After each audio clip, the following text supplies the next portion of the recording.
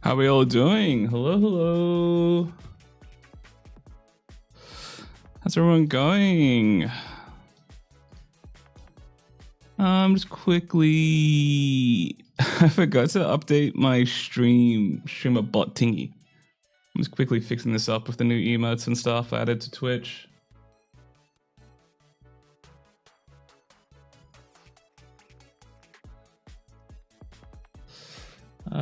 Just 1 second.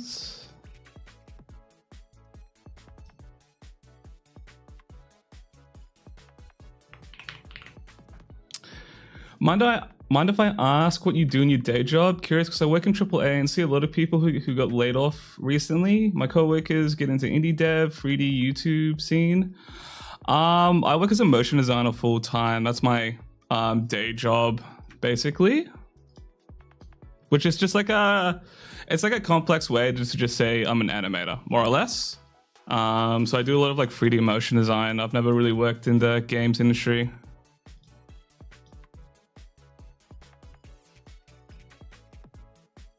But yeah, it's pretty bad right now. Pretty bad, like in the industry. How's it going, Rev? Hey, how's it going, Hex?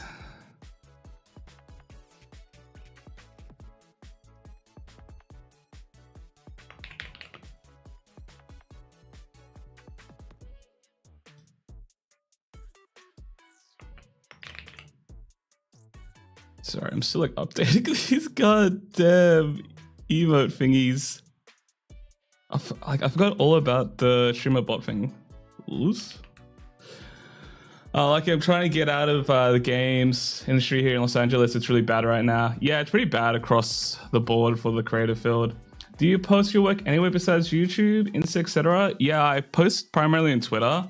I used to have Instagram, but I got rid of it because I just don't really use it. I only use like, I have a Blue Sky, but to be honest, I only post on Twitter just because I'm lazy. I don't like managing too much social media and stuff like that. Just doing like YouTube and Twitter is like already a lot.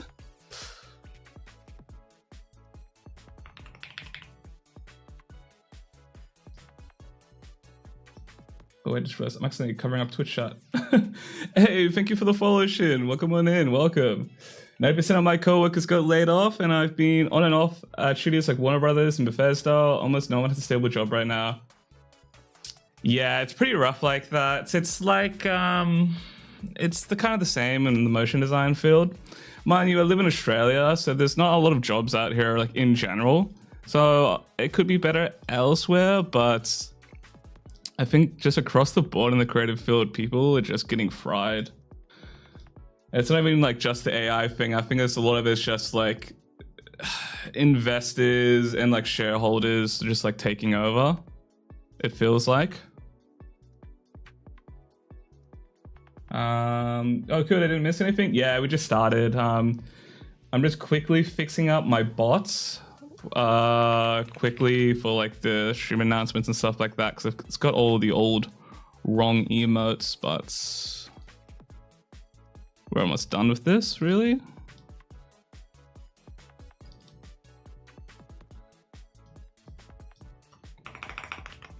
Because I did updated like a bunch of stuff, like all like I think starting out like I'll yap for a little bit. So I have a few things I want to quickly talk about, and then we'll get into some modeling stuff like that.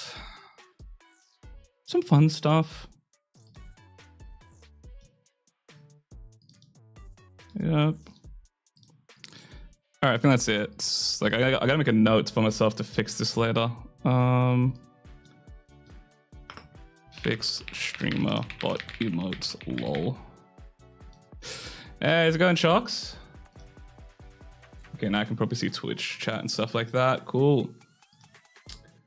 It's not because of AI, it's just because there's an... Yeah, I 100% agree. I think AI is affecting some of the like smaller jobs, but I don't think it's like the actual main cause of it. I think it's more so the smaller studios or like studios that don't really care as much. I 100% agree. It's like venture capitalists and stuff like that. There's also the whole thing with COVID to where companies saw like a large increase in revenue and they're still trying to catch that like that high in revenue around like post-COVID when it was like when everything was returning back to normal. So yeah, it's just quite shitty, really. And it's up. I think it's odd. I think it's that thing to where it's like games and stuff like that become more mainstream, and like people want like higher visuals just across the board in general, to where it's just like this awful system of where shareholders want more money and stuff like that. It's dreadful. First time catching a stream of yours. I'm GMT plus 3 though, so it's super late for me. Oh damn. Well, I'm probably going to be streaming across next week during the weekdays at a different time. Basically the inverse of this, like after I finish work. So that might be good for you. I have genuine hope that smaller indie productions will start taking charge where larger indie companies are lacking. Yeah, I hope so. I hope so as well. Like, let me change screen. So, actually, first let me calibrate. Oh my god, I'm so like, what am I doing? 1 second. All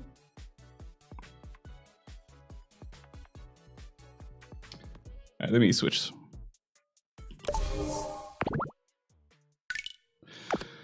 All right.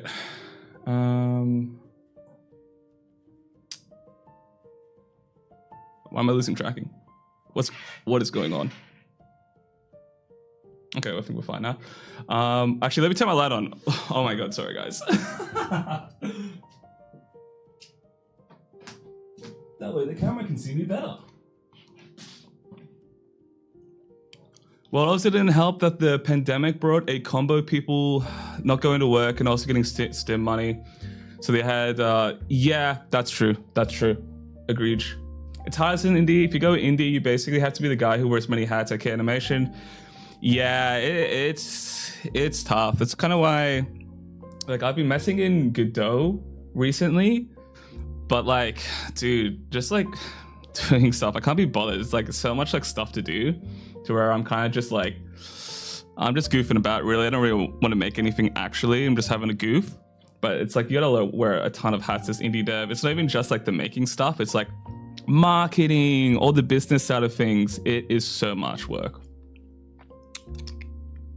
So I got a mint in my mouth. Yeah, I'm doing well, Shocks. Hope you're doing well as also. Something I personally don't mind. It can be overwhelming, but I hope my ADHD ass would be satisfied with that. I'm still a unit student. That's why I really want to aim for indie. Yeah, I think it depends on the person.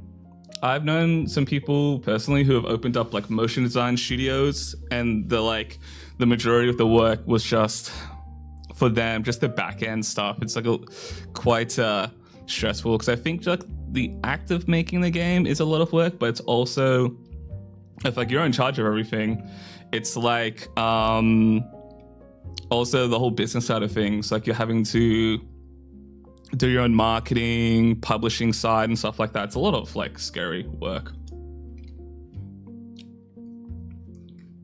I have to make the code, music, 3D models, story, marketing all myself. It's painful, but it's just meaningful. Yeah. It's like, it's worth it. It's just, you know, a lot of different skill sets and stuff like that. Look at this photograph. Dude, my mom, oh my days. Thank you for the thank you for the super. That's so kind of you.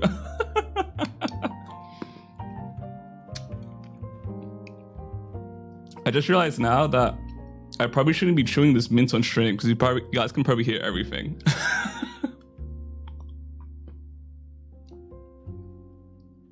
It can't be just me, right? Like whenever I have a mince, I immediately start biting down on it.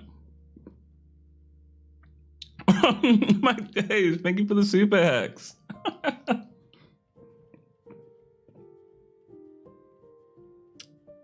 So let me just finish this mint up so I can talk without saliva everywhere.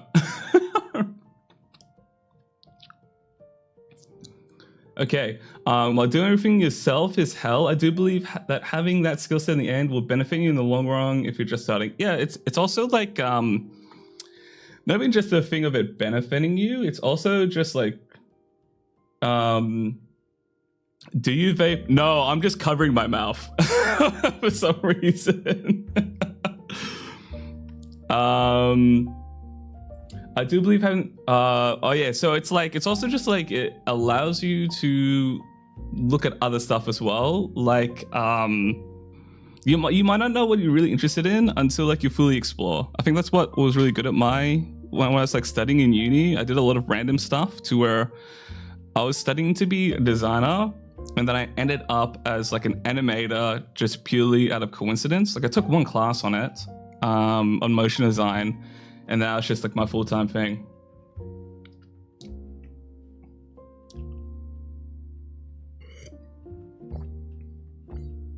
Yeah, that is a good point. When you work in AAA, like you're gonna be from my understanding and stuff like that, depending on like AAA, like it's gonna be bigger studio and stuff like that. So you need to be like hyper specialized. Like I work in a pretty small, well, we're not small, we're quite big, but our team is only a team. I think there's like 5 or 6 of us motion designers, and like we all have our own special like things that we're like experts at. Like I'd say I'm the 3D guy on the team.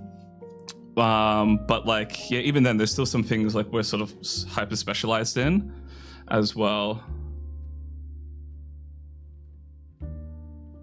Yeah, definitely. All right, so quick announcements. So for those who don't know, last night I stopped my UFO project to take courses, to relearn the code, then come back on a project. I want to make nice. That should be fun.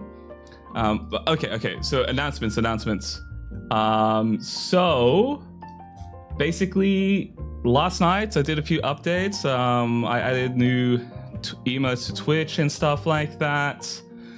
There is now YouTube members that I've added. This is probably the only time I'm going to speak about the YouTube member stuff, because I just want to stress that like I don't want people to feel like they need to join or anything like that if they can't afford it. Like, please do like keep your monies. Like, I know if like financially it's not a good time right now. I've just opened it because I had a few people asking, like, when are you gonna open a Patreon, etc. So I decided just to open up YouTube members for now.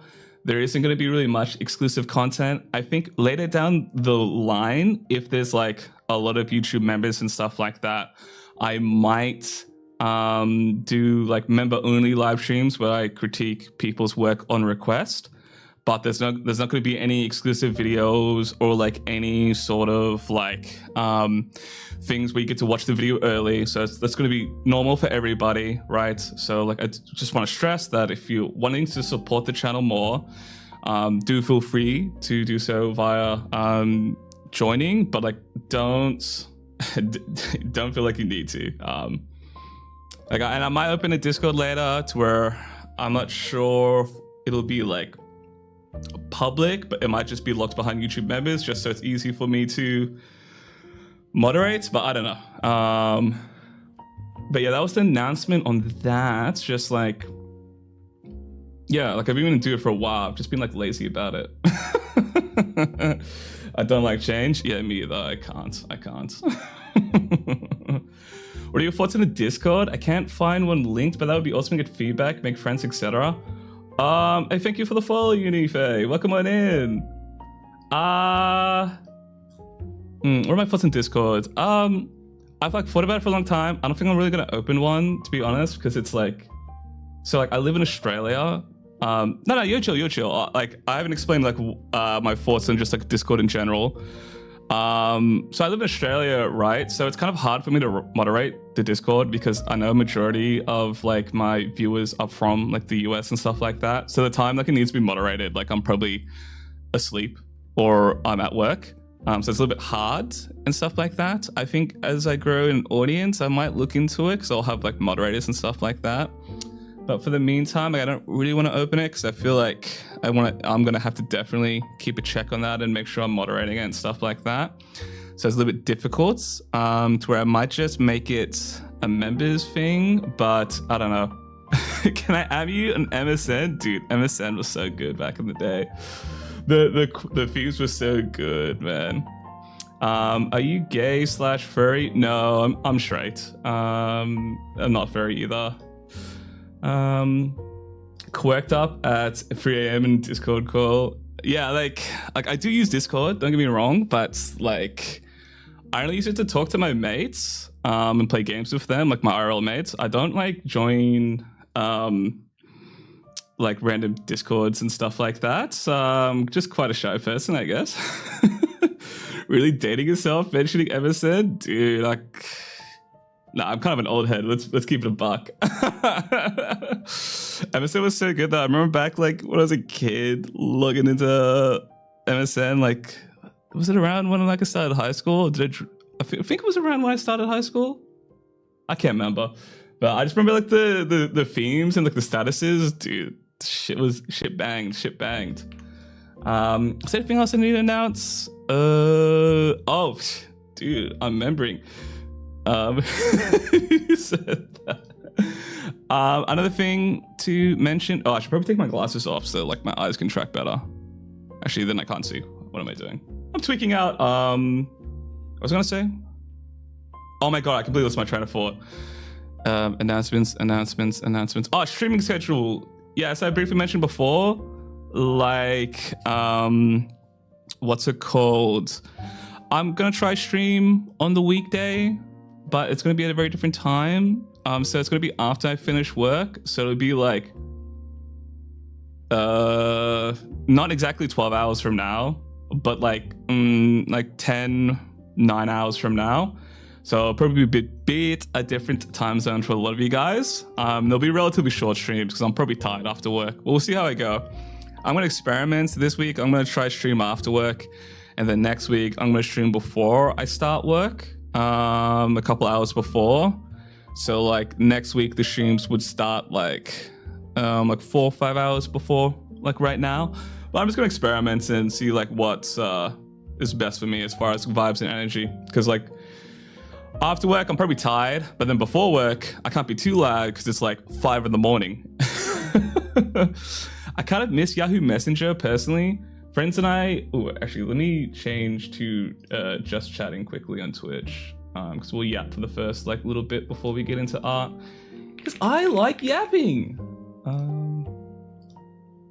I kind of miss Yahoo Messenger personally. Friends and I used to play pool and Scrabble on it while talking. It was peak. Yeah, I was too young for Yahoo Messenger. But like the only people that used it, because I'm like half Filipino, were just like my Filipino relatives. Like I don't know why, but like I feel like every single Philo has like a Yahoo email and stuff like that.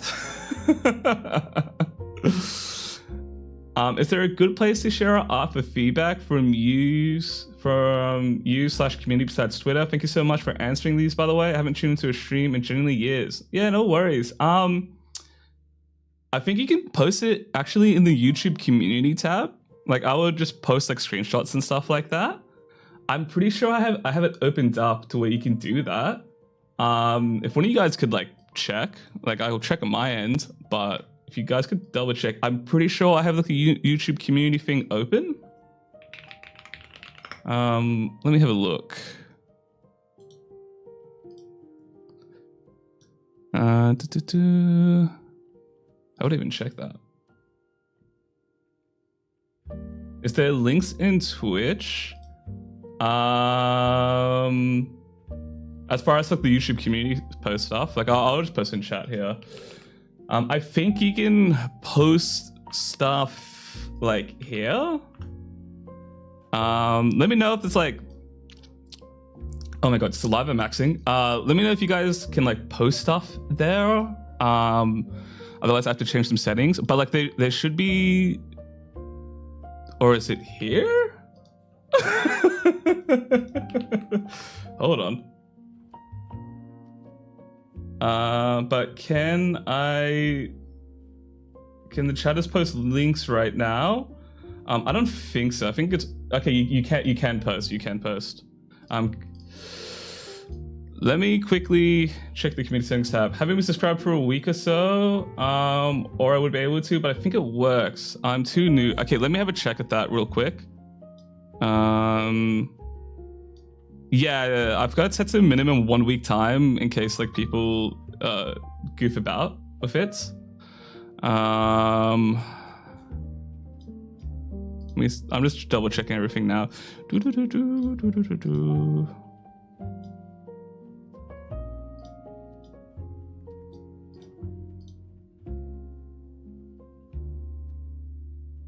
Okay, so like you can post links and stuff like that. It'll just be held for review by me, so I just have to check it, which I will be checking.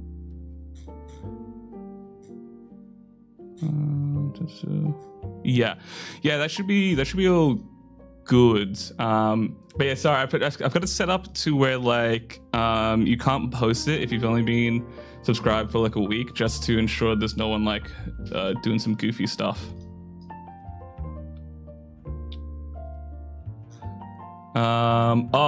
Also, dude, I hate that like my webcam tracking freaks out, my hand twitches out sometimes. I look, you might just turn it off soon because it's pretty bad. Let me, wait, what was I gonna say? Another announcement. Let me see. I think my post went through. Yes. Yep, I can see this all. Sweet. Dude, heckin' sick. I'll probably make like a YouTube community thing, post about this as well. So yeah, those all went through fine. Like I don't really use this YouTube community stuff like that. I see it on my phone a lot, but I don't really interact with too much. But yeah, we'll see how that goes. Like I think I might open a Patreon. I think that might be better, but like I don't know. I have to ask a few people to see like what's their go-to and whatnot. I remember the other announcement.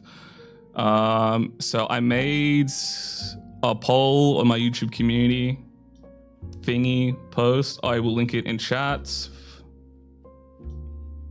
I also will quickly burp. So I have a poll here. So basically I am working on my next video. I've been semi-procrastinating and like working across stuff. Like I've been working on a project at the minute.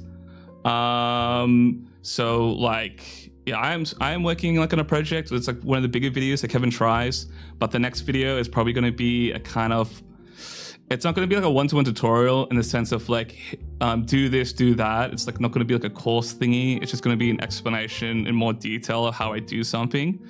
I've posted the poll to it in chat to decide what it is, and for any suggestions, like whatever doesn't win out here, it's going to be a future video regardless. So like I'm still going to be doing videos and stuff like that on these sort of things. And I'm very much open to suggestions and whatnot, because I'm still kind of like figuring out how I want to make content, because it's like I'm aware I don't upload often and I need to fix that. So like, yeah. Thanks for making the videos. Your artistic style is very nice. Oh, thank you. I'm glad you like them. But yeah, like my plan right now is to, in between like the bigger projects and videos, I want to make smaller videos that are less like heavy edited, where it's more yapping. And it's not like focused on like an individual project. Like I think like I might make a video on like how to find your own art style, and it's more of a talking piece with some light editing as opposed to a full in like edited thingy, I suppose. Patreon is still the best if you're not doing NSFW stuff. Yeah, I think I'm only looking at Patreon. I just have to see if like if I can, how much like community stuff can I do on it? Because I know Discord is the best for that, but I just really can't be asked to moderate. Speed paints, but you don't paint. Yeah, I could like, I don't know. I don't really like, I don't know. Whenever I see like a content creator that makes, yeah, let me drink some water. Thank you. Oh my God, I spilled water everywhere. I know, whenever I see like a content creator make videos like what I'm doing here and stuff like that, and then they just post time lapses, it's like low key like a disappointment. I'm like, yes, a new video, and I'm like, oh, just a time lapse. Discord is really not that bad. Moderators are an oversupply. Yeah, it's not that too bad. It's just a thing where like, I don't know, me personally, I don't really like use Discord too much as well. To where, I don't know, like I will open it eventually. It's just for now, while I'm still figuring out my community and stuff like that. I'm kind of like, not just yet, but it will happen eventually. It's just at the meantime, I've got like a lot of other stuff I need to manage and organize. Top tier channel, love your videos. Thank you. Yeah, I like time-lapse videos. Like, don't get me wrong, I love time-lapse videos. But if I see it from my favorite content creator, where like they mostly post like breakdown and like edited videos, and I see a time lapse, I'm low key like, no. I mean more. Oh yes. The ones where it's like more you speed painting and yapping over it. Yeah, I'll probably do that to where I do some like modeling stuff like that, and I'm yapping over a topic with some light editing on there, just to have some stuff come out in between the bigger uploads. Because like the last video, that took me like a month or two to make, and I had time off for that as well. So they take me some time, because it's like a month to make the character, and then it's like a month to make the video. Because a lot of it's like scripting, all the editing and stuff like that. It does take me quite a bit of time, and I'm very slow. So, but yeah, I definitely need to take some time to figure stuff out. Like the past month, I've been meaning to, but I've just been like lazy, more or less. I've been playing too much League in other games and stuff like that. To where it's been quite bad. Because I had like a mini writer's block and a mini art block, to where I was just like, I don't know what my style is. Like this isn't hitting. What's going on in this stream? Well, we're just yapping for now, and then I'm going to start in modeling the hamster character from last week. Yeah, like League is like low-key dog water, but like I've been kind of having too much fun, because I haven't played mid lane since season 2 or 3, so it's like I have no idea what's going on. I don't know any of the matchups. I get fried perma, but it's low-key been fun, because I really like doing things to where like I feel like I'm learning and absorbing information. So like learning how to play mid lane after like years of never touching it has been low-key fun, because I will literally play any role except for mid lane, because the matchups are like, I don't know any of the matchups, and it just feels awful. Plus I never play mages, but it's been low-key fun. Low-key, not judging it, because yeah, I get sucked in all the time. Like I take long breaks and come back. I think the longest break I took was probably when Bel'Veth was out. I still don't understand what the heck that champ does, like how passive and stuff works. But I don't think I can ever quit that game. I am judging. Yeah, no, I know. It's bad. I always tell my other friends who don't play League, I'm just like, oh, whatever you do, don't be brainwashed by Arcane. Like, do not play the game. Like, but I don't know. It's looking be fun. Given that I only play with a 5 stack, like I don't solo queue. I only play with a 5 stack of my mates for ranked 5s. That's it. Otherwise, I would not be playing. But in a sense, what any of the new champs do, yeah, it's actually depressing when I think about like how I can memorize almost every single champion's kit, and there's like hundreds of them. It's like awful to think about. And then there are some champs who are like, yeah, you can understand their kit, but like, this is the most complex shit ever. Like Aphelios is like absolutely whack as shit. Like his kit sounds simple, but he's one of like the hardest like champions to play just because of how his like shit like works. It's ridiculous. All right, let's get into modeling, guys. Let me switch over. Oops, sorry, double audio there. I tried playing once human, spent 90 minutes in graphic settings and uninstalled. I don't think I've ever played that. Like that is that's... Wait, no, I'm thinking about a different thing entirely. What is this? I don't think I've seen this before. Oh no, I've seen random YouTube clips of that. Oh yeah. Let me play some music for the Twitch guys.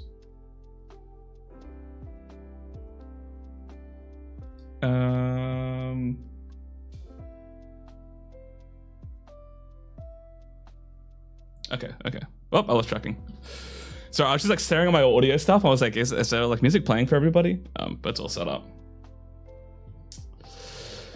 All right, see, hey Kevin, how's it going? It's going good, thanks. How's it going for you? But yeah, Fellas is just like, he's like confusing because it's like he's got these crazy combos, and then like the way that his guns and stuff works, you have to make sure you're not in like an eco round. Oh, thank you for the gifted, Duford. Thank you. One question: we recommend I buy Autorig Pro Lite with characters like yours? I really do recommend it. I really do like Autorig Pro. I think it's a great tool set and well worth the money. It's like not even just the Autorig features. There's a lot of like cool extra things from it. Like this skinning stuff is really nice. I think even if I wouldn't use Autorig Pro's rigs, I'd still use this tool. And the export features are super, super nice. Especially if you're exporting things into game engines, it'll do all that scaling nonsense for you. So it's really nice, and it's just makes things a lot more stress-free, in my opinion. I think it's well worth the investment. I might reinstall Guild Wars 2. Dude, I remember like when Guild Wars 2 came out, I was accidentally given a stack of beta codes like this. Oh my god. Oh, my head tracking's cooked, like this big, right? Because the guy working at the register just didn't understand, and he just gave me all the beta codes for it when I pre-ordered. I ended up walking back to JB Hi-Fi, like the store, and going like, hey, I don't think you guys were meant to give me this many. Because I just walked out confused, and I was like, what just happened? Because like those beta codes, by the way, gave you full access to the game as well. Like that was funny as.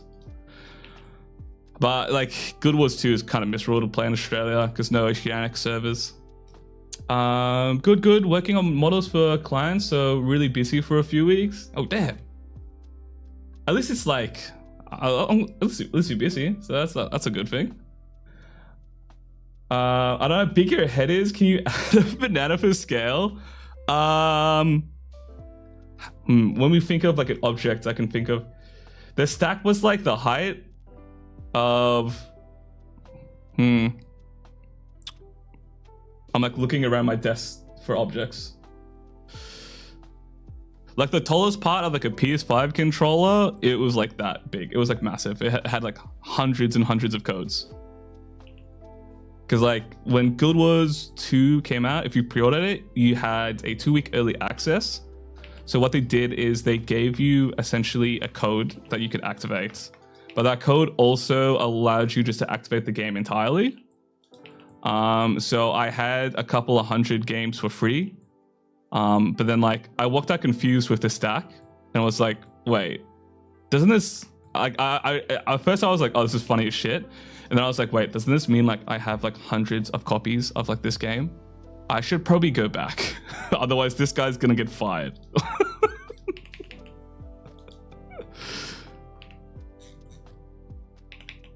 That was like funny as. Okay, how are we gonna do this? So I'm just like working on this hamster thingy. Just using my base mesh right now.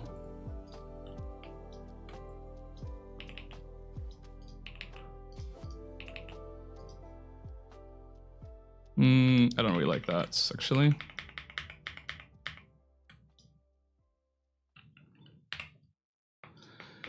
So as far as what I'm trying to have done today, I'd like to have the block out done to where like everything but the hair, more or less. Like it'd be good to get a start on the hair, but I'm not gonna like force myself to get her done. Ooh. I also haven't used Blender in a few days. I've been kind of like took a little bit of a break because I felt like I was getting an art block, so I was having like imposter syndrome. I was like, oh my god, I don't know what my art style is. Oh, what am I doing? For a little bit. So yeah, I kind of just been afraid of like opening up Blender and doing stuff, but I'm feeling a lot more refreshed now. I find that generally when I go through any sort of creative block, I just need to not do anything related to it for a while, and then like I'll eventually get over it. So I'll like I do need a rest, and then eventually it just becomes a thing to where I'm like just procrastinating, or I'm just being like overly lazy, and I'm able to come back pretty fine. So we'll just get these shapes in. Oh my god, I love this fucking song. Actual jammer. In fact, I'm gonna simplify the topology here. Cause like, yeah, I started working on the new video last night. In that I just started writing like part of the script, I suppose. And it wasn't too difficult in that like, oh, I can probably flesh this out. It's not as scary. So hoping that comes out in like a month from now, maybe. We will see, because it kind of depends on not just like my work schedule, but as well as like other projects I've got on the go. But another question, I can afford the light version of Autodesk Pro, but I'm wondering if you recommend saving up for the full version. It's mainly for exporting models to Unity for making games, or should I wait until it's cheaper? So I think the last time it went on sale was for some, I remember it went on sale a couple of years, like a year or two ago, probably just like a year ago. I don't know if it really goes in sale or not, but I think it's worth it. Let me check what the full version actually is, because I can't remember all the different versions again.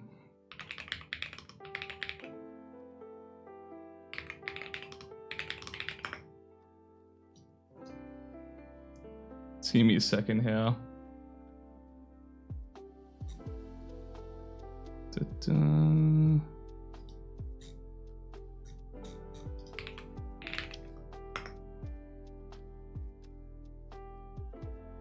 Yeah, I would recommend getting the full version just for the export features. They're well worth it. Is it on sale right now? I can't tell. Or is this some stupid thingy? But yeah, you can wait for it to get on sale. Otherwise, like I think it's worth it. Definitely would recommend getting the full version. If you're doing game dev stuff, recommend it, just because the export features are like one of the main reasons I actually have it. Because it just makes it a lot easier. Hey, how's it going, lover? How's it going?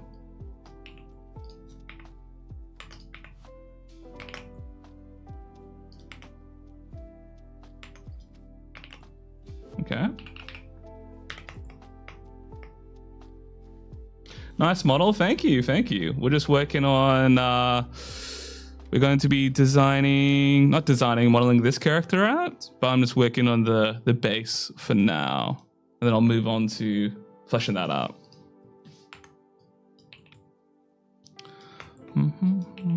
Hoping to, in this stream, get this base done, do at least the block out by today.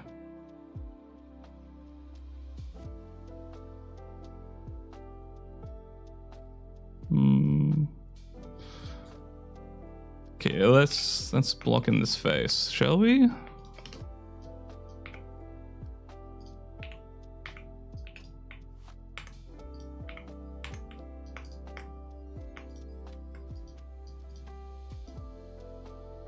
Would you ever stream or make a video on your drawing process? Probably not, because I don't really consider myself an artist. Like, in that sense, I think I can get by, right? As you can see with the sketch. But like, if you ask me to do anything beyond that, like, I'm cooked. Like, I can only draw stuff in like front view and stuff like that, because that's all I've ever practiced. So I don't really feel like I am skilled enough to really I guess even make videos on it. Will they have a gun? I don't know what they will have. Like, I kind of want to use this as a character in my games and stuff like that. Not too sure. Hey, there's the new emotes. Nice.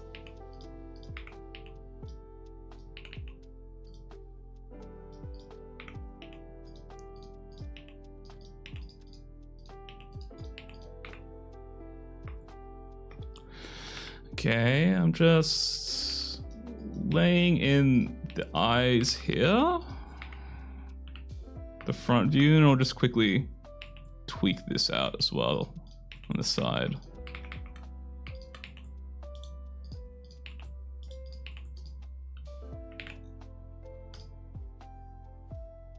Oh, that looks bad.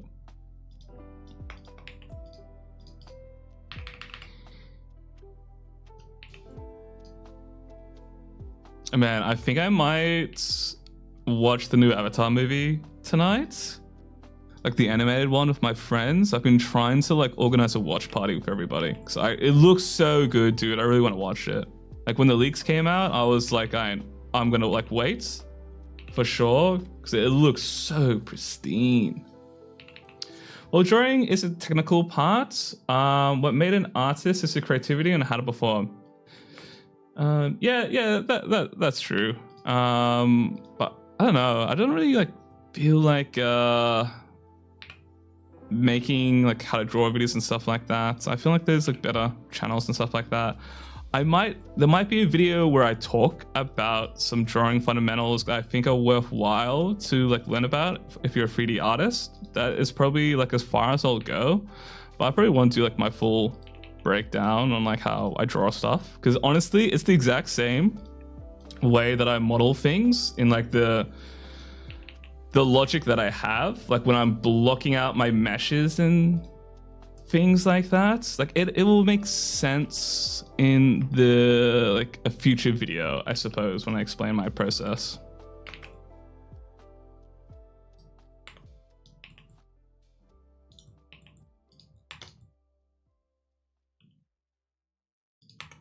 Okay, I don't like that. All I'm gonna say is no spoilers. The fight seems absolute cinema. Yeah, I've seen a couple of YouTube, a couple of random clips and like YouTube and stuff like that, where I'm like, I have to watch this. Looks incredible. I'm really excited to. So I was like quickly rewatching some of the TV show like last night. Dude, I was shocked. I was shook to my core. I was like, there's so many episodes. I don't remember this. There is actually an insane amount of eps in that series. I was so like surprised. Like I did not remember them all.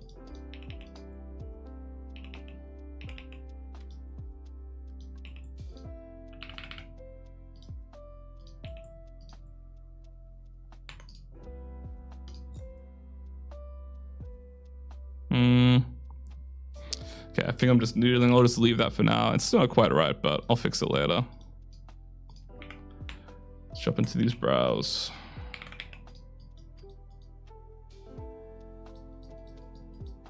Are you excited for the new series? I have tempered expectations.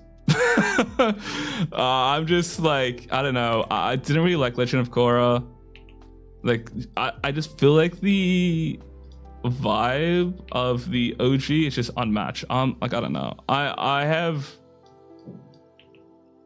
At first I was really negative, and then I like saw some bits of the movie and I was like, oh my god, this looks like it bangs. I'm sorry if my grammar is bad. English is not my first language. Oh, it's all good. It's all good. I will say with the new series, like the leaks that came out about it turning out to be all like real, that came out like a year or so ago, is like crazy funny. But I am hopeful. Can we download this photo? I'll probably post it in the YouTube community thing. I actually forgot to do that. So I will post the reference thing for this in the YouTube community, because I did like a class sort of running through how I make my base meshes, and I did think say I was gonna put this up somewhere. But yeah, it's like I mean, I hope it's good. Like I'm praying, because I need some good like animated like cartoons and stuff like that. But I don't know, temper the expectations. I don't like getting hyped for stuff to be disappointed. I've done that too much. Yeah, like I did for those who weren't here last week, I sort of like ran like a class / like lecture on like how I may I be excused, I need potty time. Yes, I will give you a note to go to the bathroom. But I ran a class on like how I block out characters and stuff like that, and then I did like a brief demo showcasing it. The VOD is all up on my YouTube.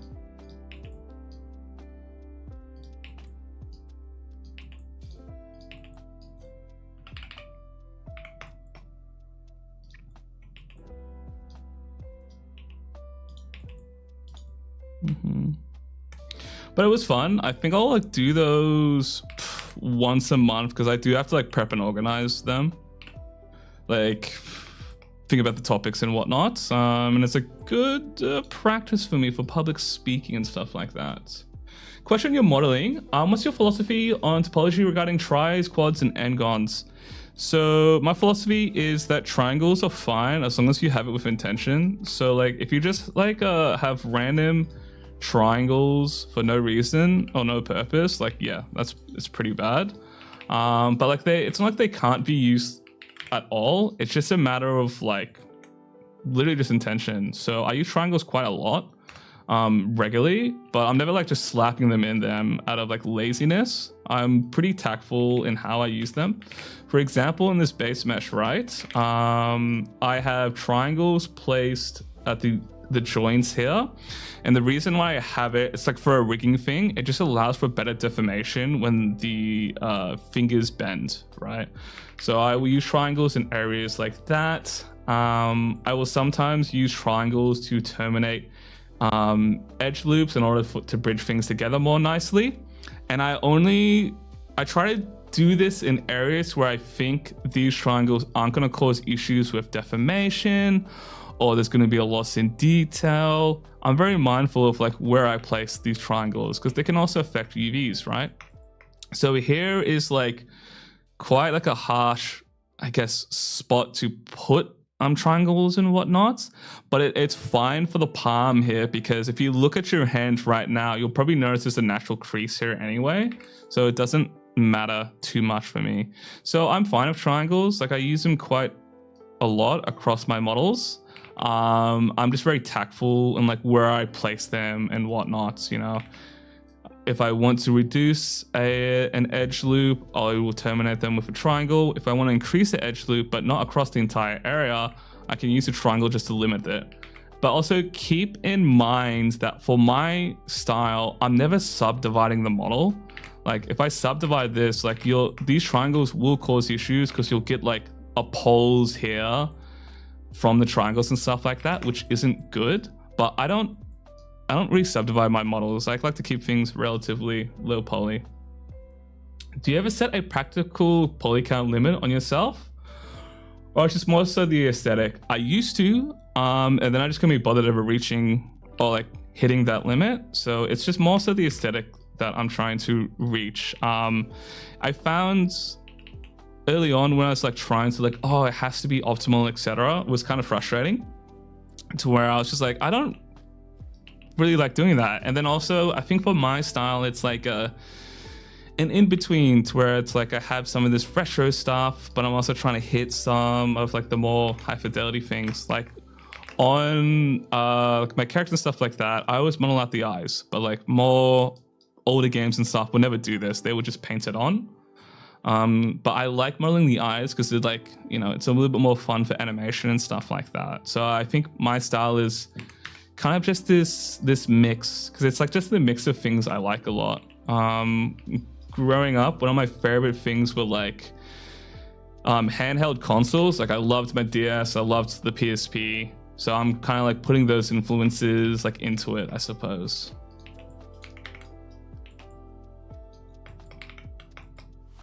Ooh, I forgot about the side here to adjust. Fake me, low poly VTuber, how dare you? Yeah, it's like, I don't know, I get some flack that it's like, your stuff isn't really low poly, which is like, I mean, it depends what you consider low poly, I suppose. Like, is it like authentic low poly? No, like not in the slightest. It's like, it's a massive mesh. Is it like low poly if you would consider like mobile games and stuff like that? Yeah, sure, maybe. But it's all like very subjective and stuff like that. Is this an asset for a game or an animation? I might do it for both, to where I kind of just want to make a fun little OC I can mess about with. So I think I might use this character for some game projects, but I think for the most part, it's probably just me doing some fun little animations and whatnot. Yeah, it's just the vibe at the end of the day. Like, I'm not too like fussed on it, so it's kind of just like, like whatever I think is cool, I suppose. The rule of cool, I'd say. And it's also like, for me personally, which is really important, what is most fun for me to make. Because all this like art stuff that I do online, I kind of started doing it because I hated my job and I was like really bent out from work. So I started doing all this like content creation stuff. And I think I always frequently tell myself, like, if I don't want to do something because I don't think I'll enjoy it, I'm not going to do it.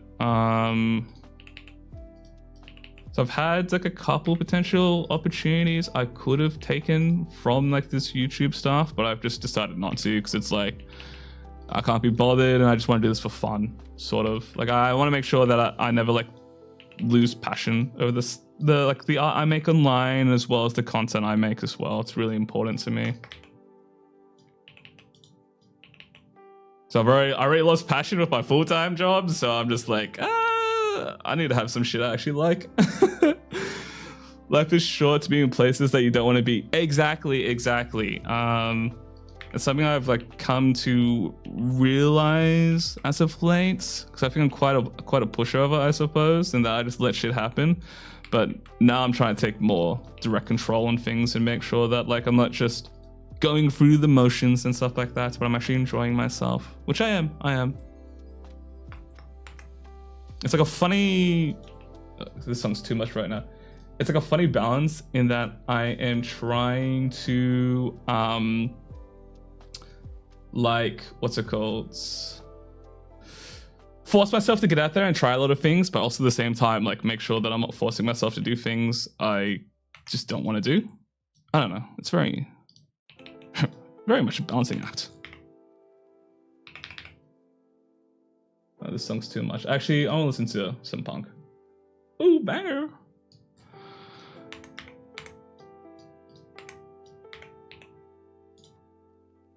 But I'm kind of excited. I got a few things I want to do. Like projects and stuff. Like, I've been getting into programming again. Like, I used to program quite a lot just for funsies. Been getting into it more lately. I've been goofing about in Godot and stuff like that. Hey, how's it going, E-boy? I don't really plan to release like any proper games. I'm kind of just messing about. To where I think like I'll make some fake demos for shits and gigs, but like I don't think I'll ever release anything. It's just I don't know, coding is really fun to me. It's like it scratches like an itch that most things can't. Hey, how's it going, Kuma?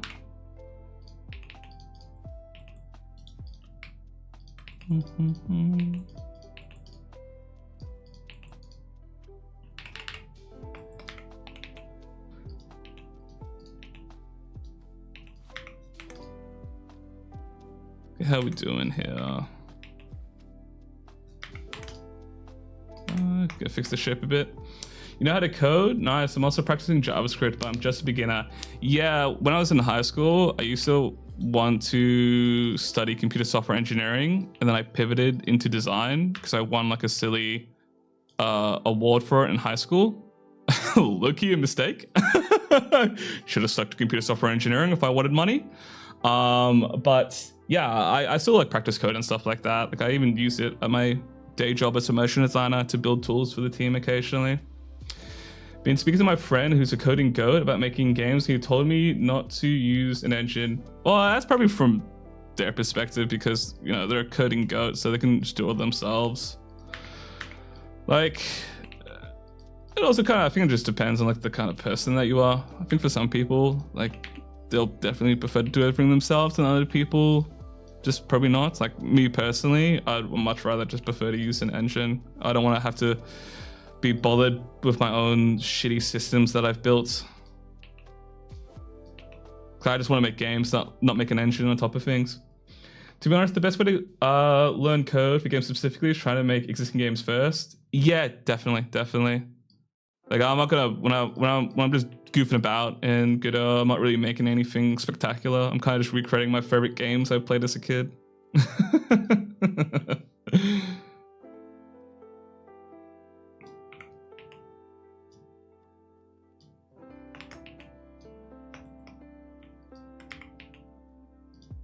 But like, dude, I've been low-key having a gaming renaissance. Besides the whole League stuff, I finally bought Bravely Default. I might play that tonight. There's a lot of stuff I'm gonna mess around with. Godot is amazing. Unreal 2, but too heavy to run. Yeah, I've used Unreal at work, not for games, but for other stuff. It's just really bloated. I really just like using it. Like for work, I'll deal with it, but like for fun, quick in and out, dopamine, like just making shit, I don't really like using Unreal. It's a bit too unholy for me personally. Now, to be fair, he knows the kind of person I am and knows I want to change things. Yeah, I mean, you could also like look into engines like Unreal and stuff like that, where you can just like do your own modifications, like Godot as well, like you can fork it and whatnot. There's a lot of options out there. I think the best advice like I would have, just in general, is just to try everything. Like, don't just be like, oh, I'm just gonna do like X, Y, Z, but give everything a fair shot, a fair shake up, I'd say. Because I used Unity in university. It was for like I think it was for my final degree assignments. So I have experience in Unity. I've used Unreal for a couple of years at work, and I just went Godot because I just tried it and I was like, it's not too bad. I hate GD-scripts, but I can just do C#. Because I just don't like Python-like languages and stuff like that. Hey, thank you for the thank you for the follow. I follow short people. Holy slander, dude! I'm like 6 foot IRL. Come on, gang.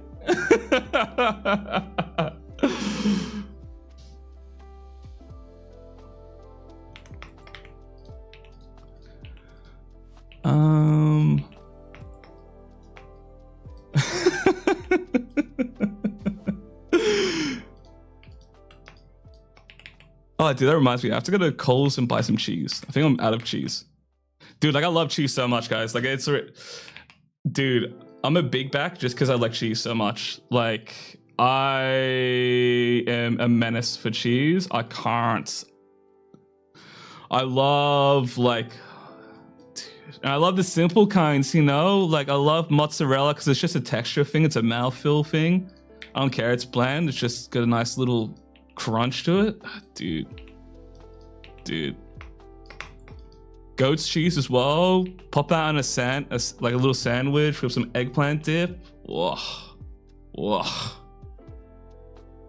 I'm learning web development, still a beginner, and at the same time practice Blender. Any tips? I think the main tip I have is just try to make sure you have fun with it. It's really easy when you're learning stuff to be like, oh, I have to learn like this and that, get really deep in like the nitty-gritty technical side of things. But don't forget that like when you're learning stuff, if you're not having fun with it, you're just going to be demotivated and you won't like care as much. Not like care as much. It won't like absorb as deeply as if like you're like doing a fun little project while you're learning stuff. So it's important to just get lost in the weeds and just be stuck doing the boring stuff, but make sure to treat yourself to have a little bit of fun every now and then, I find. Because a lot of like web development and stuff like that is really dry, because I had to study that in uni, to where there was a brief moment of time I was like kind of doing web development on the side just for shits and gigs, but like some of the stuff is really dry and boring, so it's important, I find, just in general when I'm learning stuff, to allow myself to have some fun every now and then.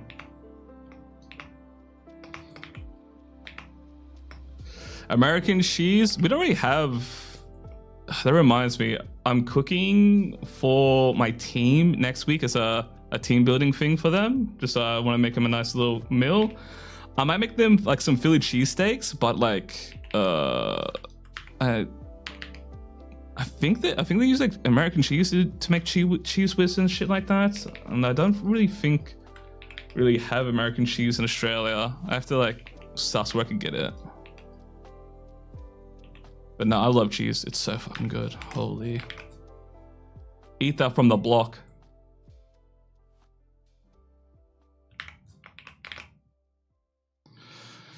Dude, like I would eat cheese just for a meal. It's actually really bad. Like dead ass, if I was like lactose, bro, I'd be fried.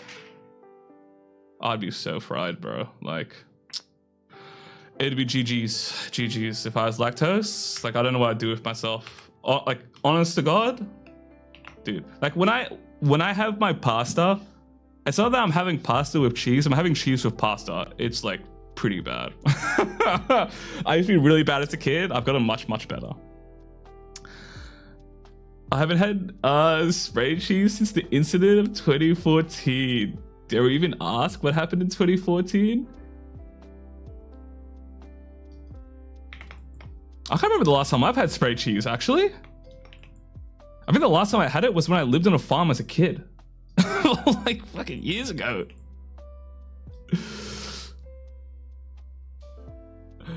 I was lactose when I was 12 and I told my body, fuck you, and ate only dairy for 2 weeks, and I was just like adapt, and I've been quite fine since. I can't explain it.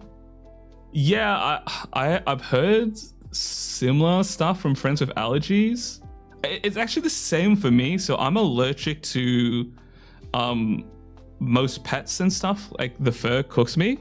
To where I had a cat for like, bro, this cat was old, by the way. This cat lived for I think 20. How old was I? Lived for like 22 years, right? It was this legit the same age as me, basically. Lived for 22 years. And the entire time, like, I wasn't allergic to it. But when, like, they passed away and then I was, like, no longer had the cat around, I suddenly became allergic to cats again. So I think I always had that allergy, but I just built up a tolerance because it was always around me. But, dude, that cat was like a beast, bro.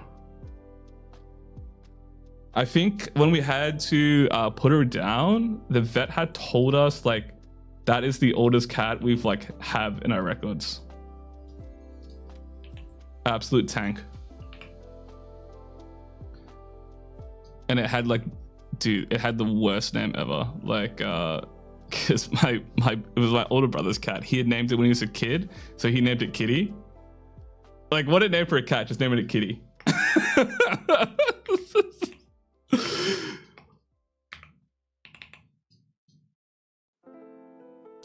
So you can eat cheese for 2 weeks only and lose lactose intolerance. Oh shit. I gotta tell my lactose friend the tech.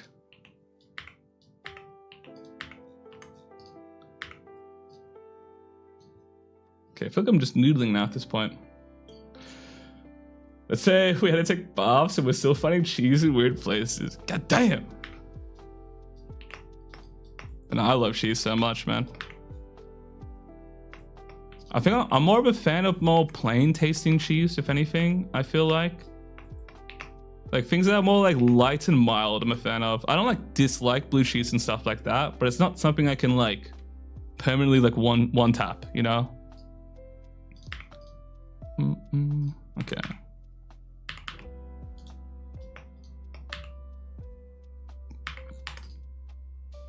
No, it's awful to do. It's like torture. Be in the toilet constantly, be starving. Oh my days, actually.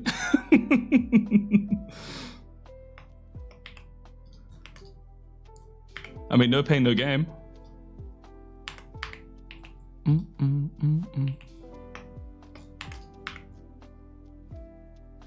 Okay, I think we can start.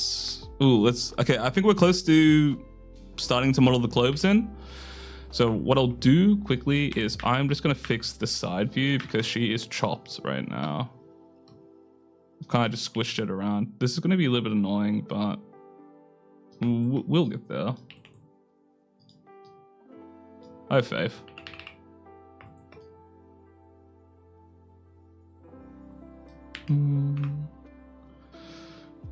Man, it's so cold. I've had to pull out the Udi. Hey, how's it going, Makai?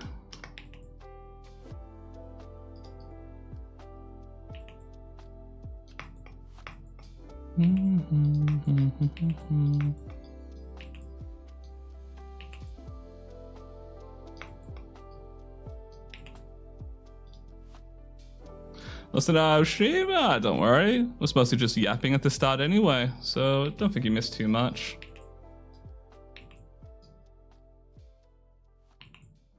I take lactose pills before I eat dairy products so I don't regret eating cheese later. Yeah, my mother is lactose intolerant, so she's like the same. I remember as a kid feeling so sorry for my mom because she's lactose intolerant, and it's thinking like, oh my god, I could never imagine life like that, mom. I ever thought about going into the NSFW side hustle scene? Yeah, my mates like always joke about like, I need to get into it if I want to quit my job, but nah, I don't really have interest in it. Like, I've nothing against artists who make NSFW stuff, but for me, I'm just not really interested in doing it. Like, it's not. I don't know. I don't think I can make W goons. Like, I don't think. I like just making cute art. It's not something I really have interested in, as far as like the art and stuff that I do.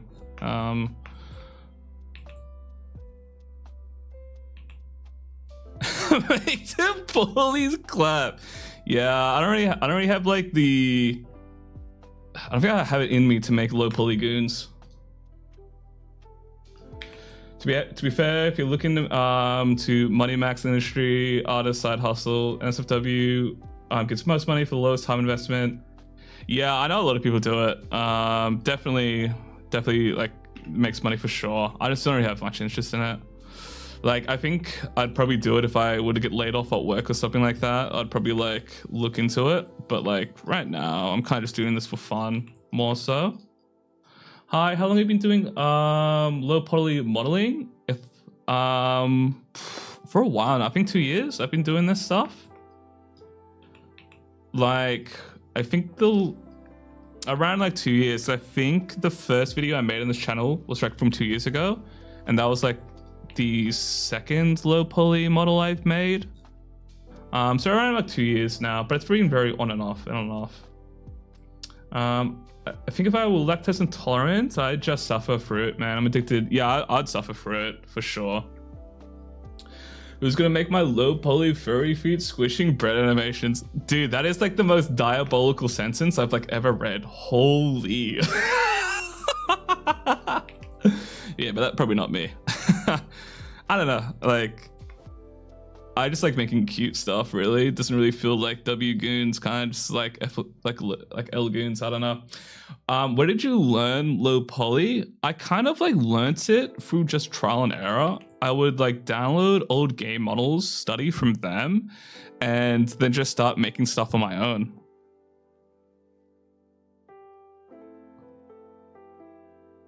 That's kind of how I ended up like doing it, really. So there was no like, at the time, a lot of resources to where I kind of just like figured it out. Yeah, there's a website called Model Resources. That's where I got a lot of my stuff initially until I started just ripping my own files. I downloaded a lot of things from there, more or less. That's kind of just how I got started. But like, I'm someone with like low-key undiagnosed, haven't got it checked out ADHD, and I can't stand watching tutorials. I'm very much a person that has to learn through doing it himself, or like the tutorial has to be in text format. Like, I shouldn't say I can't stand tutorials, I can't stand watching video tutorials. If it's text or documentation, I'm all game. But like, I really struggle watching stuff. Like, if it's really technical, like I'll watch a tutorial. Like I remember watching like a course in C++ for like coding, but like I have to watch it like 2x speed. And if the lecturer talks slow, I'm 3xing that. But I have like really bad attention span. And it was like, I swear I was bad even before TikTok and stuff came. I'm not coping. Okay, she is quite heavy set. Yeah, we'll keep it like that. All this talk about NSFW stuff has inspired me.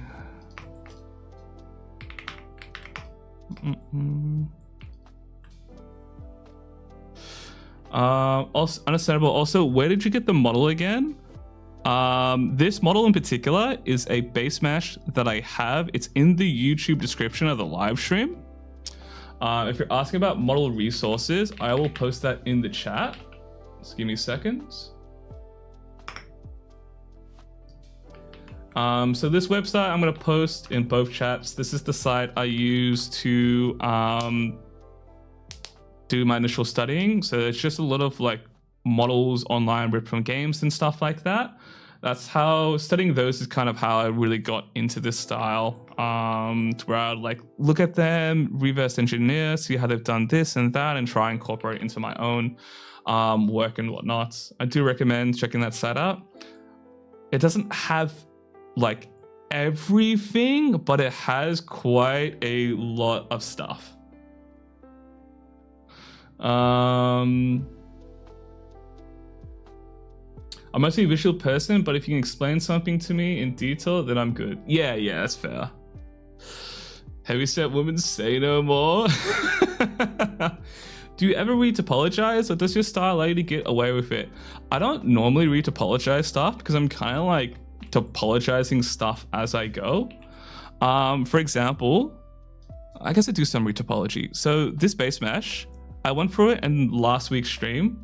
So I ran a mini class. So the way I built this this is a preset I have in my Gumroad store, but the way I would build this out is I would block everything up into individual components and shapes, and then I would add more detail to that. And then after this stage, I would start to convert everything into a single mesh and then join them together to get here. So I suppose I'm like retopologing as I go.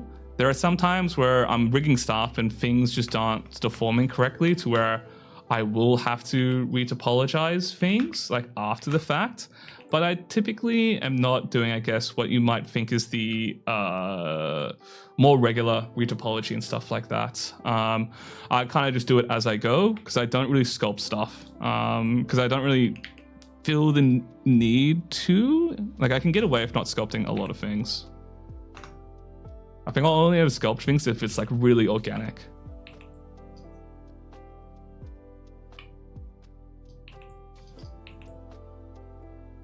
Thank you for the answer. Very helpful. No worries, no worries.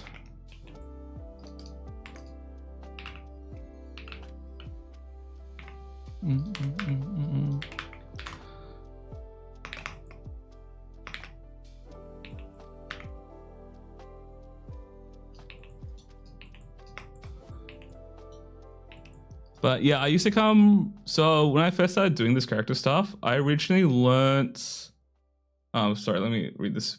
Do you ever use corrective shape morphs to fix rigging and clipping issues? Not usually, because I'm just too lazy to set it up, to be honest. I don't typically do it. I sometimes do it if I'm having like a one-off render.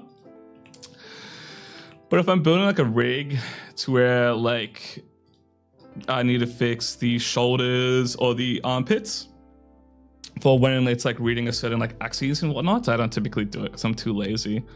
But if it's for like a one-off animation, and if it's like wacky, not animation, I should say like still image, and if it's like wacky in a pose, I will like adjust it and do like a corrective shape morph there.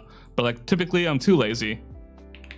And like, okay, here is one of the reasons why I do this low poly stuff. Because it's low poly, it's just the nature of it. Like some issues don't feel like a huge like issue. You can get away with more because it's more like lower fidelity. It's more lo-fi. So when there are like odd deformities and stuff like that, sometimes it's like it's like, hey, it's just the style, gang, which is a cope for sure, but like you can get away with quite a lot. That's why I really like lo-fi stuff.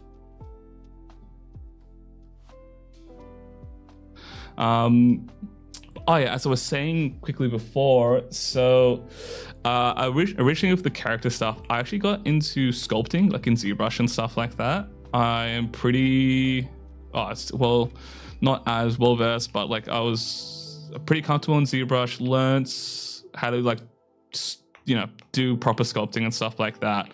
And then I just like discovered low poly and was like in love with it and haven't switched from it since, to where I don't really use ZBrush like at all anymore, especially since they got bought out by Maxon.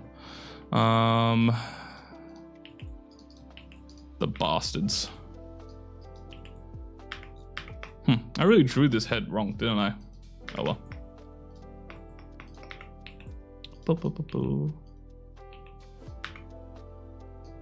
Yeah, if I think like as far as my art career, I suppose I've goofed about in a lot of different things. How long you use ZBrush for? That's a good question. I don't know. 2-3 years? A while, but not too long. It's hard to, because it's a long time ago, really. Probably like 2 years. Oh, no, longer, because I used it in uni. I don't know, it's been very on and off. So like prior to the stuff I do today, like making character art has been an on and off thing since like university. It's been super like, I'll take months and months as a break. So it's really hard to tell like how long I've been doing some things. All I can say definitively is like the low poly style and stuff, I've only been doing it for like the past 2 years, I'd say. What's your opinion / advice to folks who want to be an overall generalist when it comes to 3D? I can't really personally give too much advice on that, just because the fact that like I don't work as a 3D artist in the industry. I'm just a 3D motion designer.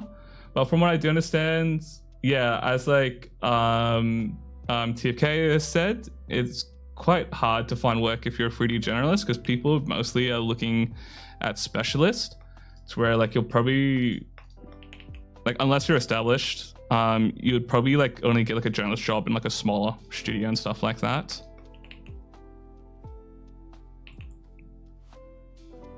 It's sort of the same in my field. If we get like where like my studio wouldn't like typically look for like a generalist motion designer, we would want to have like someone specialized in like one thing, whether it's like 2D animation or like 3D. Being a generalist is like a little bit difficult, but like yeah, like you'd probably find it in like indie stuff, but as far as like AAA and stuff like that, probably not, because they'll look for like specialists in their own fields and stuff like that.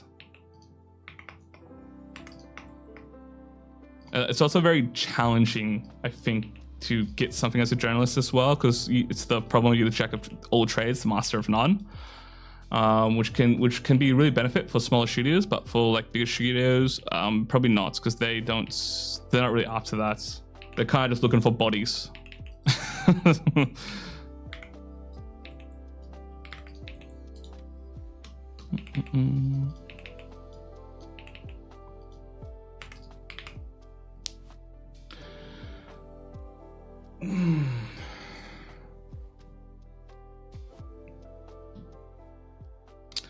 If you want to get a work in the industry, you have to, as a journalist, you have to be like top 1%. Yeah. Is it bad as a beginner to learn web dev, especially with the AI? I mean, if you're using AI to learn web dev, you might pick up a lot of bad practices, because AI will just like make stuff up. And I think there's a lot of fantastic resources you can find online about like web dev made by humans and stuff like that I'd probably recommend. As far as like, is it bad to learn now because of AI? I don't think so. Like at the end of the, because I have a few friends who are programmers and stuff like that. You know, some of them will like use AI to assist them, but at the end of the day, it all has to be like approved and like modified by human, because AI is not perfect by no means.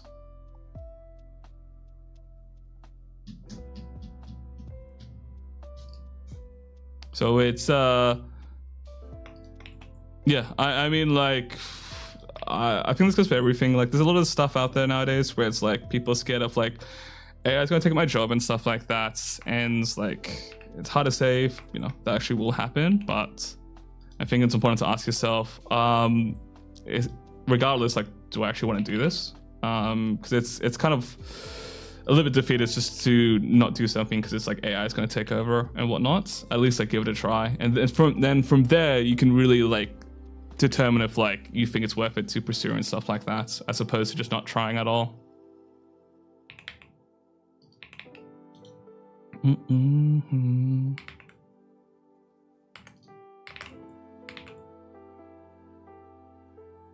that's not too bad.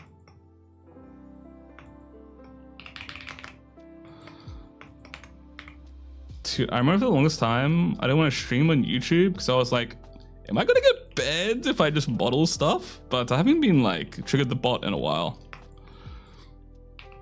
so it's been thankfully nice. And I'm not getting any silly false copyright claims like I did in the past, because I had to delete all my VODs because of that shit. I kept having like a couple of random bums false copyright strikes saying like the song he's playing is a cover of my song, when it's like not, it's like a royalty free like track. But so far it's been fine. Like I don't think I'll like stream everything on YouTube. I think if I have like a random like guerrilla stream, I probably like a really unplanned, or if I'm just gonna playing games, I'll probably just keep it on Twitch just to keep this YouTube channel nice and clean. YouTube has been recently banning VTubers for being VTubers. Yeah, I haven't looked too into it. I think I saw some stuff about it recently though. But yeah, that's like with the ASMR stuff, right? Like they're getting banned for the ASMR stuff, or was that old news? Like I forget.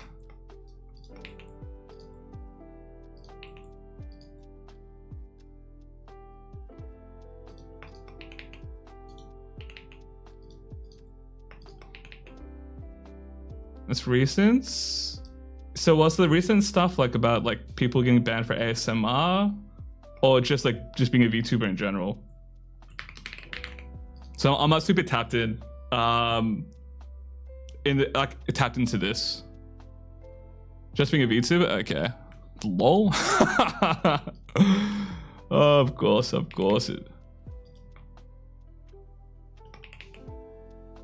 Yeah, I haven't seen it personally. I don't like look at too much drama on my Twitter and stuff like that. The only drama I'll see is like on Reddit occasionally. And that just sort of forces it down my throat. Oh, okay. Classic.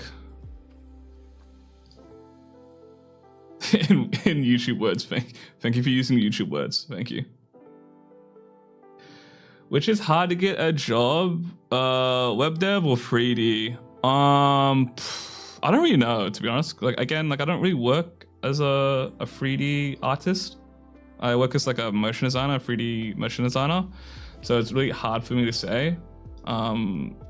So I'm not too sure. Sorry.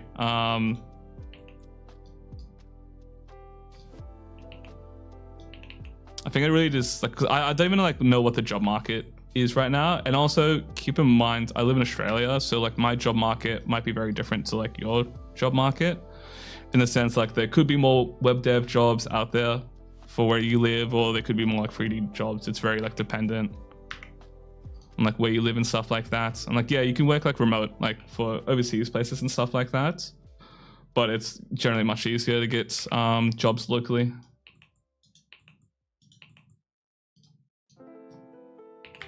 Because like time zones are a really important thing. Okay, I think, can you give me money and my job will be being in chat? Dude, if I could give money, I would. Or I'm too busy using that money to buy my indie game slop. I bought a couple of random things last night that I have to like download and play for a couple of minutes. And then never touch again.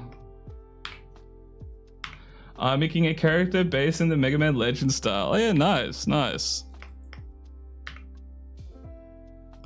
On a side note, have you tried posting on Pixiv? No, I haven't. Maybe I should actually.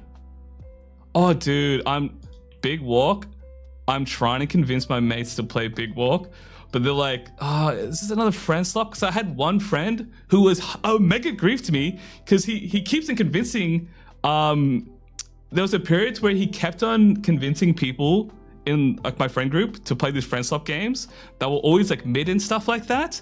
To now that everyone's just like, we're not wasting money in a friend swap game. We're gonna play for 20 minutes and then be done. So I have to like, do the task of convince everyone to play this wholesome friend swap game. It is tough. It is tough. Yeah. I've been following the devs because they're Australian. So I was like, goated. Any Discord? No, there is no Discord for the community and stuff like that. Maybe in the future, but currently don't have much plans to make one at the minute. But yeah, it's like, I'm like, dude, you fucker, like, made this like really hard for me. But I think I can win them over. I've won one over so far. It's just they just have to fall like dominoes. Cause I want to play it. And it's like wholesome as shit.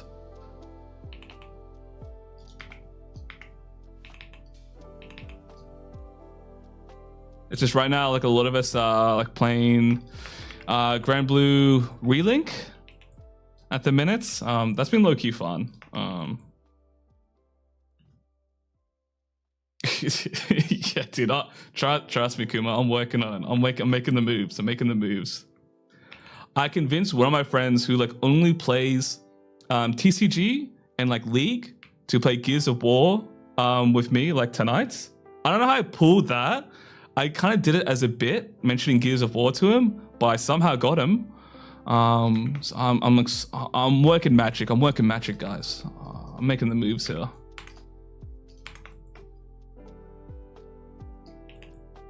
I found the strat that works is to be really annoying about it, and then you ease off, and then you mention it's a calm, light little thing, and then they get into it. Have you played Persona? Yes, I love Persona. Persona 4, like on the PS2, I played that so much. I was super obsessed with it. Love Persona.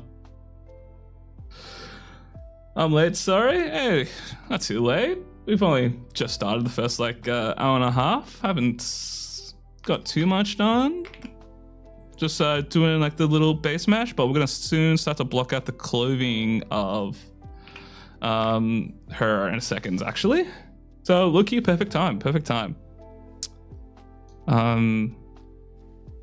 Yeah, I played, dude. I love SMT. Like, I just like JRPGs in general. I really like turn-based games.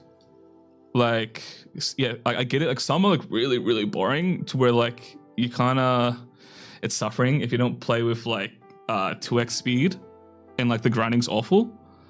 But Devil Survivor, woo, goated, bro. Bosh. But yeah, I love turn-based games, bro, so much. I'm always fiending for one. Like when Expedition 33 was actually gas, I was like so happy. Have you I'm running stories and stuff before I make 3D models. Hey, like as long as it's like you're having fun, it's all that really matters, right? Yeah, so funny you mentioned about the Final Fantasy Pixel Remaster. I currently have an ongoing bit to where, so like one of my big obsessions is Final Fantasy. I currently have an ongoing bit to where I'm like playing through every single Final Fantasy one after each other. So I'm going from all the way from 1 to all the way to like 16. Right now, I finished the first 3 pixel art remasters. And by the way, like this whole I'm playing every single one, I deadass mean any one on Steam, I'm like, I'm gonna play through. So even the side games. So I played through the first 3 Pixel remasters. I really was surprised by 2 and how much I liked it. I was like, what the fuck? They actually have like a story for this, and it's actually not too bad. I was really shocked by how much I liked it. I don't like 3. I don't really like 3. It's like story's gone, and it's just like it's pretty grindy, to be honest. And also with this whole thing, it's 100% completion, to where I'm getting all the achievements and 100% completing the games as well. So I don't like free time. Are you a Romance Saga fan? I think I've played one before, but I don't think I'm like, yeah, there's like one, like, no, I haven't really played it. I think I was gonna play, I think it was like the one on the PS2 or something like that. I actually never played this as a kid, but I do want to give it a shot because I heard a lot of good things about it. A lot of people for some reason don't like 3. Yeah, I remember hearing that too, but I actually didn't mind it. I was like, I think from a gameplay sense, probably, but I was like shocked. I was like, holy shit, this game actually has a story. I was so shocked. I hate 3. It's very grinding on balance, especially on the beautiful. Yeah. I had to stop this bit for a while because I was like, dude, 3 fucking sucks. But I can't wait to play 4. 4, I loved it so much as a kid on the DS remake. Well, there's some stinkers in there, but there are some goats too. Yeah, nah, that makes sense. I mean, it's just a classic JRPG franchise, couple stinkers. I do have to get into the Tales series. It's just I have a shit ton of the games on my Steam, but I'm just so scared to like enter that dimension. Because I haven't got into with not Tales. Is it Tales? Let me Google.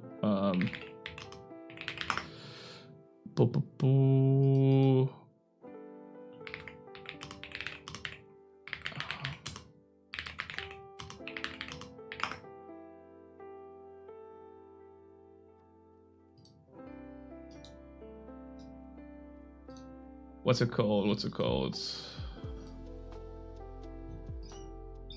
Hold on, I got a YouTube video up. Where is it?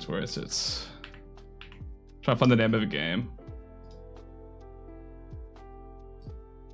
What was it called?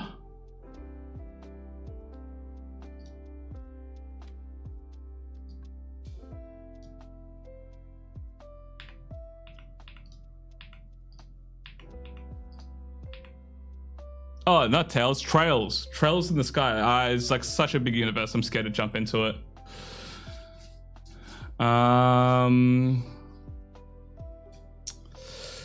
Wait, is there a new Xenoblade? Wait, did that just get announced? I saw a new Fire Emblem get announced that I'm fucking like I'm down for. Wait, yeah, they did announce. What? Did I miss that? Huh. I'll watch that trailer later. Yeah, it's a good time. It's a good time right now for RPGs right now. If you compare the Pixel remaster from the old game, what has changed? From memory, I think for FF3, it's just way more grindy on the DS. What's kind of nice about the Pixel remasters is like the speed mods you can apply and stuff like that. To where it makes it feel a lot less grindy. But yeah, I just remember hearing that the DS version was super grindy on like FF3.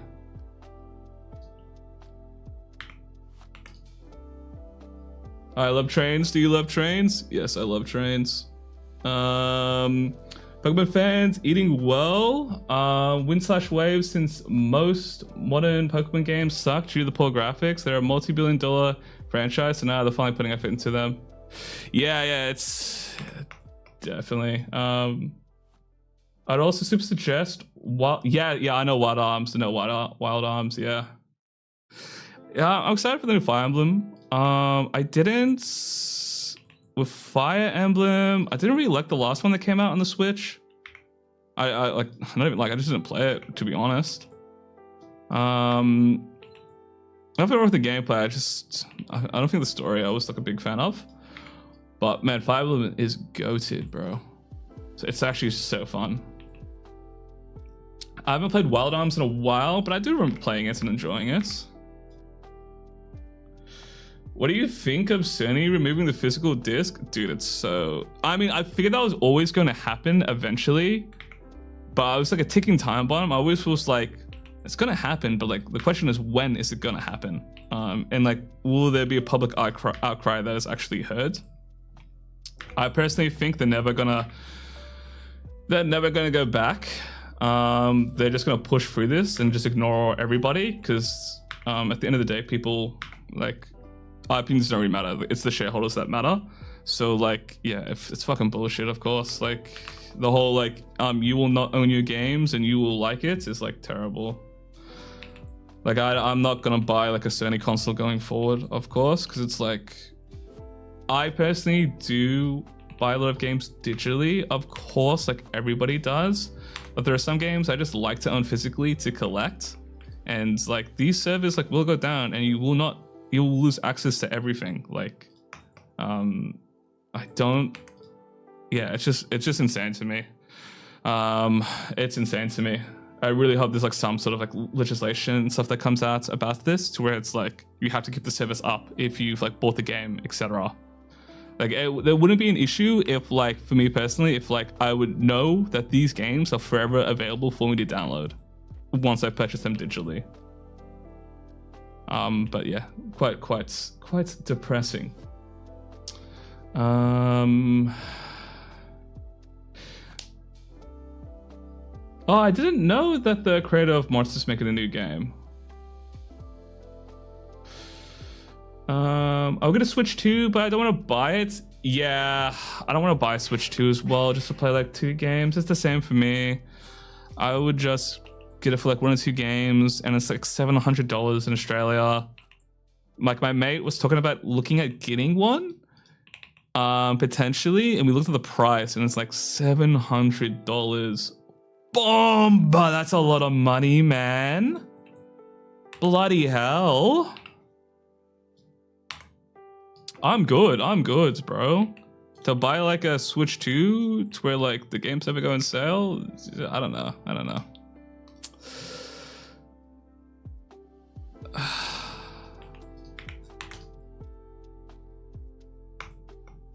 Cold Ringworm, already wishlisted it.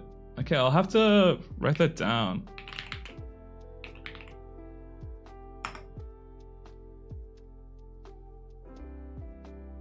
Yeah, the consoles are getting more expensive. Like, it's a little bit crazy, but I still think probably cheaper than PC. I'd say, well, depending where you're from and stuff like that, of course. If there is a Switch 2 emulator, I'll just play it through there. Yeah, same, to be honest.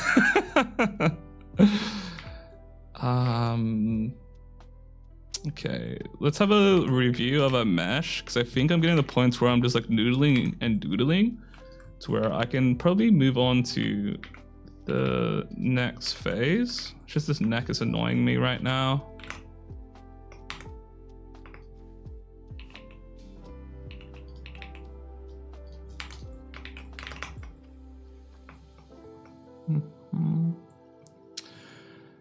Yeah, AI of course is a massive-ish problem with it, because they just need all the companies are going full AI. Oh yeah, online subscriptions. Thank you for mentioning that. I forgot about that shit. I've been meaning to ask like people about that. Like, do you still have to pay membership to play online? Like, dude, I don't know, it's kind of cooked. I'm really happy, like, my PC is like tax deductible because I need it for work, because I primarily work from home, so that helps. But like, dude, It is rough. I'm happy I have like a beefy PC because I need it for work. Actually, low key, I don't think it would matter too much thinking about the games that I play now. I really play like League and really old game remakes and occasionally some indie slop. But yeah, I'm happy. I'm so happy I have like a PC. It's a PC game. Like I have like a PS5, but like I barely touch it. I think I bought it for what did I buy it for? I think I bought it for Final Fantasy VII like remake, and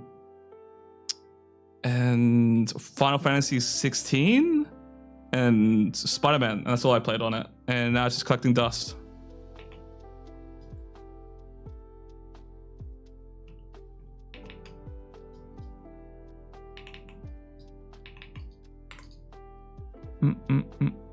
Okay, the neck is way too skinny on the front here.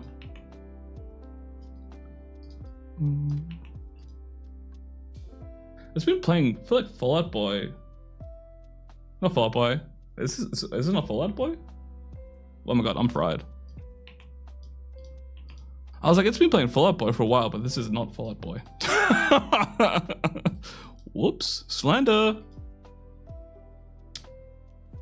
Wait, did you guys see the GTA trailer is going on Netflix first? How funny is that shit? And people are, I guarantee you, people are dead ass gonna sub to Netflix just to watch the trailer. Like, what are we doing, bro? We're gatekeeping trailers on streaming services? What are you making, Keyframe? I can show you. I am currently just blocking out this model here for my little OC. This little girl here. I'm gonna probably use this for like some. I'm probably gonna build as a game character in case I want to do any like projects in Godot and whatnot. But like, I'll mostly just use this for some fun little animations and stuff like that. So right now we're just kind of blocking the body out, and then I'll start to model all the clothes and whatnot. So I think we're at a pretty good point now to where I actually can do that. And I know I've said that a few times already, but this time I mean it.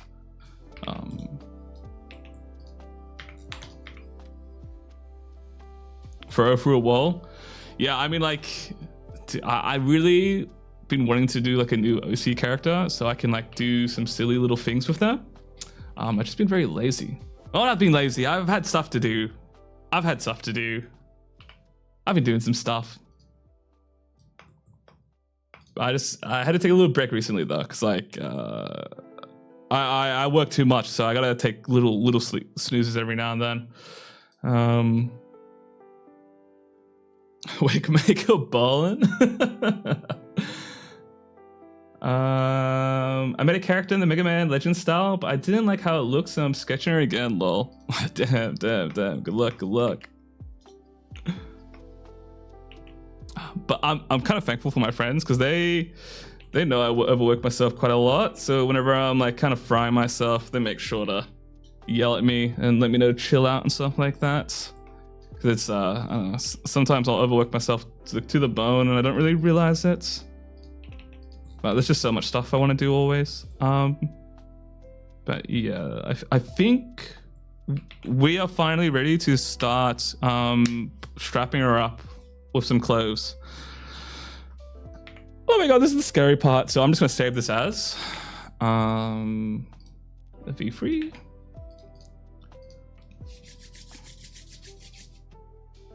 Oh, crack my hands and get ready. Strap, that means a gun. Yep, I'm packed. Actually, that's a lie. It's a little bit harder to get guns here in Australia.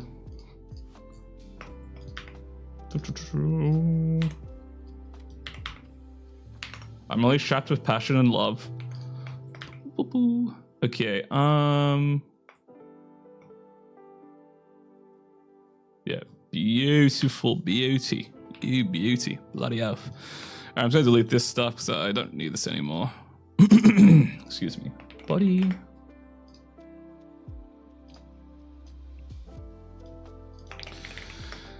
All right, so this is the part that like I need to trust the process. Yes, this is the part of putting where I always quit. I dude, same, because I'm like I can't be bothered. But this is like the part where you just have to trust yourself, honestly. So I think I'll first start out by we'll just start editing these colors, right?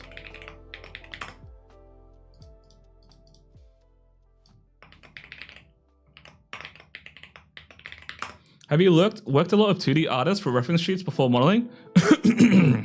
So this here is just mine. I don't know why it auto-translated Awuga to grandfather on YouTube. But yeah, she's quite heavy. So this is just drawn by me. I haven't really worked with all of...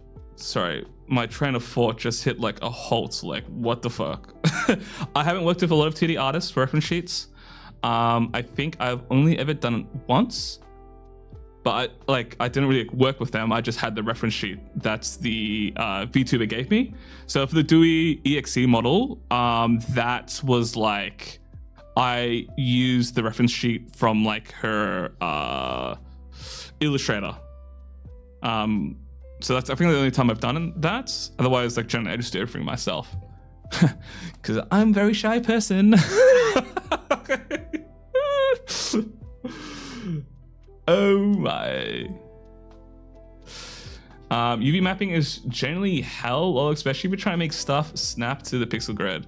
Yeah, a lot of times it's a very much like on and off love-hate relationship with UVs and stuff like that with me. It's where like how do we explain wait, I just had like a whoa, my brain just like tapped out for a second there. I always cope to myself like, oh, it's like a puzzle. I love this. But it is like very like annoying to do, for sure. Okay, I'm just trying to think how I want to do this. Okay, I've got an idea.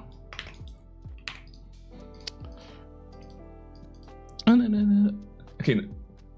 Why do I think everyone is Fallout Boy? I know this is Panic at the Disco, but for some reason I'm like, is this Fallout Boy? Oh my god, bro. I'm having a brain aneurysm. I need to switch the playlist. Okay, not that. Huh. Okay, nice.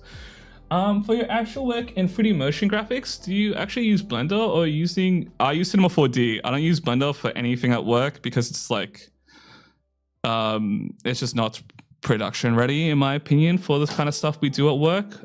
We just use Cinema 4D and Houdini. I'm not the greatest at Houdini. I'm quite like mediocre, but I can get by. But I primarily just use Cinema 4D. If it's a character stuff, which like we don't normally do, often it'll be like in Maya, and very rare cases we'll use Blender.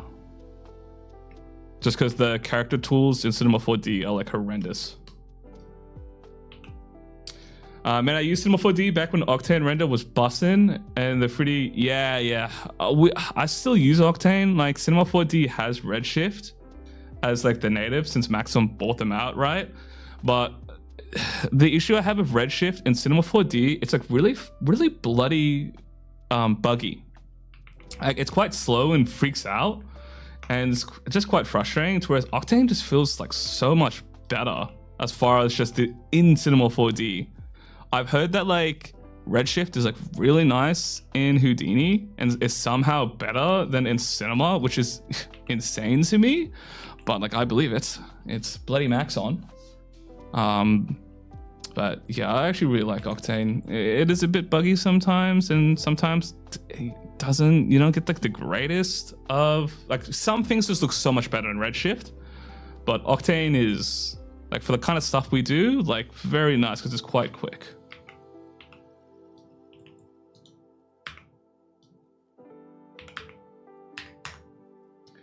I've totally forgotten how to use it, but I've now been trying to get out of the games industry. I'm trying to pivot into 3D graphic motion design related. Octane renders, Lufthansa. Yeah. Octane is quite good. You'll see commonly a lot of people just use Octane in motion design just because it's quicker. It is quite nice, and it really is like easy to make things look nice. I think where it falls apart is like really heavy and dense scenes. If I have like a lot of volumetrics or like glass, looks very different compared to Redshift. It's just Redshift just looks better. Yeah, they've been teasing that for ages, and I don't think it's ever coming out.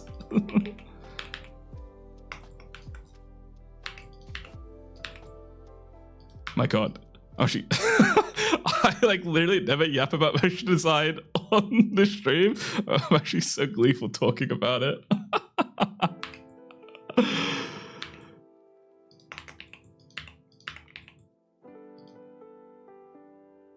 Kevin, I feel bad while using a base, but I don't know why I get extremely unmotivated shortly after. Any advice? I mean, just gotta push for it, really. Like, what I recommend, if you're bad for using the base, then like you can look into try recreating the base or something like that, or make your own, you know? Like, I think it's really easy to get demotivated with doing stuff like this, because, you know, even I get scared or like permanently demotivated doing stuff, but I kind of just force myself in the sense that like I will feel better if once I just get stuck into it, because like when you're first starting like a project, it's quite daunting and you feel demotivated very easily. But I find what's worked best for me is just forcing myself, and then like I usually just get over that feeling quite quickly. Like, for example, I've been avoiding writing a script for the new YouTube vid for a while. Like, I've been writing it here and there, but I haven't really tapped in to refine it. But then I just forced myself to do it last night, even though I really didn't want to, and I just got there. Like, it's partially like a discipline thing. Like, the reason why learning things is hard is because your body, like your body has like trained you not to do things you dislike or is like difficult. So you kind of have to force yourself to do it, you know, because you're sort of trained to not do things that you are like harmful to you. So like you kind of just need to build up disciplines where you just like can force yourself, to be honest. And it's a very like hard thing to do, but it just takes time and stuff like that, and understanding like who you are as a person, I would say. And this is just coming from my own personal experience as someone who has had to learn a lot of random bullshit over the years that has been very like not engaging. Yeah, you just have to force yourself sometimes, because, you know, it's just getting over the initial like fear of like doing something. That's why I found has worked best for me. I know it's super like obvious advice, but like genuinely that's like what I've been doing personally for myself.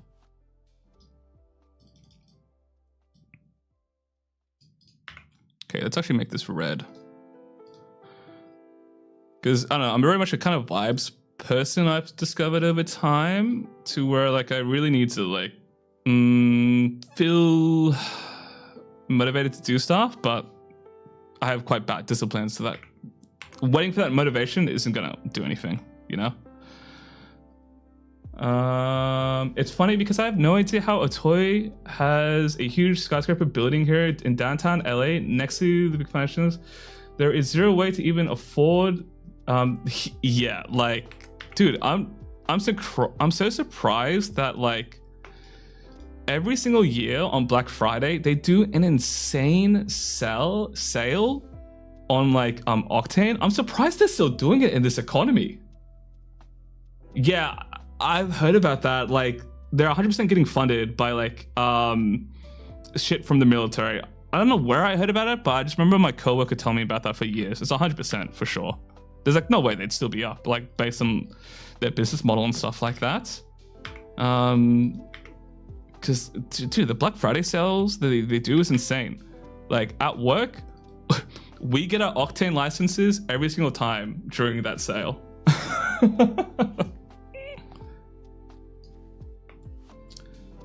Yeah, the hardest part to doing stuff is just starting, honestly. And it doesn't even it doesn't even get easier over time. It's still difficult just getting started on things. You just kind of have to like learn how to build discipline and stuff like that, and really, I guess, listen to your body as far as like, okay, wait, is this really like worth doing, or etc.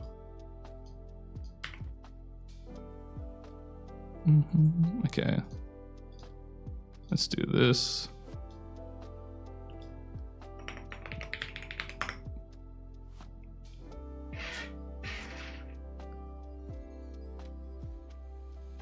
Okay, ads are starting soon, so I think I might go on a mandated piss break in a second.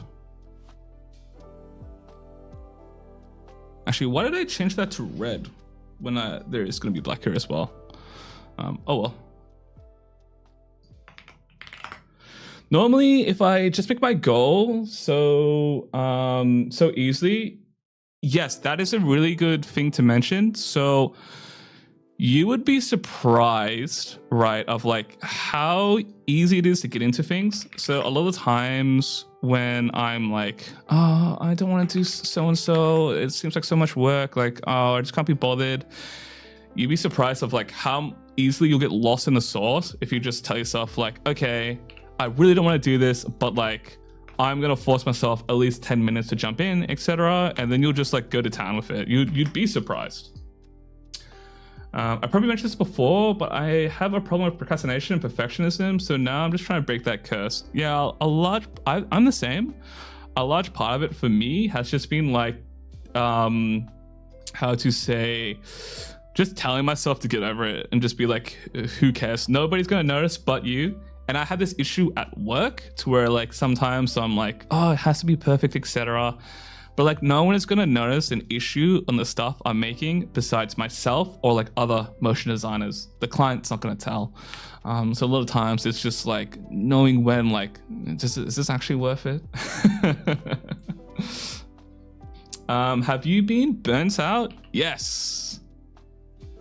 Very, very, very much. So the whole reason I make content online is because I got really burnt out from my day job. I was completely and utterly mentally checked out at work. I was just exhausted creatively. I felt like so mentally fatigued to where I was like, I need to do something creative that doesn't make me like so depressed. So then I started doing this YouTube channel and making sort of art. So I just like started doing other things essentially away from work. And since then I'm so much more happier, of course. And then sometimes I get burnt out from doing some of this art stuff here, to where I get like art blocks more so than burnt out, and I just take mini breaks to where I just don't do art for a bit and I'll come back to it with a fresh mind. It's always hard to get back into it, so I'll be like, I really like don't really want to do this right now, but it's just that discipline thing where I just force myself really. Have been following your content for a while. Your model always leaves me in awe. Thank you. That's really kind of you to say. But yeah, I've gone through burnout and stuff like that, and I think for people going through burnout, it's a little bit hard to give advice for, because there's like, there's so much, how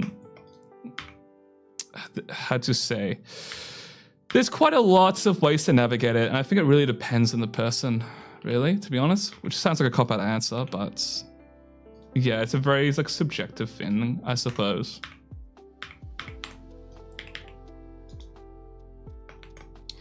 All right, ads are gonna start in a second, so I've got a 2-hour session, so I'm gonna quickly go take a piss, so I'll be back in like a few minutes, guys. I'll see you in a second.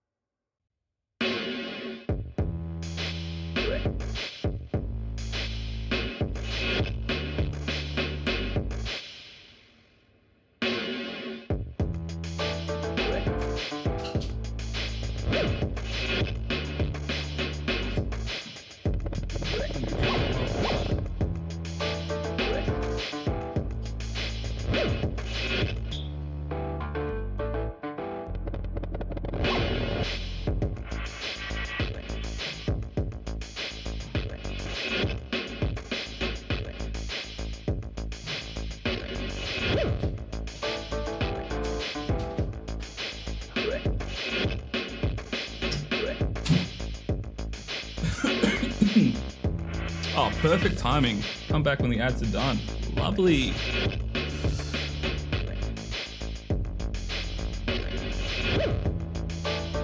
Alright, I'm back.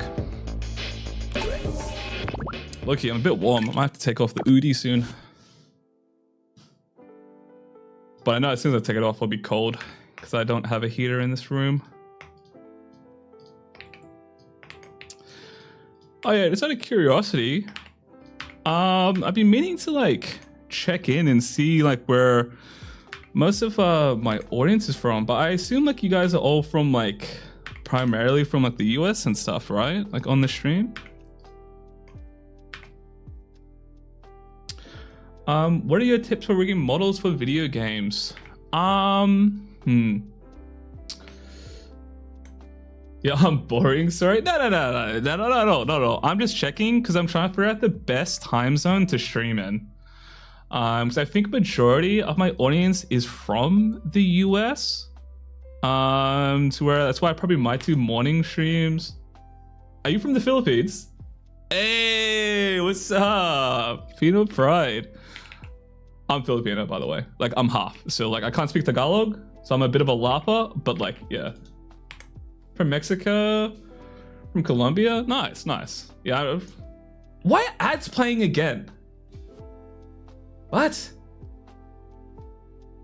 Oh, whatever. Sorry, Twitch. I have to look into the Twitch ads. It's kind of cooked. But I'll explain the tips for rigging models in a second. What was I gonna say? My train of thought. What are the what was I gonna say? Yeah, what are the odds? Yeah, that's kind of crazy. I can't speak Tagalog though, like because I'm half Filipino. But that's actually funny as I wish I could. But no skill issue on my part. I love my Filipino brothers though. So I say, okay, so quickly, my tips for rigging models for video games. When you're rigging stuff for game engines and stuff like that, I would try your best to ensure that whenever you're rigging stuff, make sure that like you're keeping in mind that you're rigging it for like a game engine. So you're not like adding in Blender exclusive like tools and stuff like that for it, you know? For example, you're not putting in special drivers that can't translate or using special modifiers that don't translate to games. Because like you'll have to build that in engine instead. And then also 2 important things. So in a game engine, there is a limited amount of weights that generally can have for performance reasons. So a vertex can, I think it's like the number is 4, can only generally have 4 like vertex weights assigned to it. An easy way to fix that is if you select everything and you go limit weights, click this, limit it to 4, and then ensure that like you'll get the proper deformations and stuff like that. But I don't know. There's like a lot of things I can go through, but yeah, there's quite many. Rigging stuff for a game is quite different than just doing it in Blender, because in Blender, like, you can get away with a lot, I suppose, and really over complex things. But I think important for like game engines, try to make it simple, I suppose. Don't over engineer things, because if you over engineer things in Blender, you low-key might just have to redo that in like whatever game engine you're using. Okay, so I'm just building out this like little thingy here, so I'm cutting into the mesh here, but that should be fine. I'm also trying to think about okay, so there's a strap there actually, so let me rethink the topology here.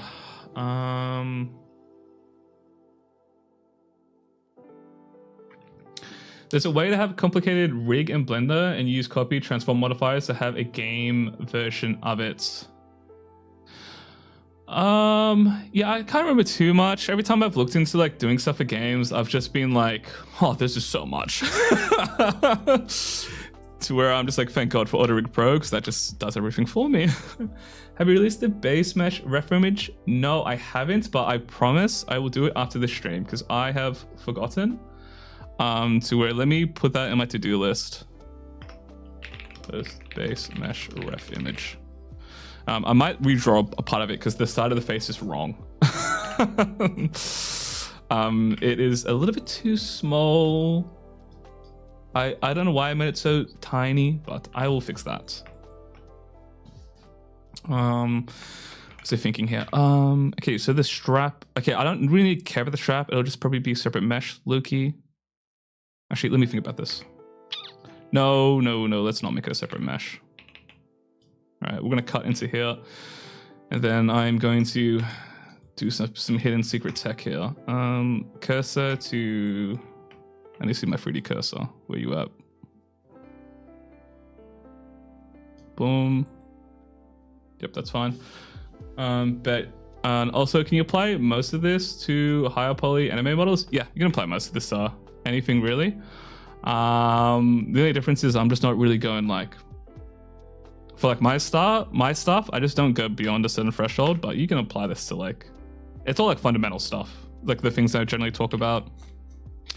I usually always specify when it's like exclusive to like this sort of low poly style, but yeah. Yeah, trust the process. Hey dude, good morning, good evening, good night. Just want to let you know that I managed to make a White Fox model thanks to your videos. You are amazing. Oh, thank you. And that's awesome, dude. Okay, I'm gonna watch this while I go back to sketching. The 2 AM motivation is about to hit. Dude, that's where the most productive stuff gets done, honestly. All right, so we've got the 3D cursor here, and now I'm just gonna go origin to, actually, whoa, what did I just do? Let's delete the mirror here. Let's go origin to 3D cursor. So now I can just mirror on the other side like that. We won't worry about this bit clipping for now, because we're just going to build out the base topology in the front here, because I want this little ribbon to be connected to the arm, because I hate myself. Have to head out now, but it was nice chatting with you, enjoying the stream. Take care. Hey, thank you for stopping by, and hope you have a lovely rest of your night. Okay, so let's just do this.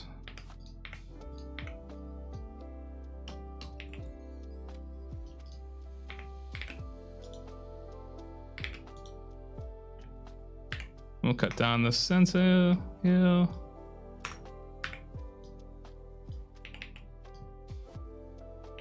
So we can make that little ribbon.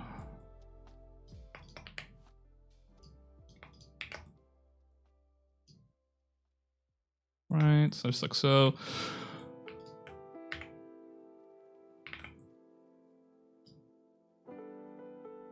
Loki, I will say, I think I've gotten a little bit better at trimming.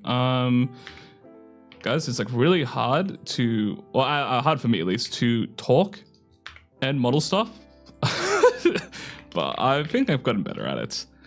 Like I like literally can't even like join voice calls with my friends and stuff like that when I'm doing this stuff because I can't focus.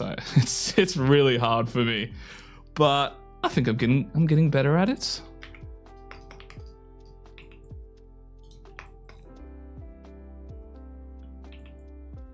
Okay, I'm just trying to think how can I make this any better? Look, he had the same problem. Yeah, I mean it's just like, dude. I just like going non-verbal every now and then, you know? Okay, that did nothing to fix the solution there. Just trying to think how I want to do this bit. Yeah, low key. Or am I just fine with not having a perfect edge loop here? I think it's fine, low key.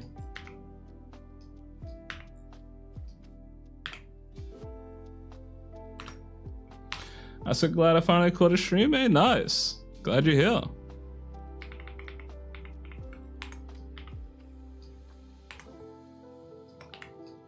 So having that would be nice. Okay, I'm trying to think here. I might just add more resolution to accommodate for this, potentially. I'm just thinking.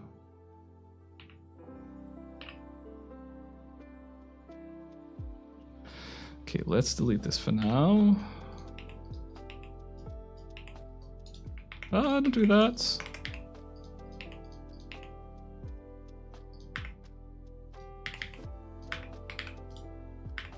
Yeah, let's go with this.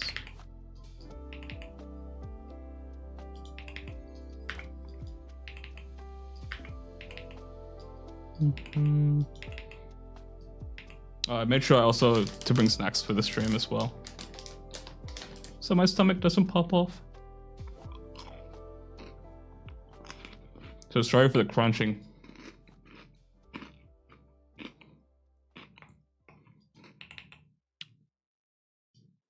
I got some Maltesers. I forgot how good these are, man. Okay. Yeah, I'm fine with that. Because I wanted to make sure that I have like a nice little like loop here and a loop there. And now I can bring back the stuff we had before. But I want there to be a little bit of, I want to be extruded slightly inwards, like so.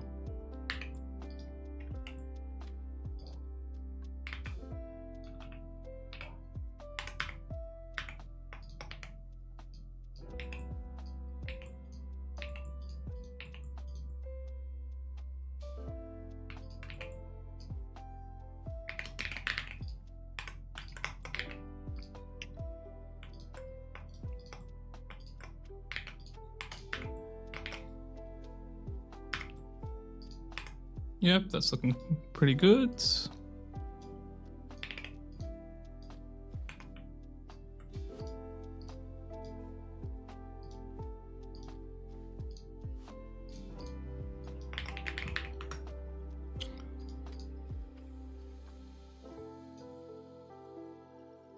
There we go.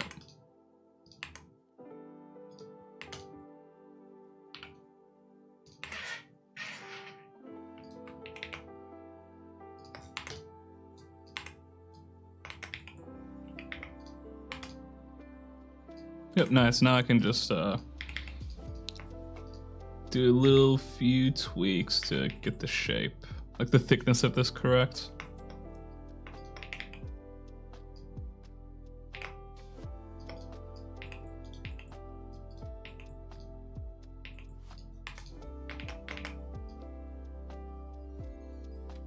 Okay, that's looking nice. Let's just solo this out for now.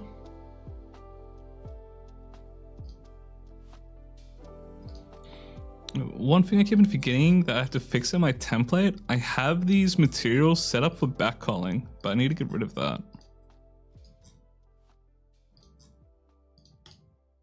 There we go.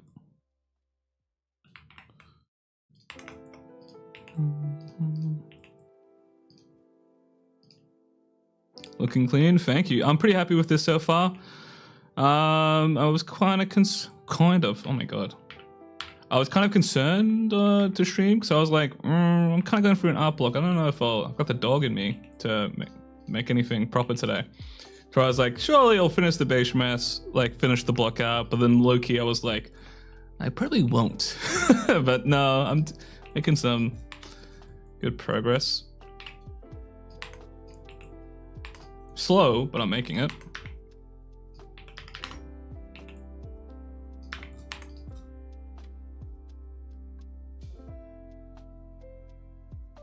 Yep, that's quite nice. Cool. Okay, let's start projecting stuff.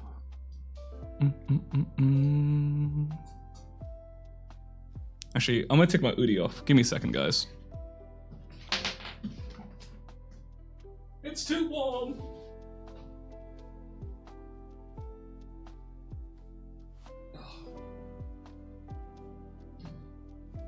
Actually, I'm gonna stand up for a bit. I'm gonna raise up my desk. Alrighty. Oh! My finger! Whoops. Almost fell off when my desk was raising. Okay. Oh my god, I just realized that on Twitch, I forgot to put it to art. What am I doing, bro? I might be the the worst of all time. Okay, we're back in action now.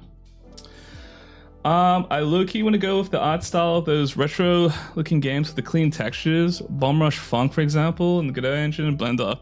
Yeah, I love those. I was like thinking about like doing some cel-shaded stuff for a bit, but it might be a future video maybe, where I just goof and mess about, but I haven't really thought about it since. Is it placeholder that I'm after? Ooh, no, it's not. Projects. Alright, project from view.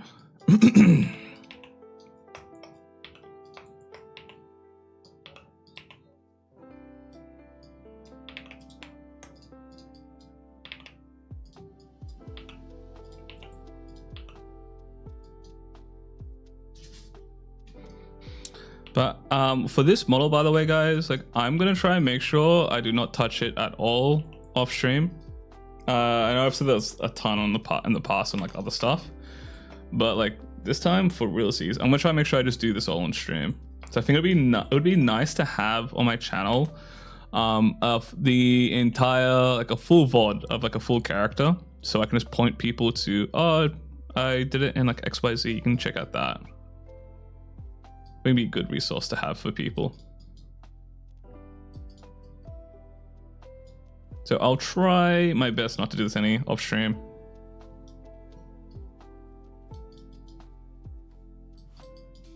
So I don't think there's anything too complex where I'll be like puzzled to where I need to figure this out off stream. Maybe some of the rigging stuff, but we'll see about that. Probably not though. Okay. Damn, that's cool. We can just ignore the top texture here. Maybe I can smooth it out a little bit, low-key.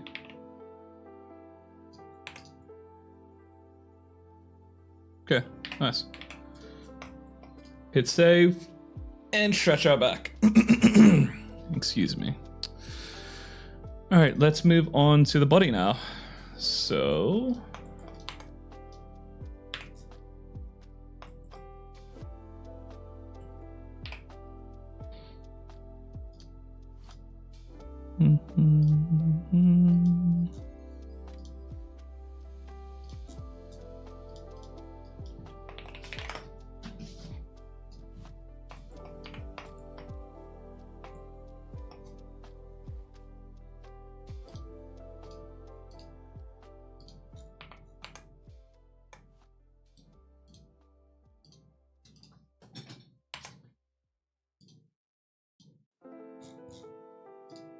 But I've got a fair few things on the go at the minute. Like I've got the new video, of course.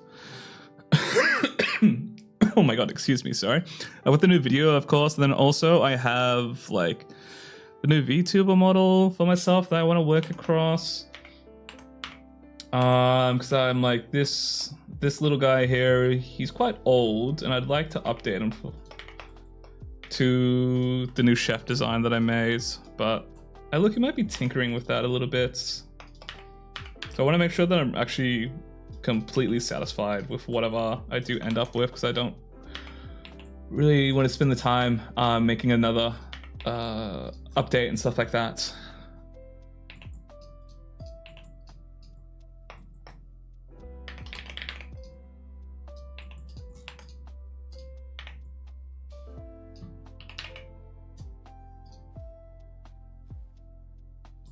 Okay, I think I'm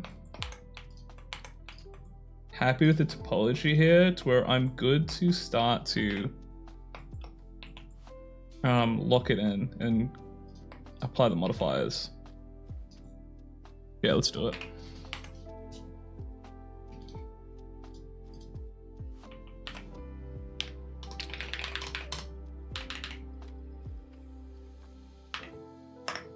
Oh. Motion to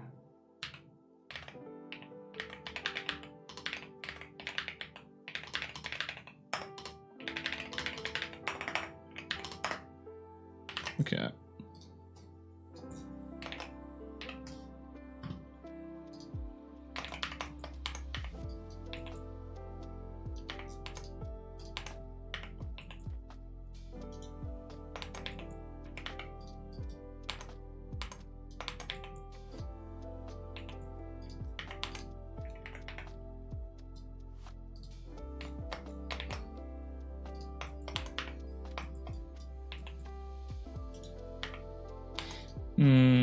I do like the shape of the arm here, but low-key, I think I can just keep it pretty normal, yeah.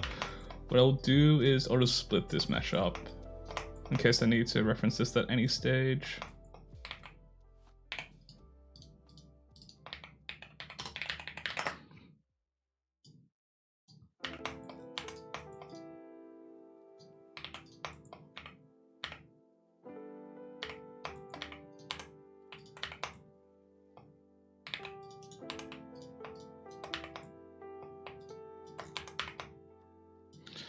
All right, let's put on her stockings.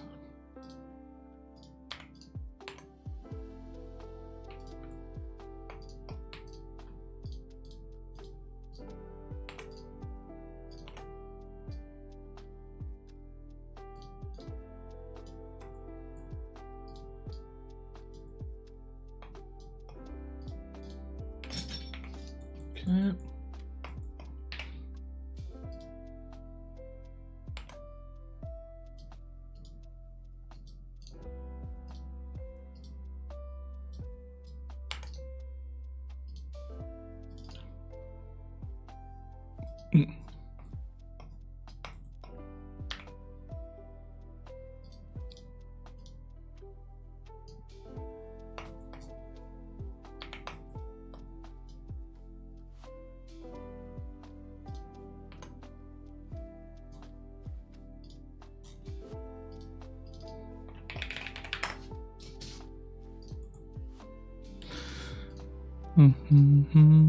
So let me see. I think, yeah, let's put this in the project. Are we in the right UVs? Are we not?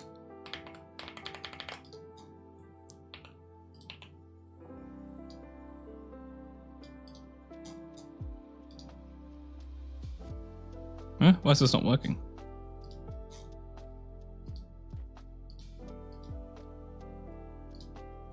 Huh?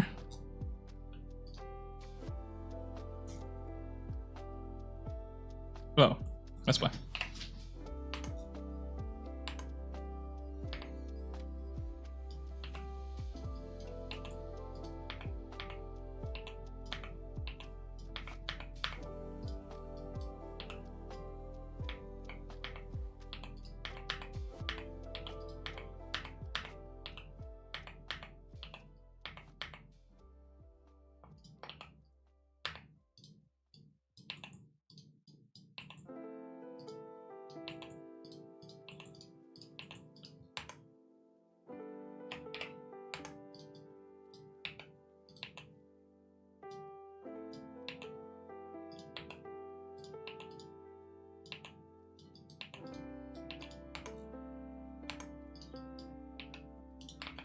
that's not what I wanted. Oops.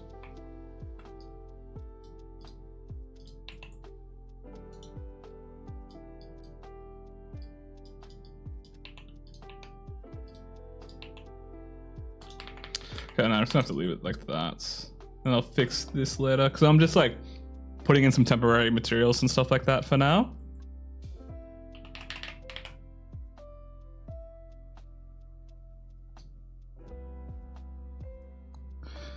Okay, let me adjust the colors here a bit, because it looks a little bit sickly.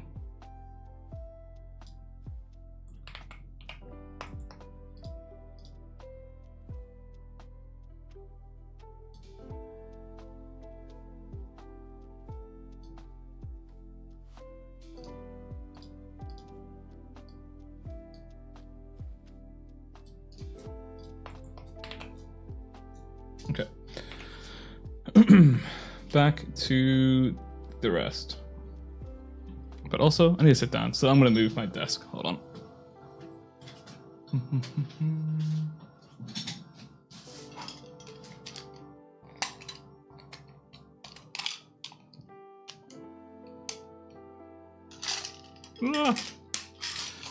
Let's have a look, shall we?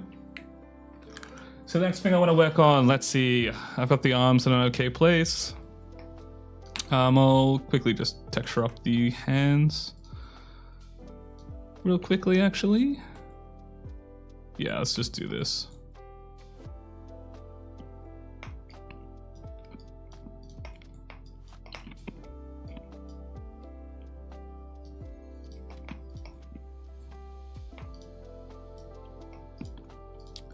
Let's give her the gloves.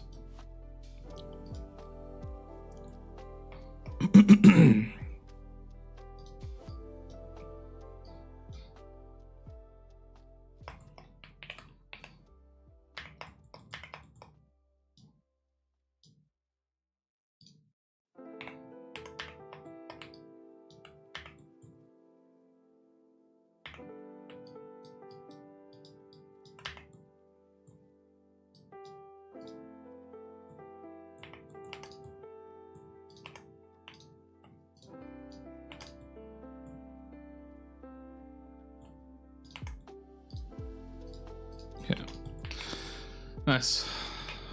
We're getting somewhere. We're getting somewhere. Next, I think I want to work on... Yeah, let's just work on getting this section in.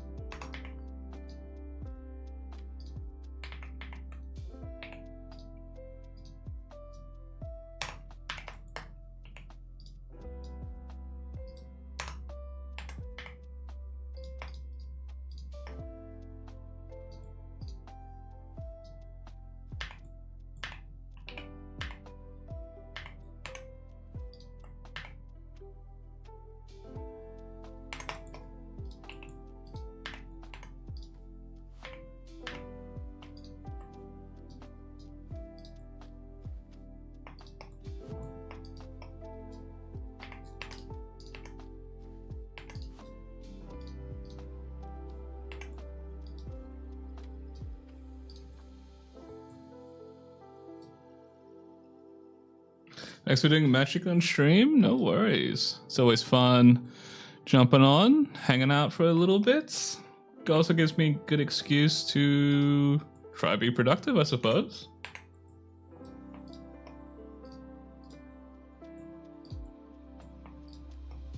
Okay, it's a nice thing streaming, so it keeps me in check to make sure I don't just completely do nothing.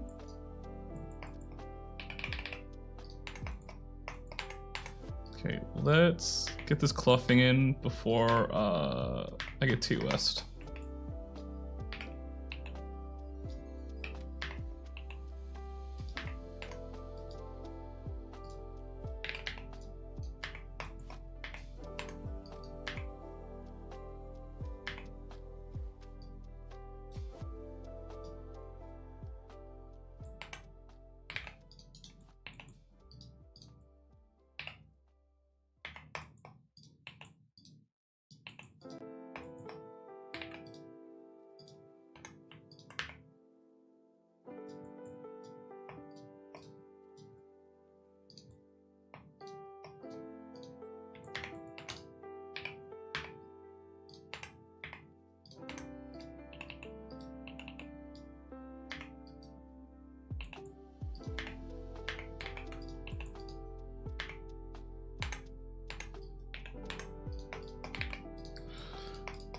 Okay.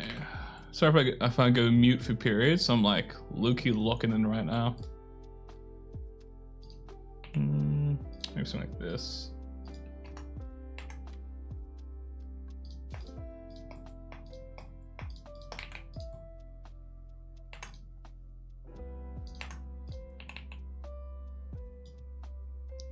It's giving me Genshin feels. Yeah, it's pretty inspired. Like the colors at least are, for sure. I wanted to make something a little bit like, not too many Gunnarisms to the model, but I'm gonna make something a little bit fun and something simple enough, because I find simple designs work best with my style. I swear it's not me coping. To do like less. Okay.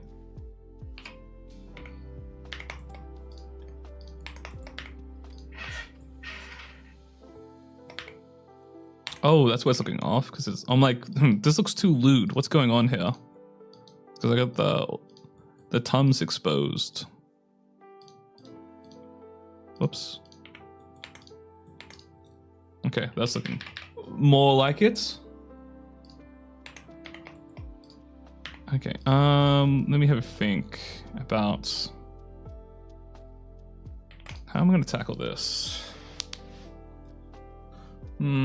Pondering.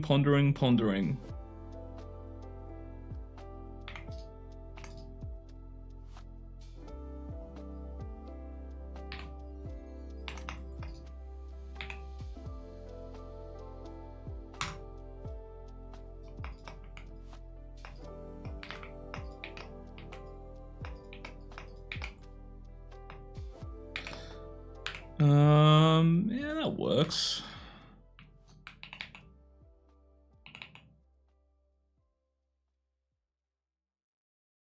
Yeah, I'm fine with that. All right, problem solved.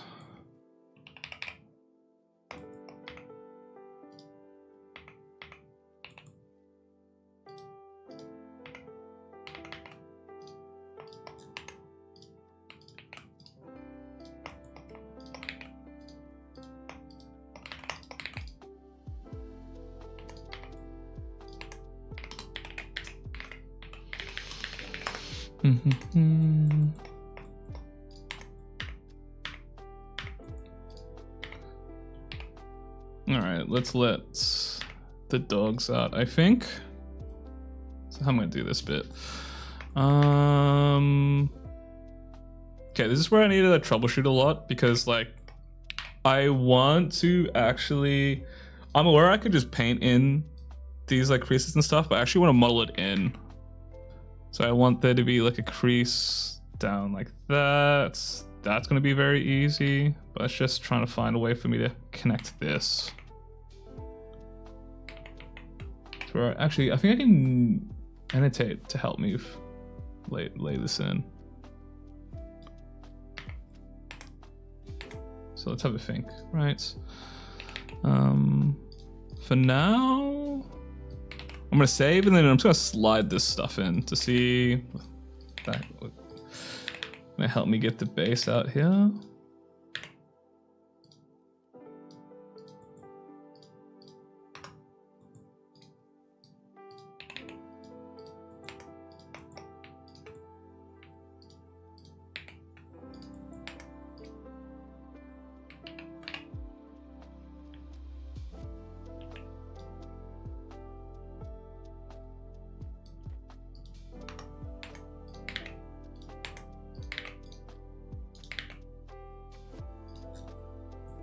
I have a question. Is this considered low poly these days? I mean, it depends. Like low poly is like such a broad thing. Like would this be considered like low poly? No. Is it still like relatively low poly? I'd say so. Like it's not like super high fidelity and stuff like that. But like my style is kind of like I suppose like a mix, to where it's like there's some low poly aspects to it, and then there are like some to where it's a lot more higher fidelity. Like for the face, I wouldn't consider that low poly at all. But like for the like limbs, probably I would say like you'd see that in like more like like mobile games and stuff like that. Yeah, you could probably call it more closer to mid poly, if anything, I'd say.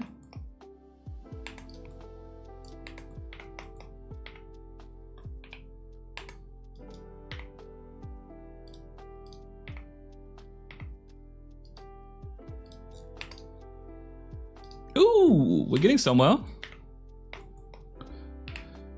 Okay, the next bit, I need to figure out how I want to do this. Oh boy.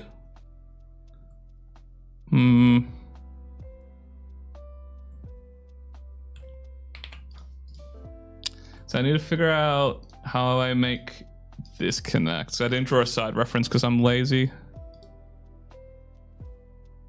Which I should have done off stream, but I was too invested in playing League. I'll keep it a buck. All right, let's first just see. So we're going from all the way up. This reminds me of the 3DS style where there are a decent amount of polygons but lower texture resolutions of the model. Yeah, that's kind of what I'm going for as well. The 3DS is like a pretty big inspiration of mine.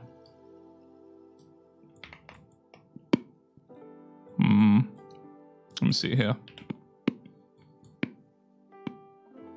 Thank you. I'll have some water.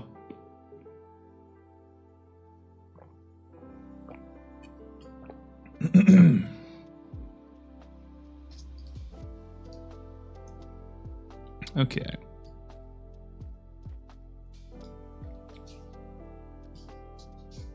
I'm not gonna lie, ever since you guys were talking about HSPs, I've been wanting one. Excuse me. Dude, HSPs, like I haven't had one in a while. I could have one tonight, but I was gonna cook some carbonara tonight. But they're so good. They're so good. I'm so happy I live nearby like a kebab joint, so I can just walk down and get one. Fuck, they're elite. They're elite. It's like definitely triple S tier Australian cuisine. How long did it take you to get this style? I've been trying to get something close to your style. Love your work. Thank you. To get to where I am right now, I've been doing this for like 2 years, this low poly style. I've been sort of figuring it out as I go. I feel like I'm still figuring it out to where, I don't know, it's very, like, it's taken me a while to get to where I am now, but like, I think it just takes time, I suppose. Like, I don't even think I'm close to like still being there yet as far as like I find a style that I exactly want. I'm still like figuring it out. It takes time for sure. Where do you place the bone joints in legs when the knee bends inwards like that? As far as where I place the bone joints, so for like the leg, so I would put the upper, like I'd kind of do it like this.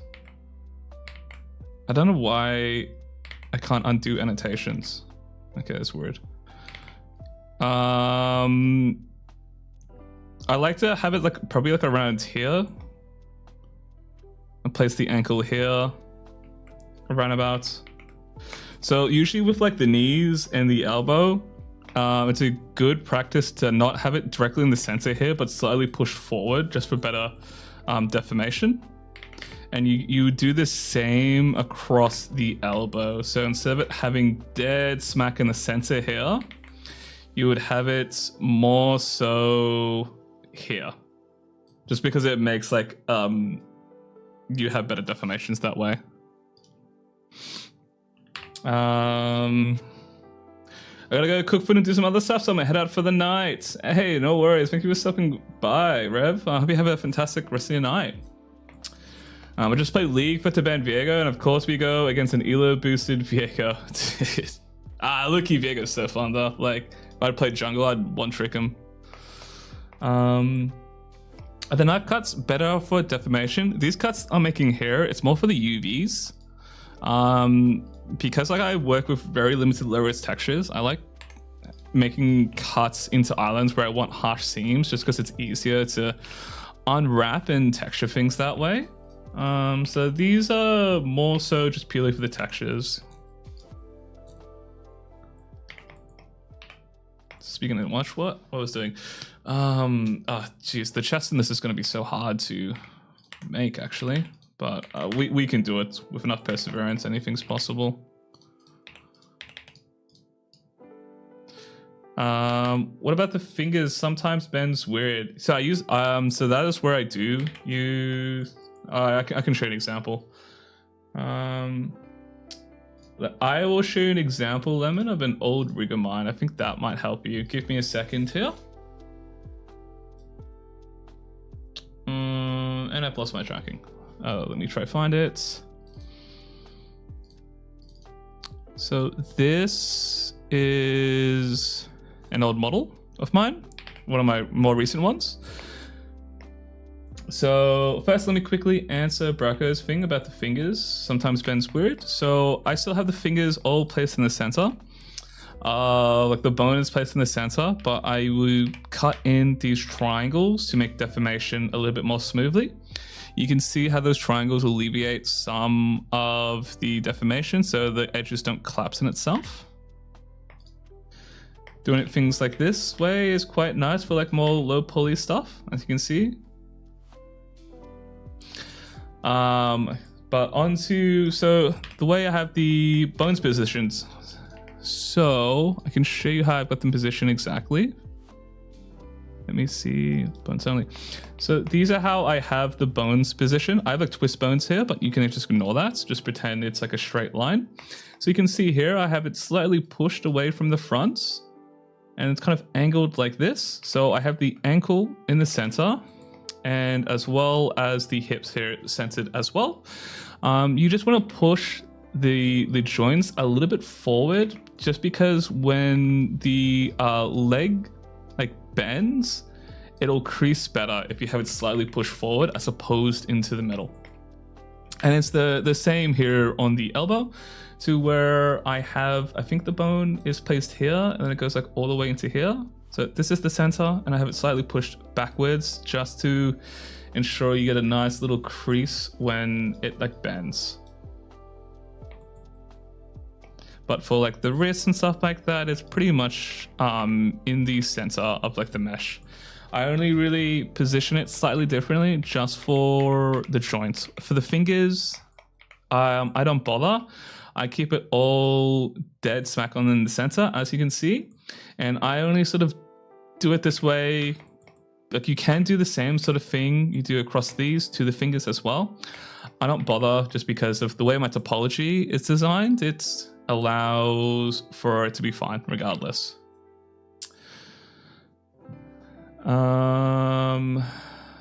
Is having this row even okay for YouTube? Damn, this model looks sick. Thank you. It was the model I made for the latest YouTube video. To some fan art of the artist Sachi. Do check her out on Twitter and like YouTube. They are the goats. But I hope that sort of answered that. Okay. Back to this.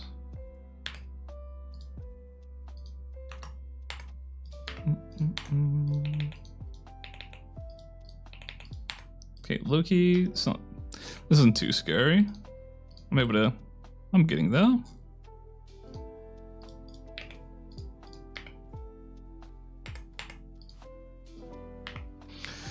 There are times where like low key, so this low poly stuff that I do, I kind of get the itch to like download really old free to play MMORPGs I used to play as a kid, like all the anime ones.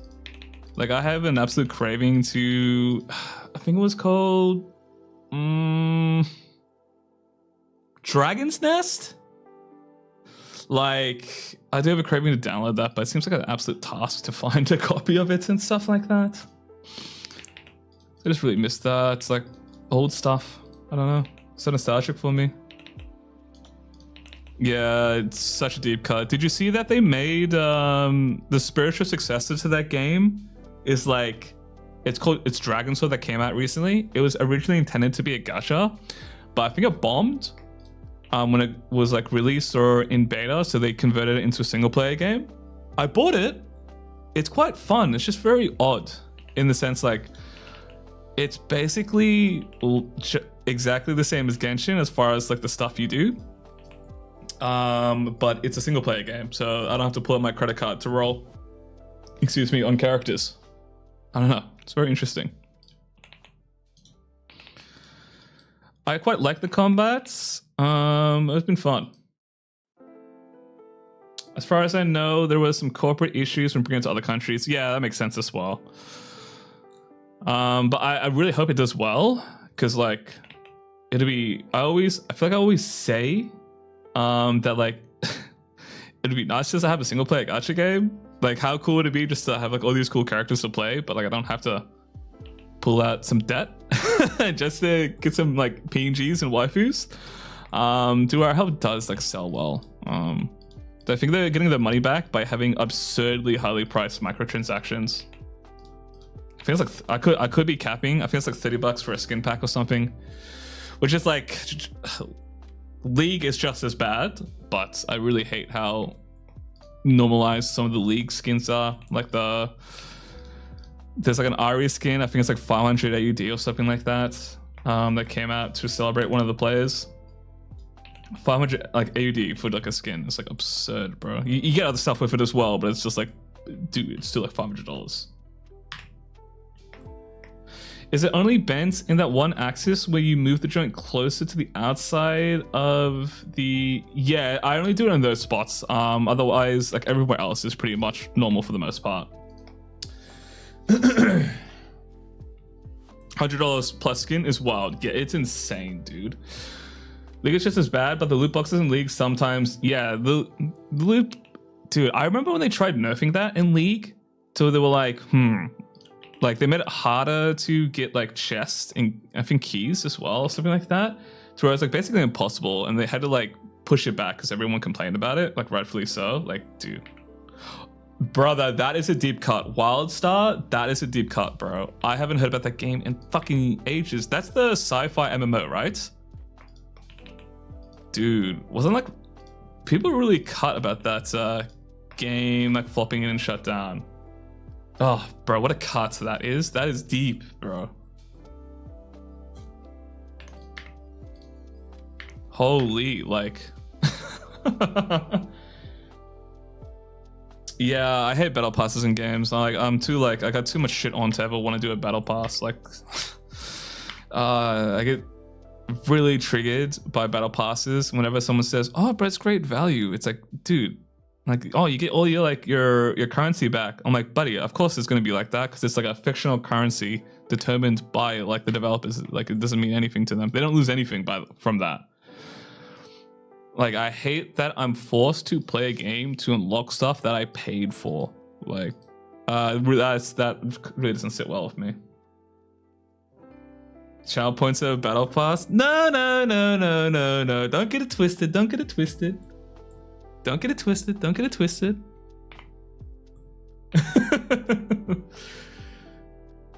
Oh yeah, true. That shit came from Fortnite, didn't it? So fried, so fried. Ooh, Terra, another cut. Yeah, the only MMO I could ever get into was WoW and FF14. I feel like all the other like free-to-play ones were just like dog water in like the grind. And then all the other paid ones, no Aussie servers. So it's like, I can't play it. I would have loved to play Guild Wars 2 properly, but the ping is just like so shit.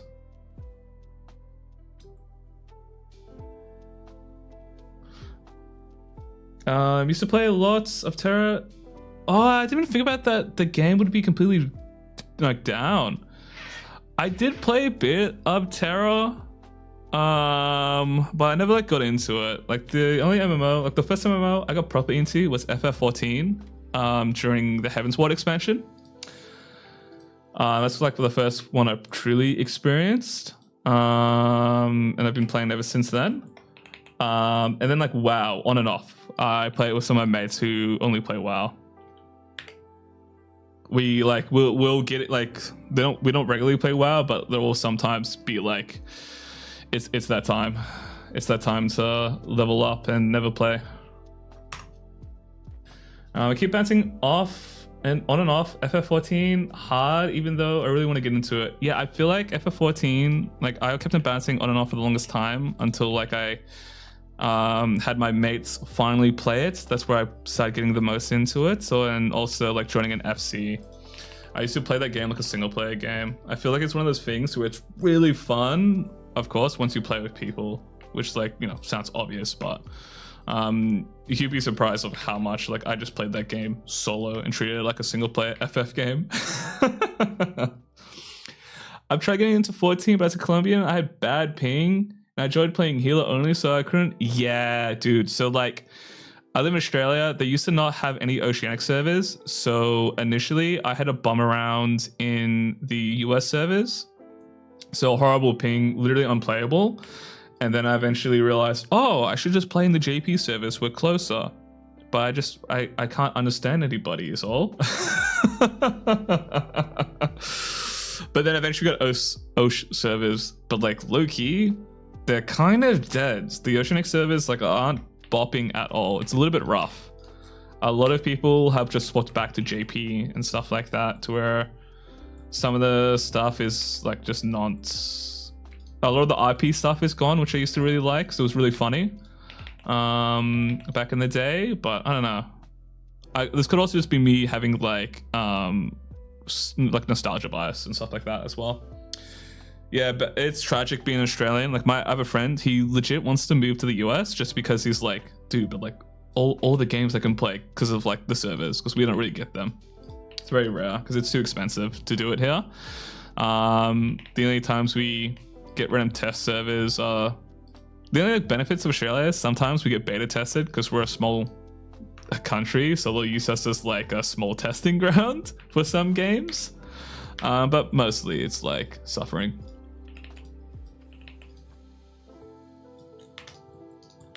Okay. But oh well, it is what it is. I still love Australia. I don't think I would ever leave Australia, to be honest. If I happen to get a cool sick job in Europe, yeah, I'd bounce. Or like in Asia, I'd probably bounce just to explore the world. But I'd probably always land back in Australia. I actually really like it here. As I've gotten older, I've learned like how much I love living here. It's really nice. Main game was Guild Wars 2, and I was living in Germany for a bit. I couldn't switch servers at the time, and the ping made it. Yeah, it's literally unplayable. Like, so in Australia, we had really shitty internet for the longest time. It's still quite bad, but it used to be much worse. I would get like 300 ping playing Guild Wars 2 back in the day. I would have to use a VPN to alleviate some of it, so which only would fix like some of the heavy spikes. But like some classes were unplayable. Like any sort of movement, I would just teleport. Like warrior with the greatsword dash, I would just like ping pong, ping pong, ping pong. It was just like awful. You show us your full model. We haven't seen it, and it's very cute. Yeah, I can share that. I can actually pull it into Blender right now. 1 second.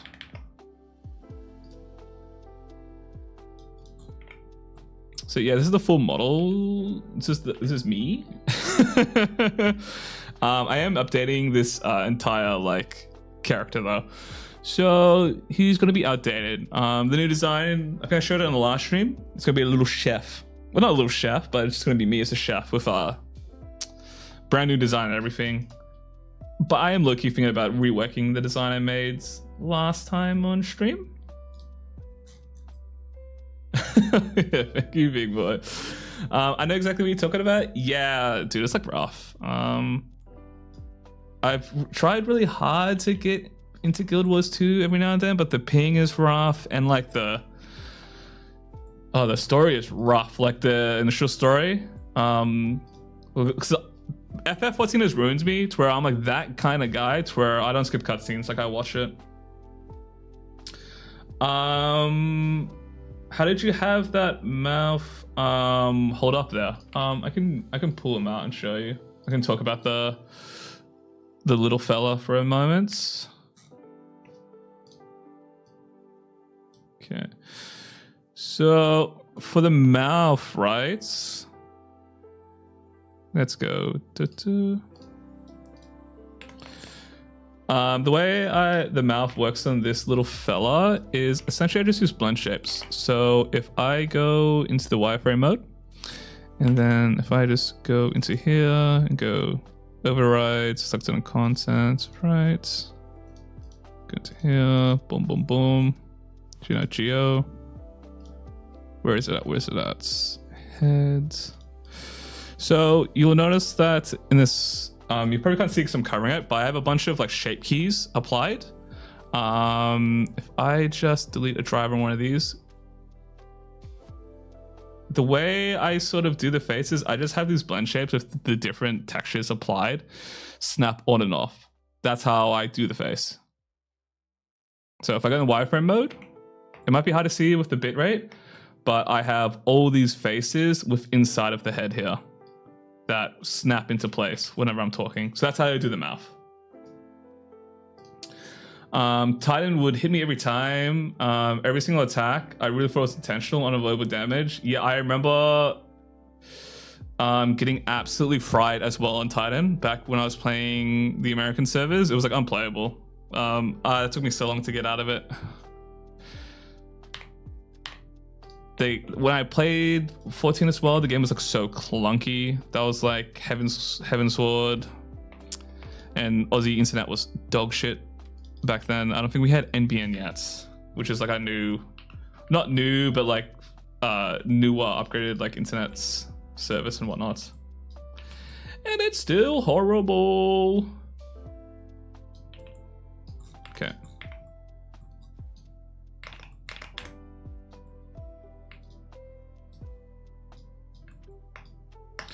Okay, this music's making me too sleepy now. Let's go Kingdom Hearts.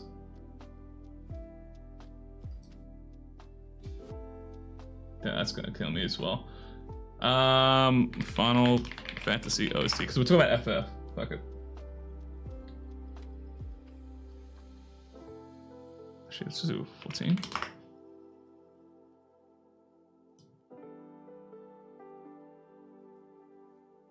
I like how it starts in that.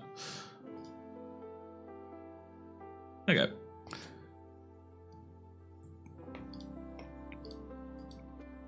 Oh, please not that one.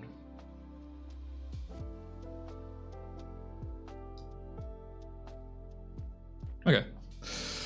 What was I talking about? Need to learn about blend shapes? Yeah.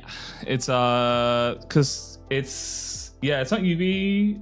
It's not done by like swapping UVs, it's just done by blend shapes because it's easier to set up in Unity for like this stuff. If I was doing a Blender only thing, I would just use like offsetting UVs, but because it has to plug and play into Unity, I just make sure that it's easy to do. So I just use blend shapes in that case.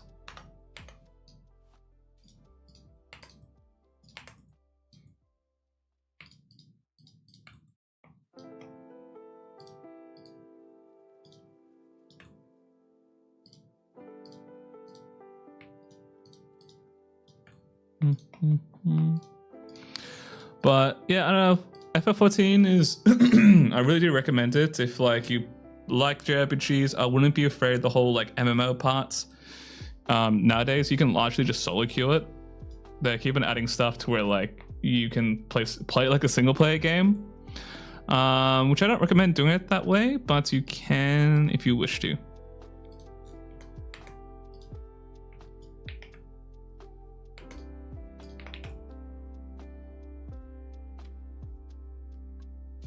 Okay.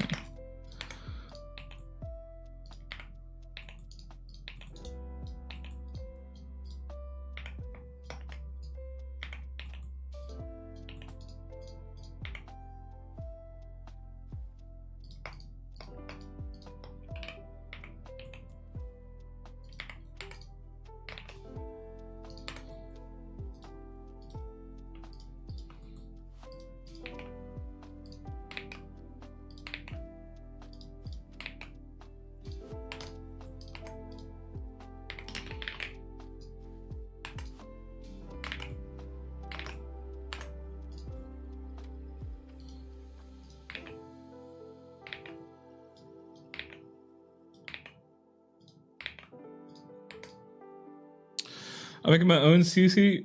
Sorry, my own OC to represent myself. I was told the code. Coonerisms aside, I'm making him as clickbaity as possible so people understand my personality glance. Nice. Yeah, caught a stream live. Hey, it's going, Rain. How's your day been? Welcome on in. Glad you're here. Yeah, we just working across this little OC of mine. I'm just having a little fun with it, really. Started off with my base mesh, and we're ended up to this point now. So we're making some solid progress, I'd say. Right now, I'm just working on the torso.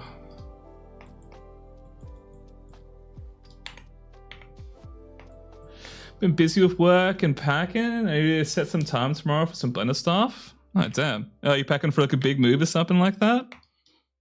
Because I'll be honest, like, the only reason I haven't left my apartment for someone cheaper is I can't be bothered moving. I think moving is the thing I dread the most.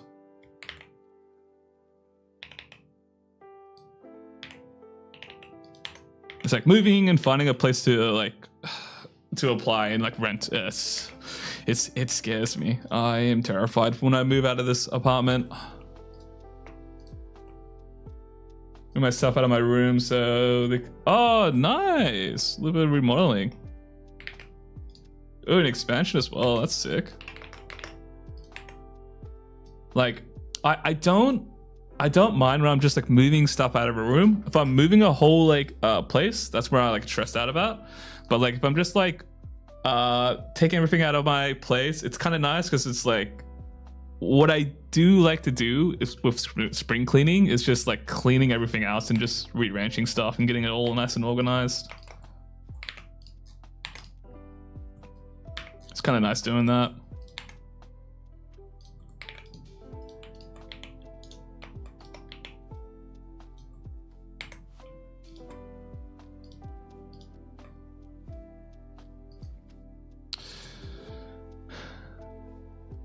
Appeasing the psychology of peel is the way.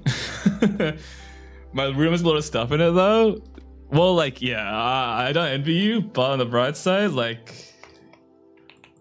what I love doing is when I arrange it. I love just rearranging my stuff for like nice little refreshing take. My OC I'm working on has a street racer aesthetic, inspired by the old underground racing games. Oh, dude, Initial D was so good. I need to rewatch that, man.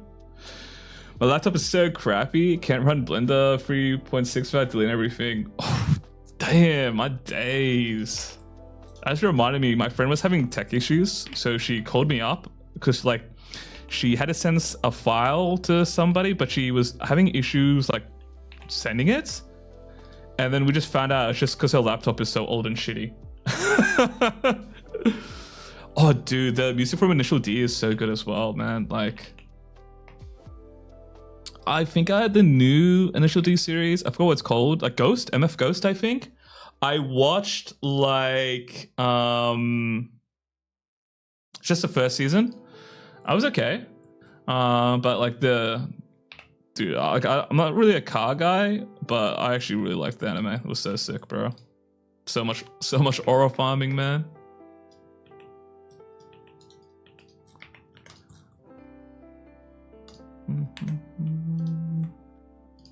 Okay. Wait, what happened though?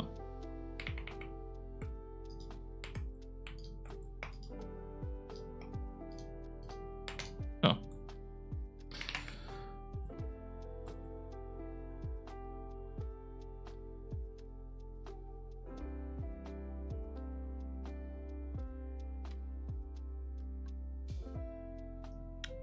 Okay, I'm just having a look and pondering in my brain about anything. I need to adjust in here. What I will do is I'll quickly project the chest on so it looks a little bit more cool. Man, I've got a big day ahead of me though. I'm gonna watch the new Avatar movie tonight with my mates. We're gonna do a watch party. I gotta lock in and play some FF14, do my dailies, and avoid doing the MSQ because I'm behind a couple of patches. and then I'm gonna mess around and do some Godot stuff maybe, or maybe work on the new video script. I'm actually really excited for today. Like, I don't know. I've been really looking forward to this week, low key. I want to make a nice low poly model. Like my brain says, no, make high poly Woowa style models. Dude, the stuff from Woowa is so sick. Like say what you will about gacha games. The art style is heat. The art style is heat. I really like the stuff from Woowa. I'm not the biggest fan of some of the Hoyo stuff. Like, I don't know. Genshin doesn't interest me too much. The OG ZZZ, Xenozone Zero, when that came out, was like super peak. But now I feel like it's less like techie streetwear. Yeah, the models are still like, regardless of what I think about the character designs, the models are still heat. The models are like still so good. Yeah, it's like, what was crazy to me was what was that game? I think Enfield, Arknight's Enfield or whatever. The material rendering and the shaders in that were insane. What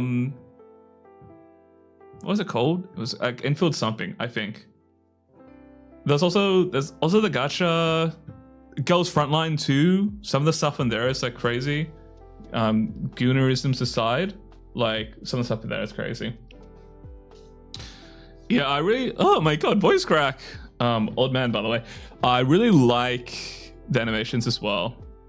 I get how some people are like, oh, it's a bit too much, or it's a bit like, yeah, really just too much, but I like him. Arknight's Enfield? Yeah, that's it.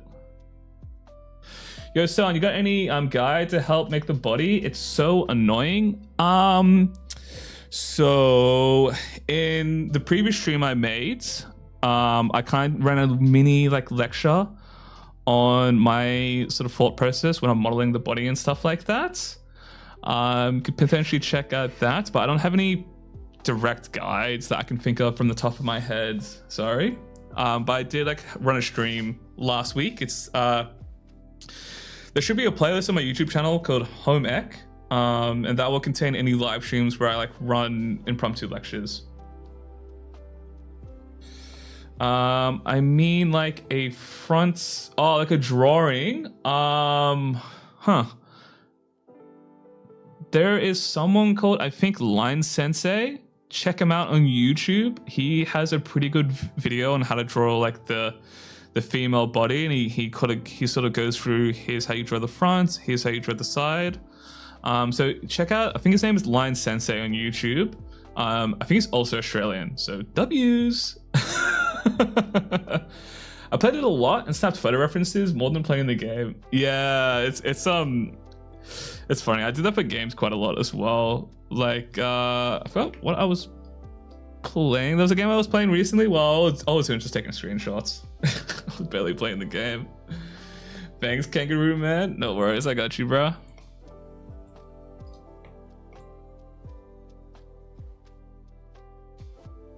Yeah, it is Line Sensei. That's his name.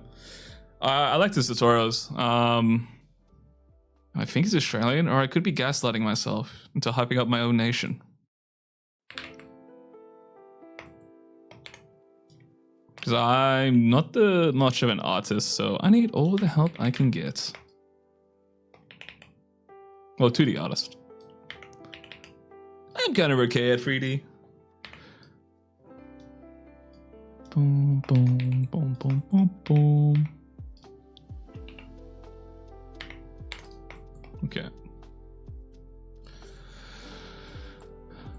We're making progress. We're making progress. Let's do this strap here.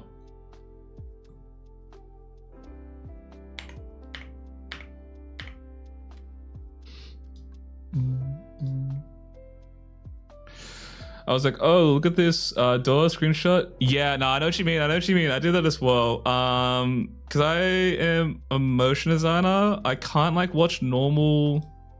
I can't watch some things normally, to where I have really bad habits. like of just like pausing and like rewinding things over and over because I just think it looks cool. Like Arcane, when I was watching Arcane for the first time, it took every ounce of my soul to not just pause and rewind stuff and just sit there and just like enjoy it. It's quite bad because I don't know, it's just interesting to me. It's like looking at it and going like, oh, like I wonder how they made that, and trying to like review it and stuff like that. I don't know, but I don't know. I even did that in League, like when I watch like League Pro play. Like I like re-watching team fight sequences to where like I'll re-watch the same crazy team fight a few times in a row if I know they're not going to do anything for the next few minutes. So I like to see like, what did like how did this go wrong? I don't know.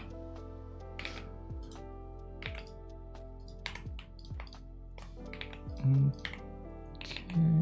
Let's this should be fine.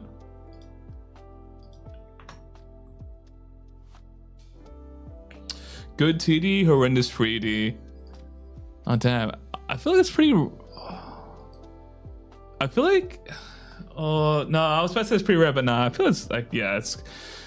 There's an even amount of people like good at 2D, horrendous at 3D, and like vice versa. I do feel like 3D. I feel like a lot of 2D artists find 3D is easier to pick up than 3D artists finding 2D to pick up.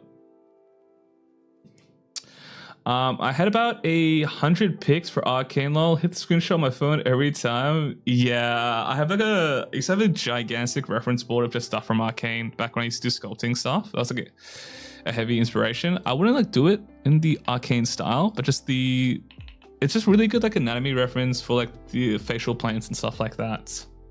Kevin, have you ever seen the Dead Fantasy animations by... Oh, of course I've seen it, bro. Monty rest in peace. The goats, bro. Dude, I'll have you know, I literally own a box set of Red vs. Blue. It's like behind me. The box set is behind me of the OG seasons. So back when I was a little child, we only had dial-up, right? So I lived in countryside in Australia. Dial-up is all I had. So to watch a Red vs. Blue video, I literally had to wait for like 30 minutes to watch a single video. And if my parents were on the phone, buddy, because of dial-up, I'd lose connection, I'd be cooked, and then I would have to go again and wait another 30 minutes to load the YouTube video. I was a huge fan of Red vs. Blue. Has it aged well? No, I don't think so. But dude, I was obsessed with it. I grew up on Rooster Teeth.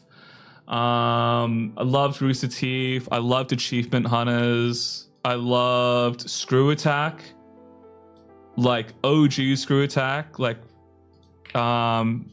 it's insane. Back when it had not Pro Jared as the guest host. What was his name? Was it Dustin? Like, for like the news segment. Ah, dude, I was really tapped in.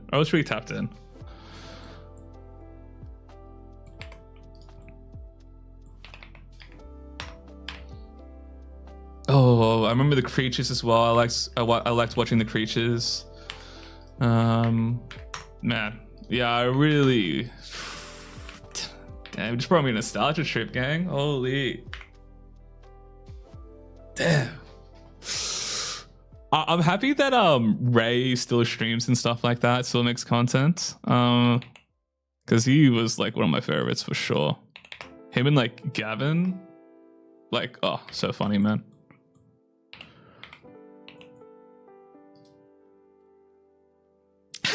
Yeah, I'm the same. I used to watch a lot of him before the incident. But now I can't really like watch him because it's like, I don't know. I'm just not a really fan of his content. Incident aside, I'm just not a fan of his content. I think I kind of, I don't know. I got older, I suppose. Oh yeah, Couch Hop. I wasn't like super into Couch Hop. Like I didn't watch like all of their stuff, but I'd watch it from time to time. I think I watched the initial of Couch Hop, then I kind of fell out of it for some reason.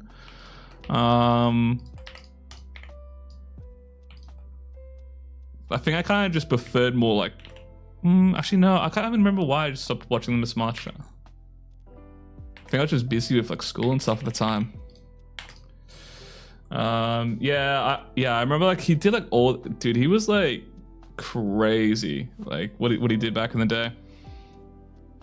Fell off after a while too. Yeah, I think I remember I stopped watching once the cast, like the people at Couch Shop changed or something. It was like a bunch of like new, like younger people I wasn't as interested in anymore, because I was kind of just there for James. I forgot his name, but I know he went by the handle Modest Cube. James, what was the other guy called? Shit, I'm actually really bad with names. I only watched it with like 3 people on there, and then once they like less involved, I was just like not as interested. I think that might have been why I stopped, but I don't know. It's all a really deep blur to me. Those T lines are creases, right? Yeah, these are creases. So like, wait, what the hell? Shade smooth. Okay, whatever. Yeah, these lines are creases, so that's why I'm getting these harsh edges on here. It's from the creases that I've like cut into manually. So in my style, it's all hand painted. This will actually not do anything for the final like render. I only do this while I'm modeling because when I'm switching from render view to solid view, I like being able to see the creases, because I know like these areas I have to actually consider when I'm adjusting the topology. I don't think ProJero is innocent at all, but yeah, his content peaked in the FF Mystic Quest review and went down from there. One of people who don't enjoy bad voice acting. Yeah, I mean like,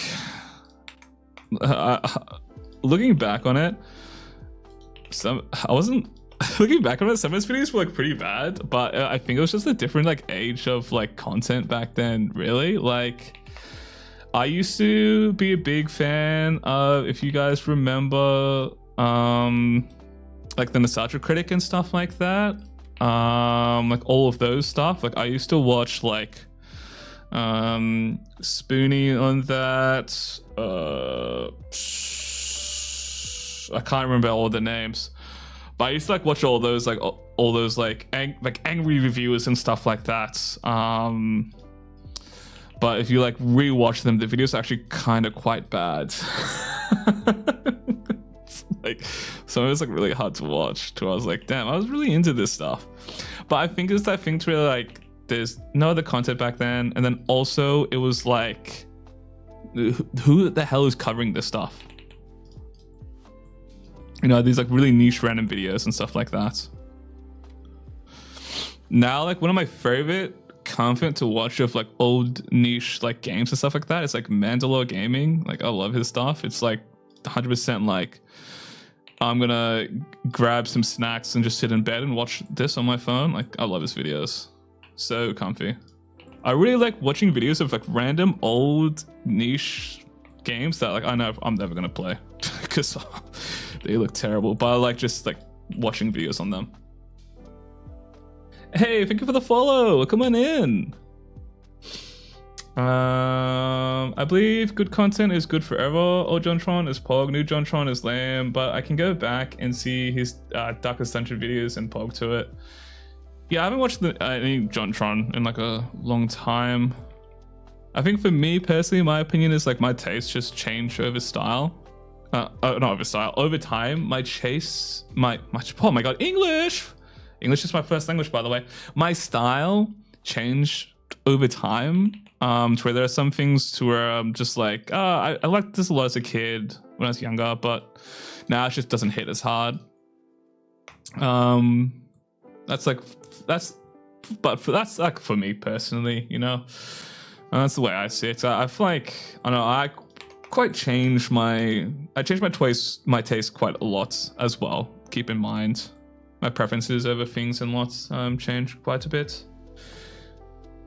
AVGN was the reason I started keeping my games to train them in. Yeah. I think, dude, I watched a lot of AGN as well. Hear me out. I actually really liked Irate Gamer as a kid for some reason. I legit can't remember why, but I remember like I would spam refresh like Irate Gamer's like website for new videos and stuff like that. Like I can't. It's so. It's just good times. I don't know why I liked him like so much, but like I don't know. Good times. Like I just remember his site vividly as well. It was like so terrible. I still have my old 360 and Game Boy Advance games, and thank God. Oh, dude, nice. I think all my old stuff is still at my parents' place. I told them like, whatever you do, do not sell this. Whatever you do, I will disown you. Like, do not get rid of this. I need you to hoard this for me, please, mother. But yeah, I've always been someone who likes collecting stuff. Low key, it's partially because I like hoarding, but it's yeah, this stuff's getting crazy pricey. I think it's only gonna get worse as well because who knows when scalpers are gonna get off like Pokemon and One Piece and start scalping like consoles and stuff like that. I think they're already trying to with grading them and whatnot so heavily now. Like, just hopefully it doesn't get to that bad. I don't know. Yeah, luckily there still are ways of allegedly borrowing them online and whatnot for the most part. It's just a shame, so.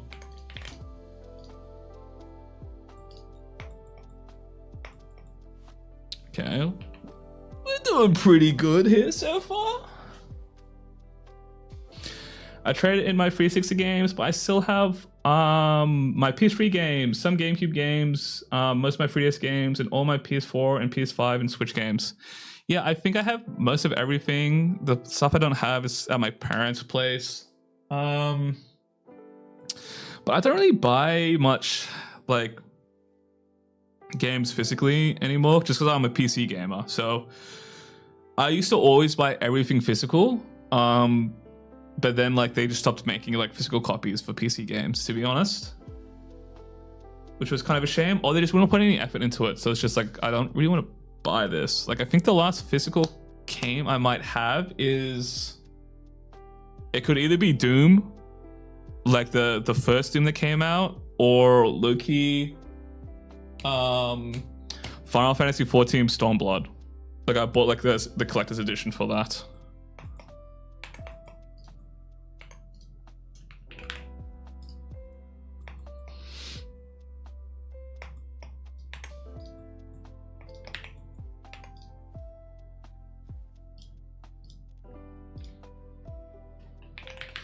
Yeah, I'm mostly PC as well, to be honest. My PS5 is just like it's just furniture, to be like at this point, if I'm gonna keep it a buck.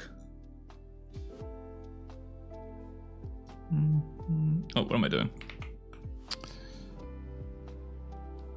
Shout out GameStop who let fleece me because I was stupid. Oh yeah.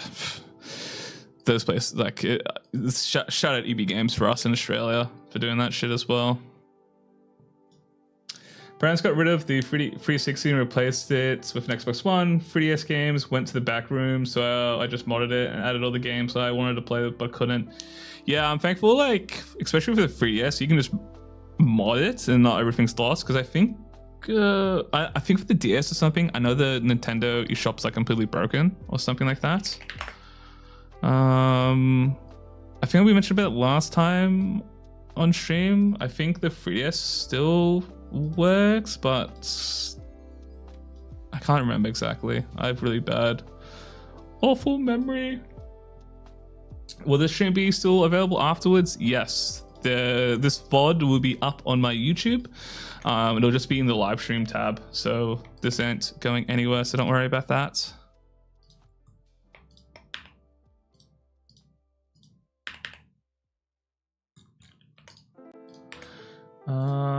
Oh dude, Monster Hunter. I never like really got into it on the 3DS, low key, or just in general. Like there's something about Monster Hunter I just couldn't like click for me. Public or members only, it will be available public. The only thing that would ever be available for members only is special streams where I critique people's work on request.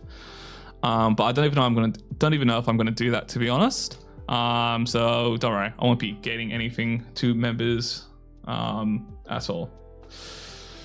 Sorry, I missed a few messages. I played 14 for a while but stopped because I didn't like playing MMO without my friend. MMO guys are less fun solo and more like a career. Yeah, no, that's fair. 100%, that's fair.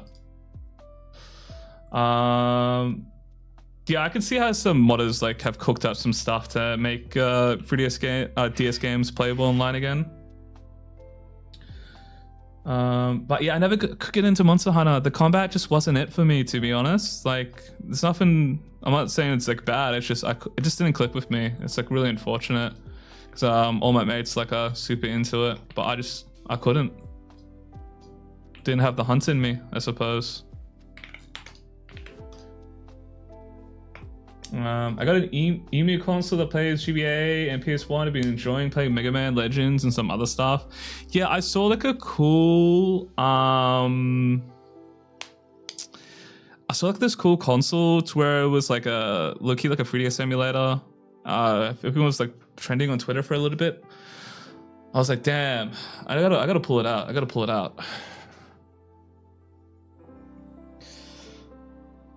Yeah, I couldn't get into Monster Hunter Worlds, but I've always tried to get into Monster Hunter and it's just never clicked with me, unfortunately. And it's like it sucks because I really want to play it, but I just can't get into the combat. I feel like, I don't know. Is this a commission? No, this is just a model of an OC that I made, so I'm just making this for fun.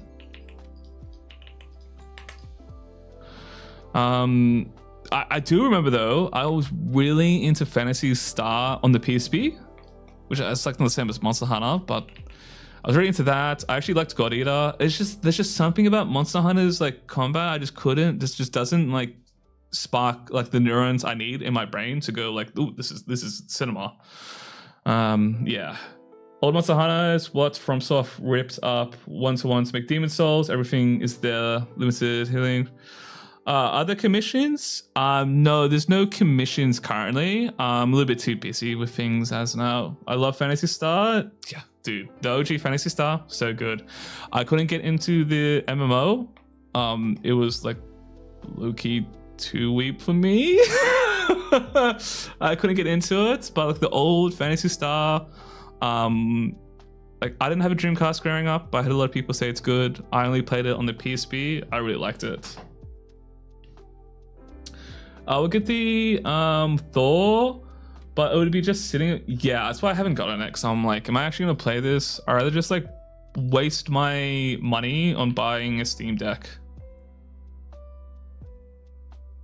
I love Phantasy Star Online, Apple 1+2 in the GameCube. Yeah, like I'm not much of a sci-fi head either. I actually don't really like sci-fi, but I remember really liking Phantasy Star. Playing that, like low-key some. One of my favorite games in the PSP, or the one I had the most fondest memories of. Okay, I think we've been noodling for a little bit too, like as in too much. Let's lock in and do this bow thing here. Actually, let me process in my brain. Thinking. Okay, yeah, let's make this just one mesh. Screw it, I don't care. I should try and make a model like a Cast or a Newman. Ooh, dude. I actually have seen surprisingly a shockingly small amount of like Phantasy Star Online fan art. Wait, it's a stream? I'm late? I don't know, right? Well, we still got like probably another hour or two before my voice gives out, so we'll still be on for a little bit. Yeah, I don't think I've ever seen Phantasy Star Online fan art, which is kind of crazy to think about, like low-key. Dude, well, oh, true, I need to hydrate actually.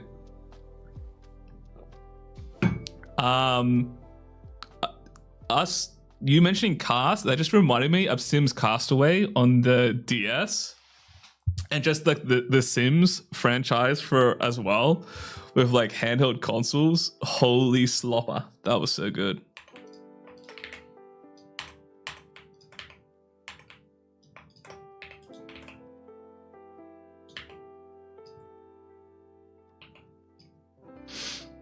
I follow a couple of PSO2 photo mode posters, but yeah, I it's tragic. I've never seen fan art of PSO2, like dead ass.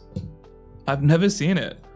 Thinking about it now, and I'm just like, I'm surprised. Like, yeah, I'm not tapped into Phantasy Star Online 2, but I just like, I don't think I've ever actually just seen it in general. It's quite surprising to me. I spent too much in, oh dude, The Sims 2, what was it called? Sims 2, it was on the PS2, I think. Let me find what it was called, which one. Because do you remember when The Sims, back when they used to make Sims games, they had all the spin-offs? There was Sims Castaway. What was the one I liked a lot as a kid? Oh yeah, Sims. Yeah, oh yeah, just Sims Herbs, the one that's just in the city. Oh, I thought that was so cool. Because I was like, oh, I could be a pro skater? That's so sick. Because I used to skateboard back when I was younger. I was like, oh my god, this is gonna be me. I had some sketches of fan art for PSO back in high school, but I don't have this anymore. Oh, damn. That was the Sim guys. Zoo Tycoon was my stomping grounds. Yeah, Zoo Tycoon was pretty good. I think now that I'm older, I'm more of a Zoo Tycoons guy. The Sims just doesn't hit as hard for me for some reason. I think like Zoo Tycoons was too much for me as a kid. I was like, I'm just gonna make a roller coaster where people die, and then I've clocked the game. I showed my favorite Phantasy Star Universe character. I forgot her name, but she was the Newman partner of the MZ. If you can figure out the name, I'll look it up.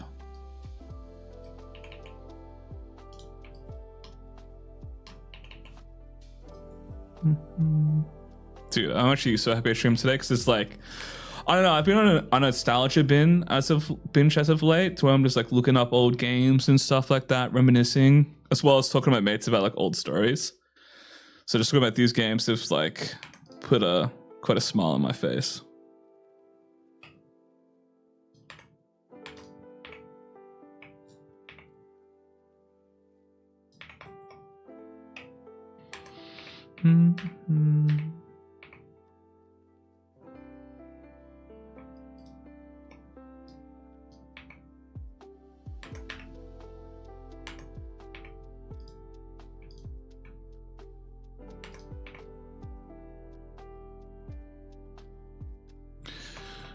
Okay, we're just gonna, screw it, it's another triangle here. Bang, bang, slopper.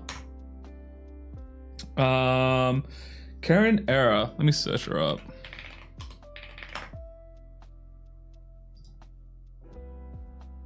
Oh, the art style's so nostalgic, dude.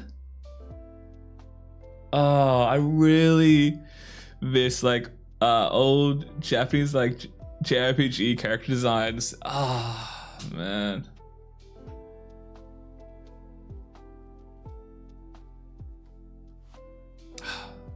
Yeah, I like that design a lot. I really like your model. This is amazing work. Oh, thank you, Fake Tuna.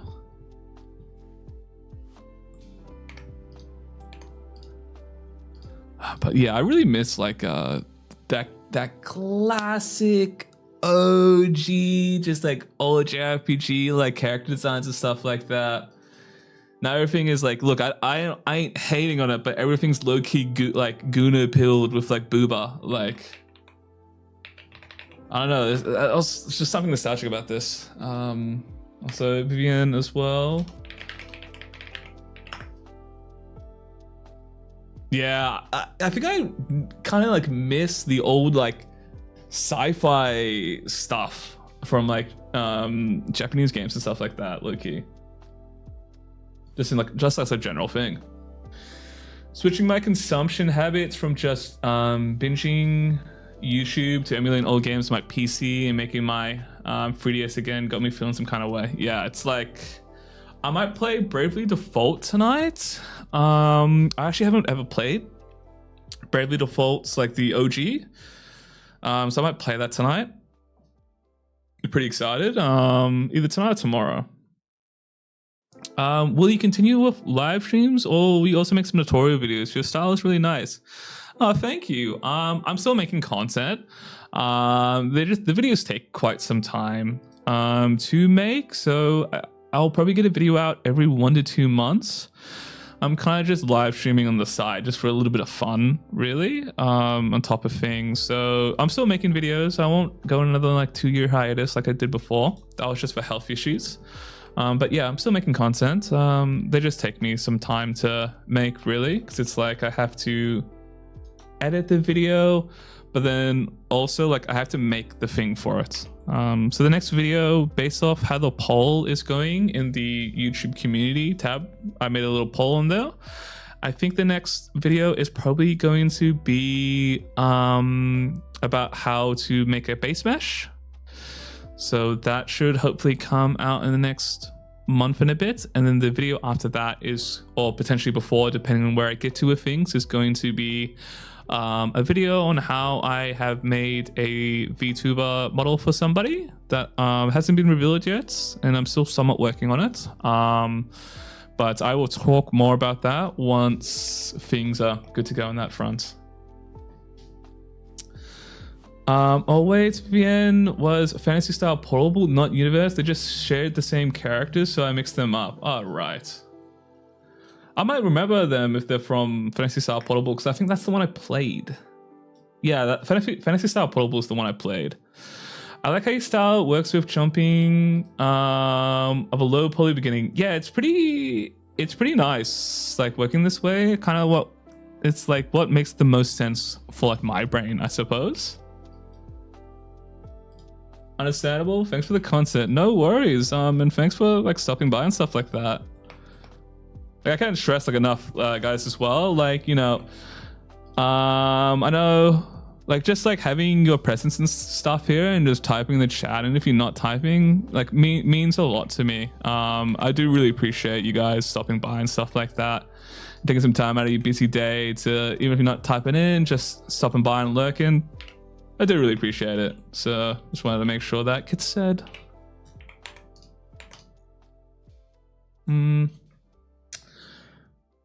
Is that second video you mentioned making a model going to include rigging? Probably not. I feel like rigging needs to be its own video, and that's going to be quite a big one, honestly. So the way I've got it written out right now, so I'm like halfway through the script writing. I've messed that up. So it's just going to focus on just building the base mesh and the best practices that I typically try to do for when I'm building my base mesh. So I won't go into like rigging exactly, but I will teach you how to build it the best way possible that you can for when you do like the best practices of like good topology and stuff like that, which will matter for when you do rig it. Helps that you're super chill and not trying to push a course. Yeah, the last thing I want to do is push a course down people's throat. I did have a few people reach out to me about potential opportunities to make a course. I decided I didn't want to do that because at the time I hadn't uploaded in 2 years, so it felt kind of scummy of me to come back, just go like, hey guys, buy my course, bye. Like, I don't really want to do that. I don't want to push down a course down people's throat. I want to make as much free educational content as I can. Given the video I'm making isn't structured like a course to where I'm telling you step by step, here is how you would do it. It's more of a, I guess, a lecture-esque sort of thing. Like, it'll make sense once it comes out. But like, I'm not going to ever say no to doing a course, but like at the moment, I want to make sure I have as much free content as I can out there. I would only ever like make, like, if the only kind of content I would ever like paywall is probably a course, and that's just because I don't really want to make one. It's not something I think would be fun to make, to be honest. Rigging is the easiest and hardest thing I've done in Blender. Yeah, it's definitely like, there's some parts where it's like, oh, it's a slam dunk, this is pretty straightforward. And then there are moments where you're like, this is like suffering like I've never ever seen before. There's like no in between.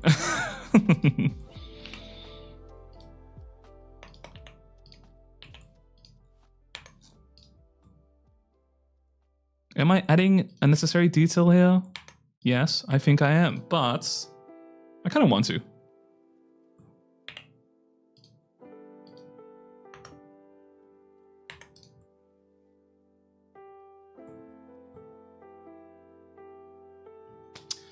Your VTuber model is so creative. I've never seen a 3D VTuber model before. Oh, thank you. That means a lot to me. Thank you. That's really nice of you to say.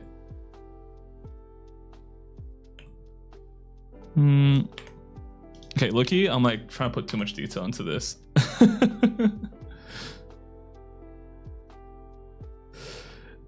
It looks good though. Oh, thank you guys, thank you.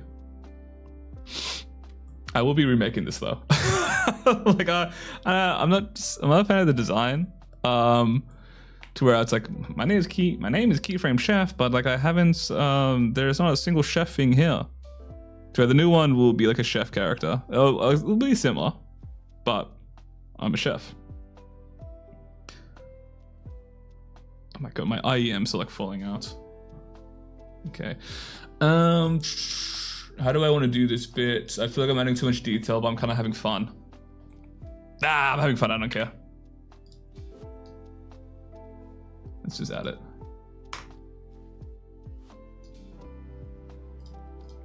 High quality slopper. That's the goal, making your own models once skills are there. Yeah, exactly. Like I finally like dislike this little guy just because it's like so old. It's like from a year or two ago. To where it's like it's like out of date, the techniques I used on it. So there are some things from like, oh, I can't do X, Y, and Z because I didn't build it properly. And I don't want to jump into Unity to fix it because like the project's a mess.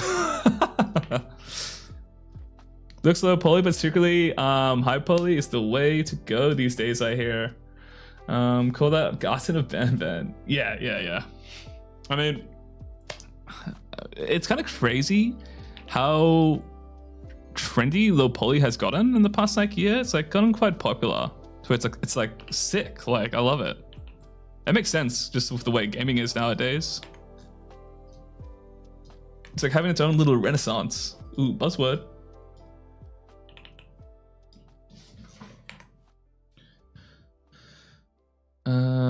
Would your current VTuber model be considered low poly? I'm super new to 3D. It depends on who you ask. I would consider it to be like low to mid poly. If it's it's not like super low poly, but I would say it's like low to mid. Like this is like the kind of resolution that you might see like on a 3DS game. Anything below that is probably like there are some parts to where it's like definitely not low poly. The head is not low poly at all. I'll call it mid poly, and then like my hands like for low poly, normally you wouldn't like do fingers. You would just like sorry, excuse me, model oven mitts. But I've got fingers modeled out just for the tracking and stuff like that, and because I like animating the hands for more detail. Games these days spend so much time on 4K Ultra HD and forget why people pick up the controller. Yeah, it's all just this like, oh, this looks realistic. It's just like this, it has like this cutting edge technology. It's like I'm trying to play the game. Like, do you remember when FF 15 came out on PC and it had the whole like the Nvidia GameWorks stuff, to where it was like the realistic hair fiber mesh and all that bullshit? It's like, dude, I just want the game to run, bro. Like.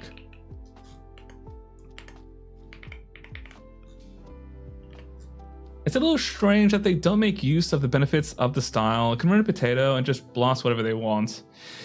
Yeah, I think it's just a thing to where it's like the shareholders decide almost everything at a company, more or less. So they're the companies that are trying to appease them. Yeah, dude, people tweaking about Myra Stash. Oh my god, I forgot about that. Holy memory pool. I swear we're pulling out some deep cuts, guys. I forgot about that. That was so funny, dude.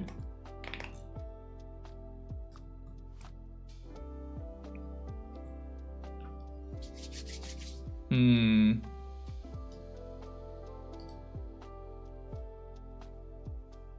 Do you remember Half-Life? Being able to smash and pick. Dude, I love Half-Life. Dude, Half-Life like 1 and 2 are so good, bro. I've been meaning to replay it, but I've been looking to do if I can like do a co-op run with some of my mates. So right now I have like a bit where I'm slowly converting my League only friend, like he only plays League and like TCG, to play like co-op slot with me. Like I had him like play Resident Evil 5 co-op with me. That was funny as. Yeah, that was crazy to think about that. You know, how much that stuff was talked about. Good times, man, good times.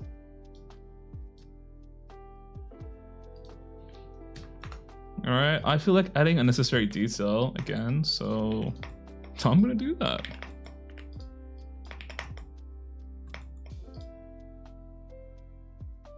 How can I fix this? Oh, it's simple. Oh, boom. I think about so much if AAA would never actually go full experimental, stylized one day. Yeah. Dude, I liked Resident Evil 5 too. Have you ever heard of Zugzug? Yes, I have. Oh, but dude, Resident Evil 5, actually, one of my mates, is one of his favorite games. He's replayed it so many times. I get it from a single player point of view, it can be shit, but a co-op, goated.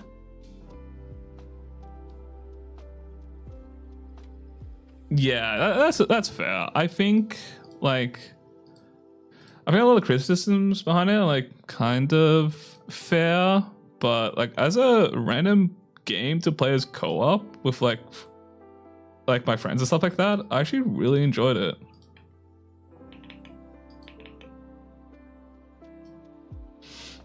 Remember when COD Ghost came out and they were gassing up the dog model and fish AI? Dude, I remember like the Call of Duty battle cards came out and it was just all AI slop. And it was just like, yeah, we're cooked, man. We're cooked, bro. Sea of Remnants. That sounds really familiar.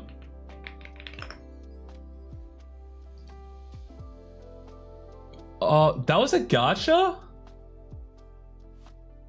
I just remember seeing like, I think a trailer for it. I didn't know it was a gacha. What? That's insane. Me and my bro played together and I'll get dibs on Shiva. Yeah, it was funny. I was playing with my mates. And like, so here was the situation. It was like 3 of us. So I haven't played it too much. One of my friends, it's like his favorite game. He's played it 1,000,000 times. So he was just watching us play. Like we were just streaming it for him. So we had like the expert in the cuck chair watching us play. And like we forgot that whoever like makes the lobby is just Chris by default. Who was like, no shit, I wanted to be Shiva, man. That game was good though. That game was good. I'm probably gonna replay it again soon. I want to like do all the stuff in professional and whatnot and like fully clock it. It's like one of those like Resident Evil 4 I loved so much when I was like younger. Like not when it came out, but I loved watching people play the game. There's this one streamer I used to watch all the time. He would just play Resident Evil 4, sorry, on just repeat. And it was always so fun to watch. Like he wouldn't speedrun it, he'd just play it normally. It's like one of those games that's just like low-key a joy to watch and just replay. So many games I feel unexpectedly gacha despite premises. I was so shocked to when, yeah, I remember every time I hear about Limbus, I'm like, isn't that a gacha game? Because I remember when I first like saw some stuff from it, I'm like, oh, that seems cool. I had a start, so I immediately found out it was gacha, and I was like, okay, that doesn't seem as cool anymore. And for those reasons, I'm out. Oh my days. Army of Two. Thank you for mentioning that. I have to put that in my list of co-op slot to see if I can play with him. Fuck, that's a pull. Oh yeah, Bulletstorm. That's a good shout. His old head ass would probably like that. Dude, we're currently penciled in for Gears of War tonight. I'm low-key excited. Okay, I think that he'll probably like love it, just based on the story. It's because every game they made, I didn't even know they made games before that. I didn't even know. I thought it was just the one.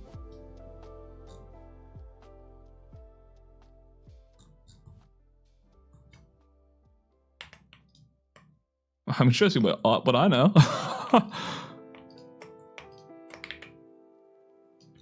Okay, how are we looking?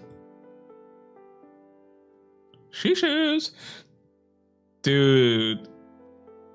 The first, like, Bulletstorm was so good. Bulletstorm, I think, what happened to that again? It got taken off Steam or some shit.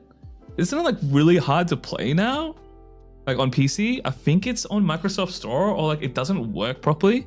There's a selection of old games. Splinter Cell is one of them. It's near impossible to play because it's stupid. Like Microsoft Store has like a bug with the cloud saves to where like it's just like cooked or something like that, and you have to be online to play them. I think Splinter Cell Conviction was one of them. I'm not sure about Bulletstorm, but I remember I couldn't get Splinter Cell Conviction to work properly. I could, but it was just a massive ask. That shit was so bad back in the day, like Microsoft Store bullshit. Like, oh my god, bro.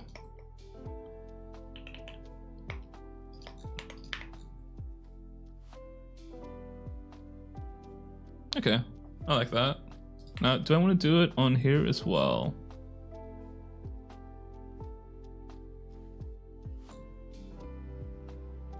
Let's just do a quick test.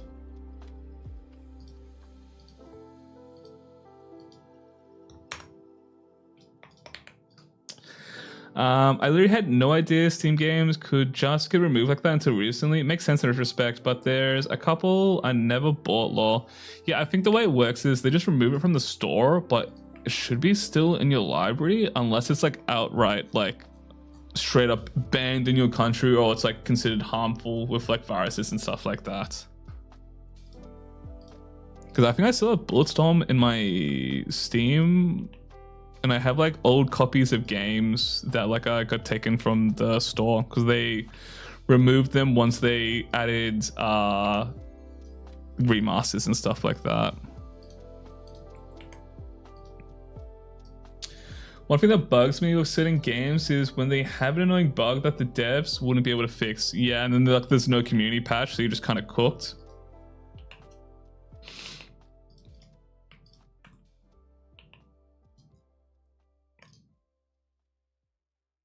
Do I want to? Yeah, I'll just add this detail in. Screw it, I don't care.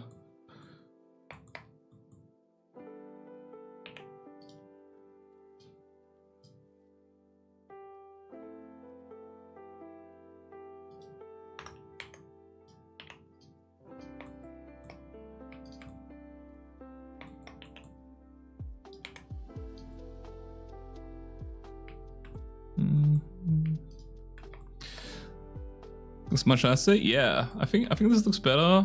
Whether or not you like, I'll actually be able to see this detail when I'm zoomed out, probably not. But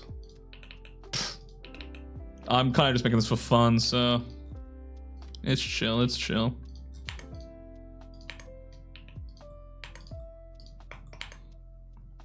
Go low-key. I'm gonna do the same here as well.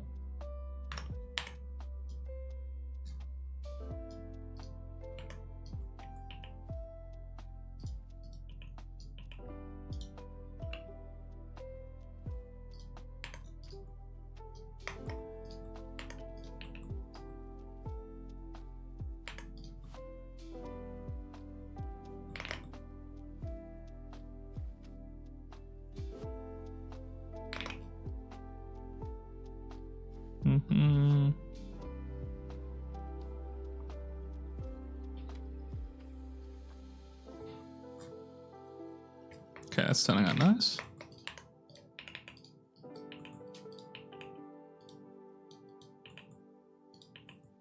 Ooh, I'm getting hungry. I need a forgot what I'm doing for dinner. I don't know if I'm gonna, or lunch, I should say. I don't know if I want to get a HSP after someone mentioned it in chat, or if I should cook a carbonara. But I think I'll make the carbonara for dinner.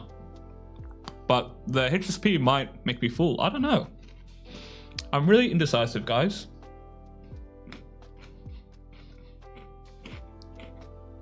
So I'm chewing on a snack right now.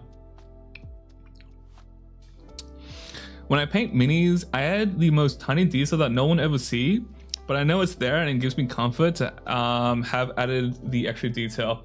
Dude, I've been so interested into getting into painting minis, but I fear like it's too much for me. What's HSP? Dude, let me get you on this gang shit. Hold on. I will let me give an image and I'll put it on screen. So HSP stands for Halal Snack Pack. It is a fantastic thing we have here in Australia. It's not like an Australian thing at all. But it is so much heat.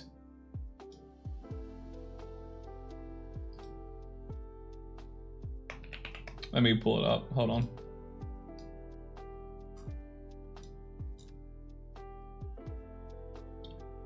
What did it save? All right, so this is a HSP. So it is, you have a choice of either lamb or chicken. It's halal as well, so it's just chips, cheese, kebab meat with sauce. The sauce is typically some chili sauce, garlic, and barbecue. It is the greatest thing to ever exist. It is slop maxing. It's fantastic during a night out of drinks. Like, dude, it's so good. Yeah, there's cheese with it as well. Typically, it should come with cheese. Like, I think generally will cost extra, but they'll like, you should be adding cheese to it. It is like so deadly good. It will hurt you, but it'll hurt you nice, you know? It's really good for a night out drinking because these kebab shops are always open. So it's always good to get a HSP. They just hit magic. It's just so good. It's so greasy and like the chips are so good. The best HSP I've ever had was at some random suburb, I think, in the west in Victoria, to where they had waffle fries with the HSP. Dude, delectable. But yeah, you can either get like chicken or lamb or have both. I always prefer lamb just because like I like the fat and I'm a big back, so yeah, so good. My mouth is salivating talking about this, guys. My arteries are telling me no, but my tummy is telling me yes. I mean, yeah, it's basically, it's like, dude, pretty much. Like, it's magical, man. It is magical, this. So good. But yeah, that's what a HSP is. It's a halal snack pack. I think in New York, there's something similar to a HSP, but it's called something different. I think in Canada, I remember someone from Canada last time in my chat mentioned they have it there. I think Canada, I forgot. But like, yeah, it's fantastic. If you ever go to Australia, do recommend it.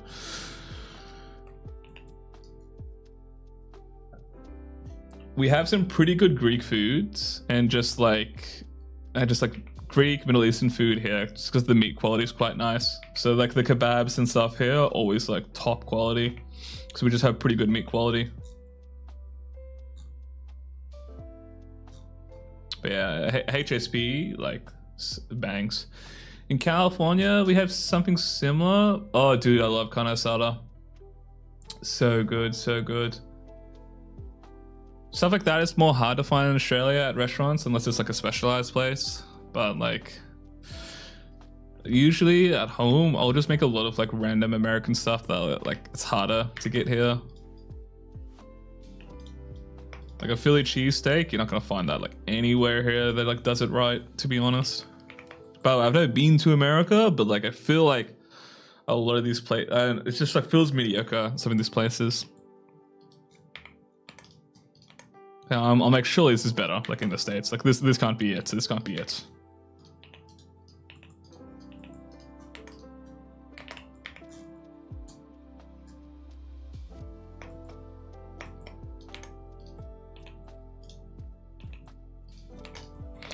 I feel like I want to add in like a cut here, low key. What does HSP stand for? It stands for Halal Snack Pack, basically. Because like all the meat and stuff they use is halal, and it's definitely not a snack. I'll tell you what. They are massive. Like usually, what will happen if I go out back in the day, not so much nowadays, because I can't be bothered doing it so often. If I go out on a night of drinks and I'm in the city, I'll grab like a large HSP to share with my mates, and we'll just hover around eating from it. It's just like a really good hangover food because it's just like, dude, it's like you get your carbs, your protein, your oil. It's an all around like fantastic. I sound like the biggest back talking about HSP. I feel like I talk about HSP like every stream, because like most people from America, it's like don't know the game we're on, man. We got some good food here in Australia. I'm telling you, we got some heat.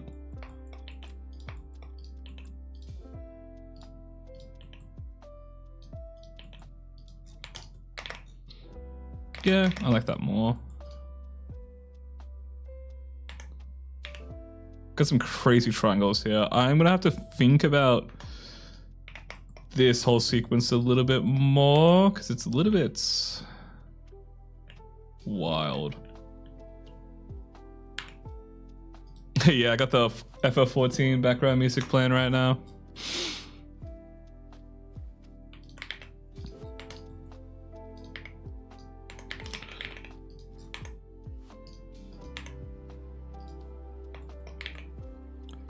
But yeah, if you guys do come to Australia, I would recommend sussing a HSP.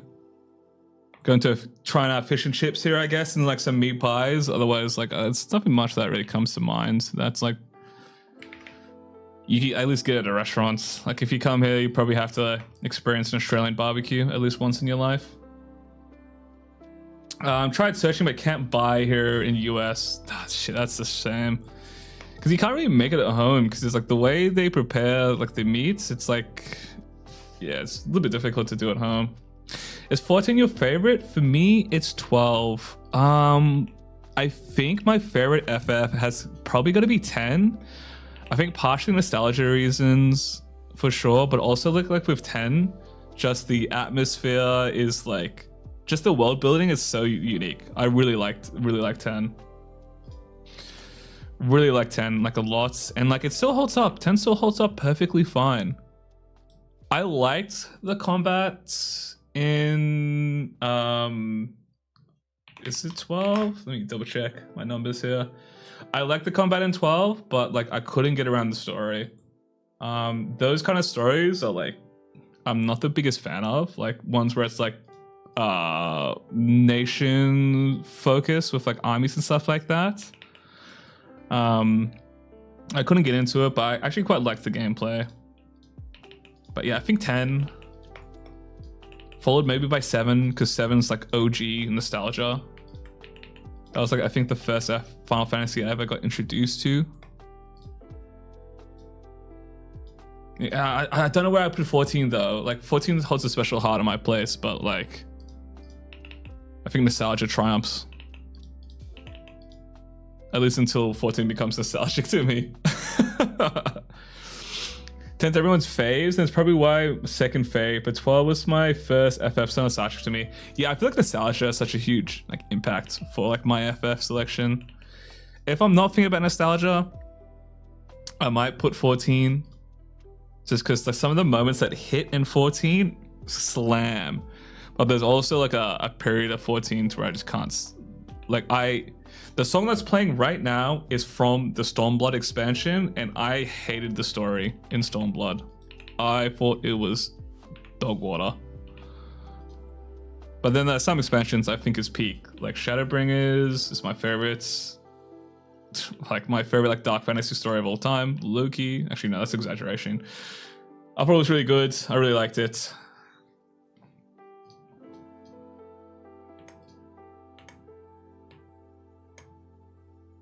Okay, the shapes are a bit odd.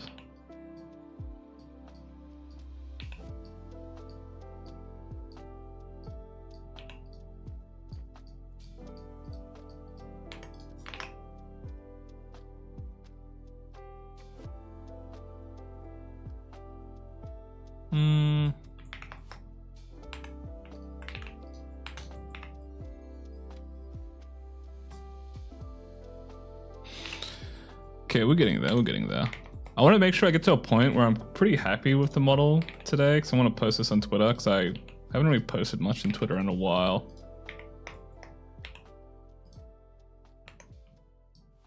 Oh my god, this song is triggering for me. I've heard this song so many times. I have to skip her. I've heard that one soundtrack so many times in game. It actually just triggered... It almost gave me a stroke of neurons. Oh my god. Is it wrong with me to just copy paste my hands because they might be my least favorite things to make? No, not at all. Like, I never model hands from scratch. I always just copy paste it from my base mesh. Like, it's like sometimes I might do it from scratch, but I do this more of as like an exercise. Generally, I'm always using my base mesh because like, it's like whatever. It doesn't really matter. As long as it gets the job done, I think it's fine, really. I'm not too much of a stickler for like, you have to always, it's good practice, you should be doing, etc.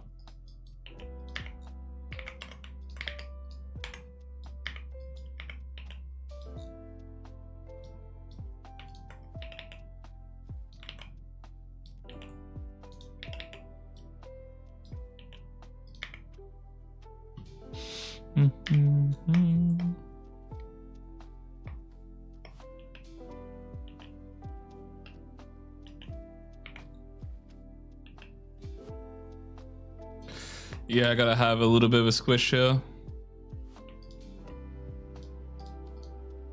Again, probably won't notice, people probably won't like notice it far out, but I'm gonna notice when I'm looking at it, so I need a little bit of that plump.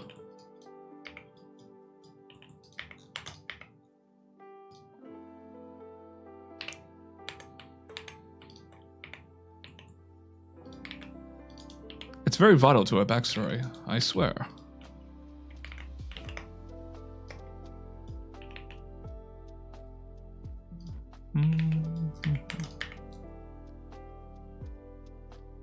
Okay, maybe that's too much.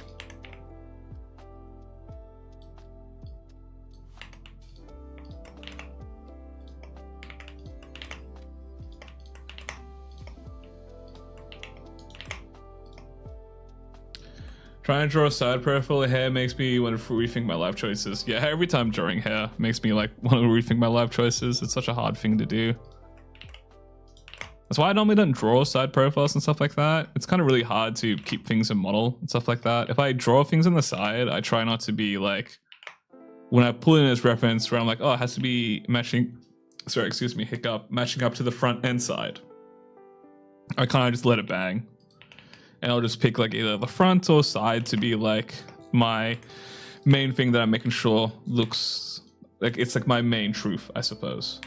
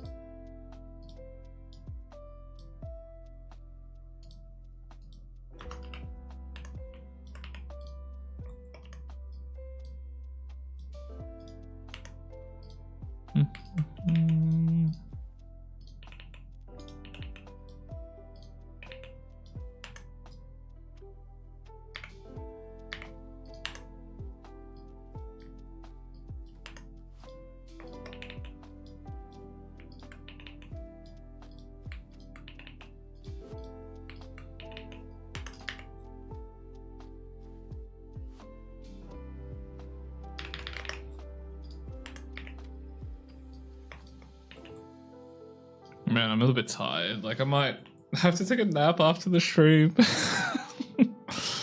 I need to have lunch. Like,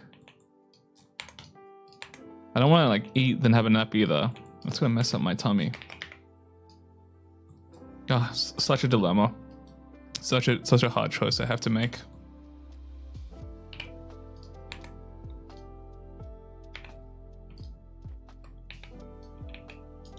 Ooh.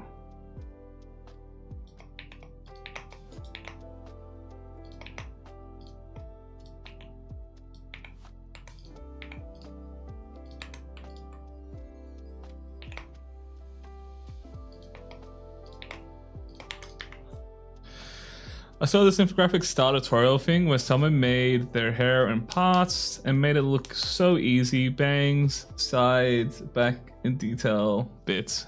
Yeah, I kind of do it similar, I think. Like I do everything like in chunks. And then as I progress throughout the mesh, I then start to combine things, but I still try to keep stuff separated. Like I can give an example. Nope, that's not the example. Like on the Sachi model I made, I have like the front pieces like as separate, but then I have like the hair side as like one mesh here, and then the back hair as one mesh. Actually, no, it's two mesh. Well, several actually.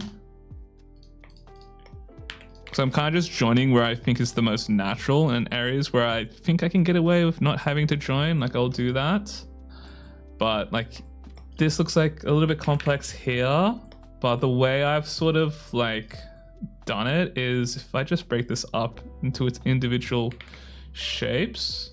Let me try to get a different color here. So if we just break this up into its individual shapes, you can see it's like quite actually simple shapes. The only difference is I have some of these fraying hair strands here that kind of break up the shapes a little bit. But hair is quite a complex thing to where when you're like modeling it, even like when you're drawing it, right? You want to draw the overall arcing like form and shape of it, but then if you just only do that, it will look a little bit pedestrian, I suppose, to where you need to add a little bit of extra breakup to make it seem more natural, because otherwise it will just look too plain. Especially in the back of the hair as well, it's important. Like you can use symmetry, like I've used symmetry here, but like at least for the middle parts, try to make sure that's asymmetrical. Otherwise it will look just a little bit too off. But yeah, that's like the random tip I have for hair. Like I'll be making a video on it in the future, which that one's going to be a nightmare to organize. So I have a lot to think about for that one. Okay, I'm going to quickly go to the toilet. So I'm going to have a little bathroom break and grab another cup of water. So I'll be back in like 2 minutes, guys. I'll be right back.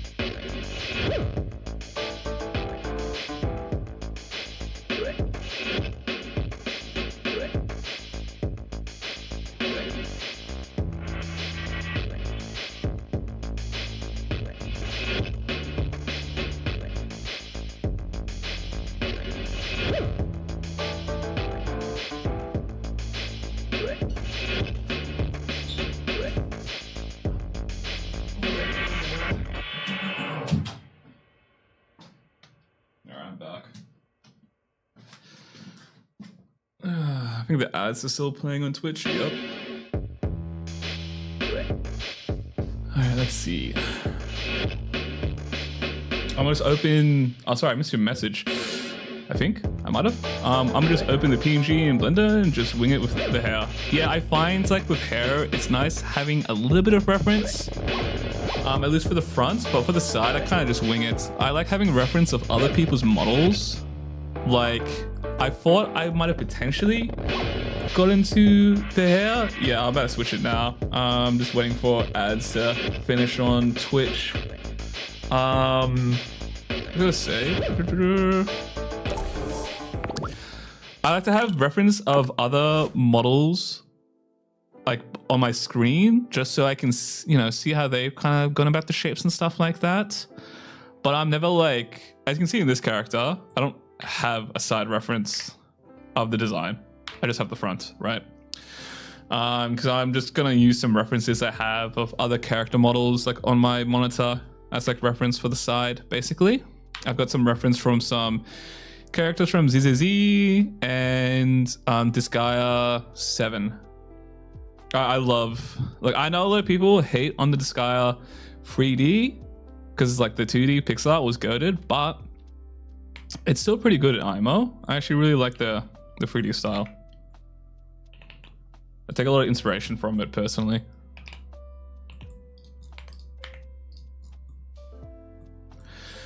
Okay, where are we at right now? So, okay, I think I'll push for another like 40 minutes maybe at most. Because like the nerves in my elbow are kind of getting a little bit fried. I have to take a little break from the PC. So let me have a think of what can I do within then.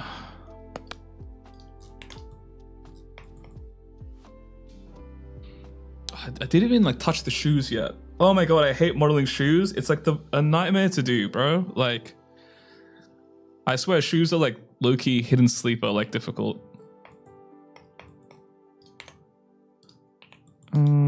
Let's have a think though.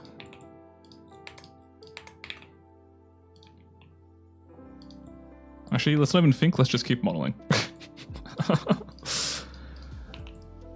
Do I want thickness for this? Probably.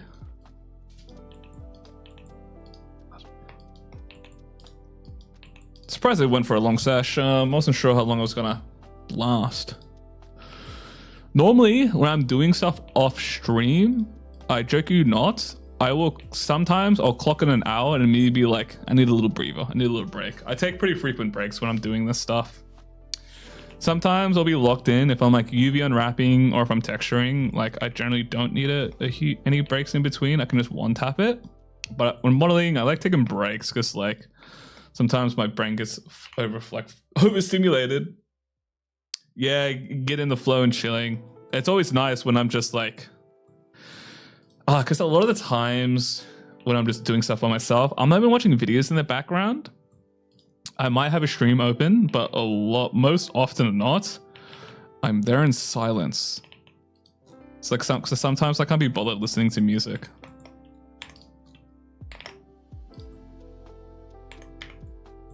Oh, this is wrong.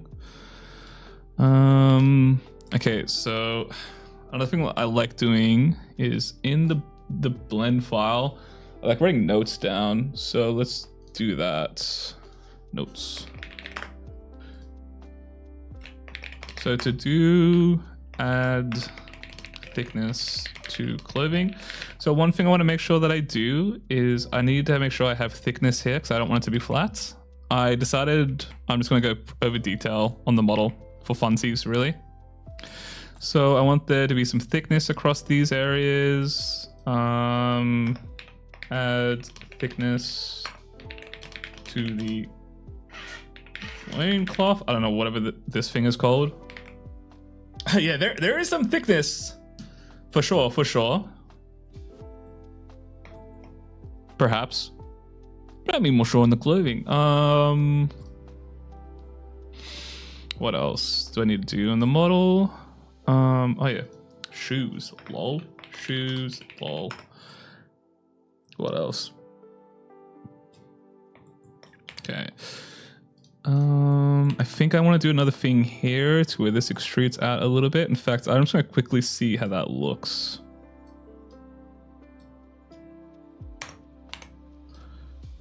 Let's run a little.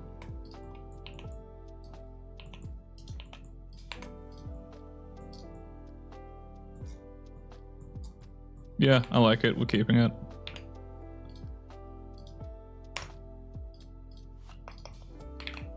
Mark sharp. That way it kind of looks like it's like wrapping around it, I suppose.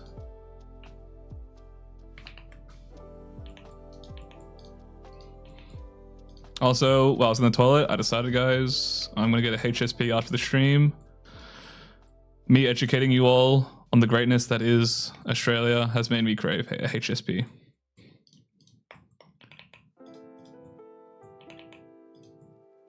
Even though like Luki, the kebab shop like near my place is kind of mid, I don't want to work out. I don't want to walk too far to anywhere else because it's way too cold.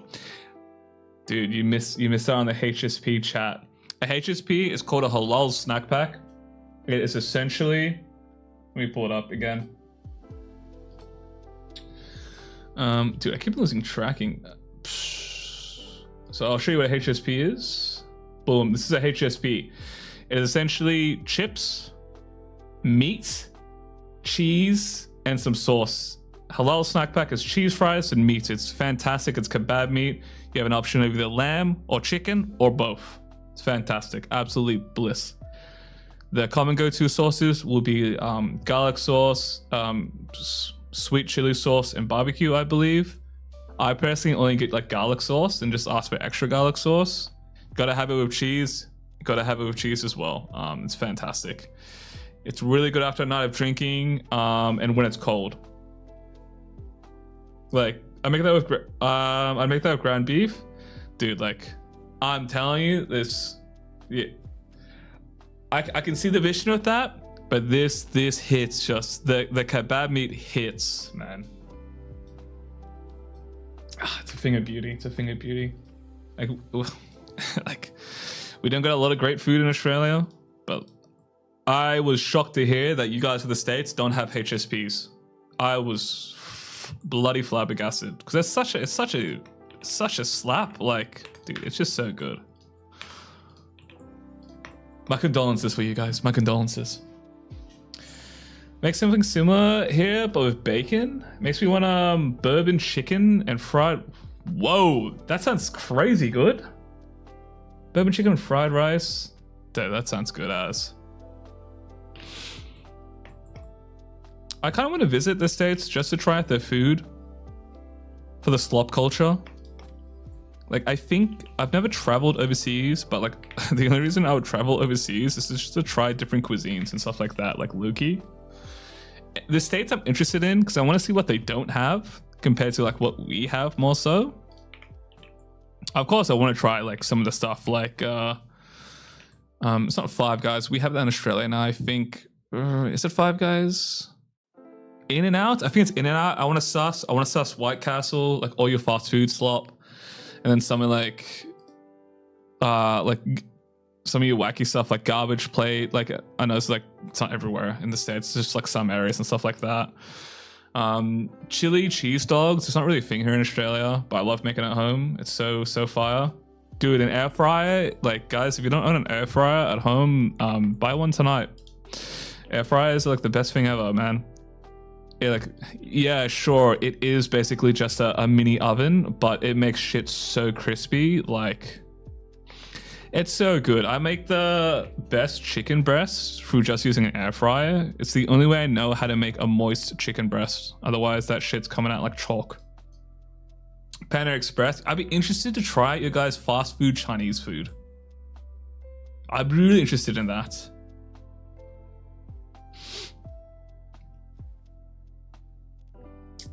Viet food is like super super good here as well in Australia. Like pho, so good. You gotta try a drink from Wawa. Dude, yeah. I thought visiting Australia until this one dude told me he has a habit of checking his boots because of massive spiders. That's only countryside. I used to live countryside. Yeah, there are massive spiders in the countryside. Like, but they're all pretty friendly for the most part. The really gigantic spiders that you'll see the size of like your hand, they're called huntsman spiders. They're actually friendly. They're quite shy and won't like harm you really, but they're very scary. Like I don't have a phobia of spiders like in games and stuff like that, but physically in person, I'm not a fan, bro. Same with snakes. Snakes you'll commonly see countryside as well, and for the most part they're all pretty dangerous. So I'm gonna keep it a buck with you. But there are a few few snakes you have to make sure if you encounter, you slowly walk away. But it's not that bad here. There's a little wildlife that will kill you, but like if you're like in like that's only just the countryside really. You'll only encounter like some light stuff here, like if you live in like the suburbs or closer to the city or in the city. Assess that it's good. It's more that you get so much food that it doesn't instantly clog your heart. Best bang for your buck. Yeah, I get that. That's why I'm curious about Chinese food. I want to see like how sacrilegious is it actually to Chinese food? Like how greasy and oily is it compared to ours? So this is like one guy on YouTube Shorts that I follow, to where I think he's Korean American. He always does like, is this justified type guy. I love watching his videos. It's always interesting seeing him like eat like stuff from the States and whatnot, because like we don't have it here. Like we got Taco Bell. So Taco Bell like only recently here, but we don't have the Baja Blast. Like we just have like the Crunch Wrap, and I think that's it really, and a couple of few other things. It's like low key like, what's the point of coming here if I can't get the Mountain Dew Baja Blast type shit? Like what are we doing? And they're about to go under in that they might be shutting down in Australia because they're not popular. We have like too many other like Mexican fast food chains that people prefer. Yeah, no Baja Blast. Like I think the only thing like we have that I know for a fact you guys have is the Crunchwrap Supreme, which I think is low-key mid. It's like it's never really crunchy, it's always soggy. And like I don't know, it's just like a bit much. That's a bit much, like carbs and stuff. I don't know. Not the biggest fan of a Crunchwrap Supreme. Like I like Taco Bell, just not the Crunchwrap.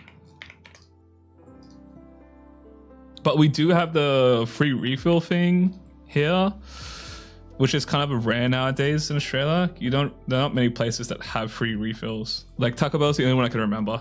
Pro tip: mix Blue Powerade and Mountain Dew. Same thing. Okay, I might try that tonight then, because I've always wanted to try like every time I hear about Baja Blast, I'm like, what does it taste like? It looks so sick. Maybe I have to head into Coles and buy some Blue Powerade mix. Yeah, I saw you guys had the lettuce shitting epidemic, right? That was so funny to me.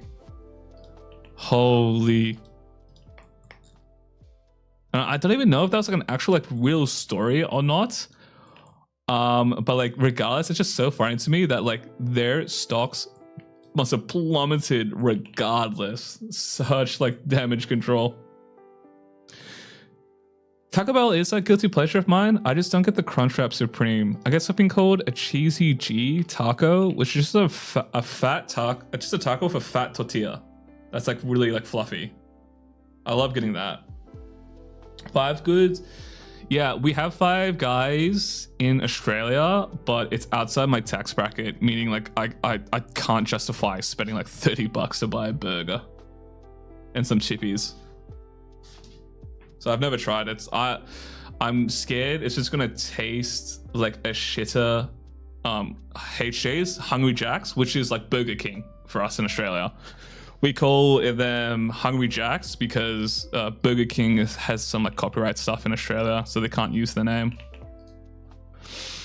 Versus Burger King foot lettuce. Now there's Taco Bell shit lettuce. Dude, true though. First time doctors use the term explosive diarrhea medically. Yeah, I remember I saw like I think Moist Critical talked about it. I just saw like a thumbnail talk about the diarrhea situation. And I didn't watch the video, I just didn't think anything of it. But then, like, you know, he actually was talking about there was a diarrhea situation.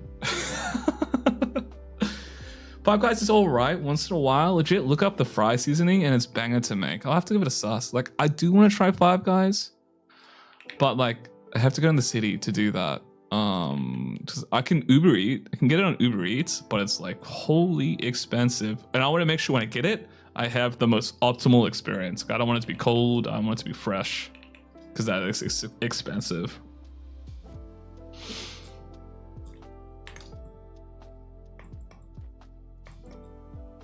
Hey, there's a little fast food my big back self I want to try in the States. White Castle is something I really want to try. I know a lot of people low-key like hate on it and stuff like that, but the slop from it kind of like, I feel like I'd mess with it. Arby's, I want to try Arby's. I know it looks like awful, and some people say it tastes awful, but I feel like I'd like that roast beef slop. Like I want to give it a sus because we don't have anything like that in Australia. I'm quite open-minded when it comes to food, as long like it depends on I guess the region and stuff like that. Like for Indian food, I didn't grow up with the spices, so I can't really taste like authentic Indian food. Like it doesn't hit it. It's just too spicy for me. Yeah, dude, every American I talk to tell me they warn me about Arby's, but like I have to give it a sauce. It seems so like foul. I need to sauce. I would love to try Jersey Mike's as well, because we don't really have subculture in Oz. Like we have Subway, but that's really it. I'd love to try Jersey Mike's and see like how does it compare to Subway and stuff like that. Because I feel like that's one thing we're lacking. We're lacking a bit of that subculture, and no glizzies here, bro. Like we have the Bunnings snag, but like to get like a nice like hot dog, like it's not really a thing here, really.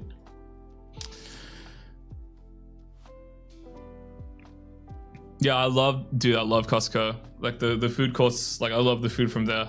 My favorite was the chicken bake. It's the chicken bake from there. I don't think they have it in Australia anymore, but that was so good. Nah, no Nathan's Famous. I don't even know what that is. So I liked eating the fish sandwich while my partner worked at one. I think I like the tartar sauce TBH.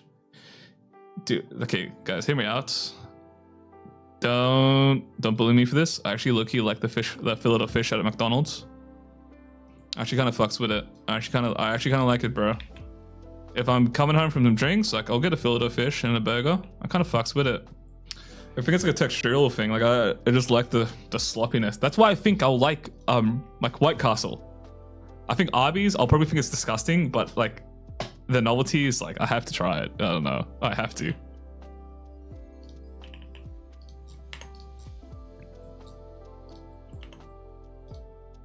Oh, I want to try Wendy's as well. I want to try like the chili at Wendy's. I've heard so much like funny shit about it. The Costco beef franks brand are legit good and worth it, dude. I love going to Costco and getting like chicken bake, and I don't think they do the chicken bake anymore in Australia, but the bloody always gotta get a hot dog. Like if I go to Costco, IKEA, I've always got to get a snag on me. Don't care for Wendy's chili. The burgers are good though. I'm just curious about chili. I don't think I've ever had like proper good chilies, or just chili that wasn't butchered by me. I've made chili at home a few times, but I don't know if I'm actually doing a good job. So I don't know if I'm actually like, do I actually like chili, or am I just shit at cooking? I didn't even know Wendy's had breakfast stuff. Just recently in Australia, KFC announced a breakfast menu, which was kind of surprising. They've just started rolling out breakfast items. Oh, that's one thing you guys don't have. You bro, like your KFC sucks ass, man. What are you telling me? Like you guys don't, like what do you even get at KFC? You guys don't have a Zinger box. You guys don't have Twister meals, like the wraps. Like you guys don't have popcorn chicken. Like, dude. Like I was actually shocked from like one stream. Someone mentioned that to me, and I was like, nah. Like, what do you guys even have at KFC? Like, just chicken? Like, dude, rough here. KFC in Australia is pretty top. Depression. Yeah. KFC here is pretty top.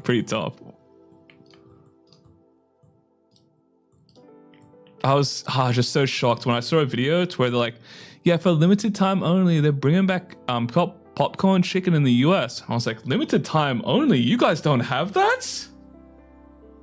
Yeah, apparently they don't do popcorn chicken anymore, but in like the US, but they brought it back recently for a limited time. KFC, Popeyes are kind of ass. Only good ones, the Cane's and Louisiana Chicken. Way better local fried chicken place. Yeah, okay, that makes more sense. Probably better like local places actually. I don't ever get KFC, but that's crazy. No popcorn chicken? Yeah, from what I like heard, like it's apparently like they took it off the menu or something and it came back as a limited item recently. Like I saw like a month ago or something, or even longer. I can't remember how old the video is that I saw like the TikTok, but I was like, dude, what do you even get at KFC? Like just chicken? Because I'm not kidding. I'm not going there for just chicken. But like low key, when I get chicken from KFC, it is like, I'm not going to KFC for fried chicken. I'm going to KFC for their fucked up version of fried chicken because it's quite different. I like it, but it's one of those things where if I get Domino's, I'm getting Domino's because I want Domino's. I'm not getting Domino's because I want pizza. Like, do you get what I mean? It's like it's a little bit different.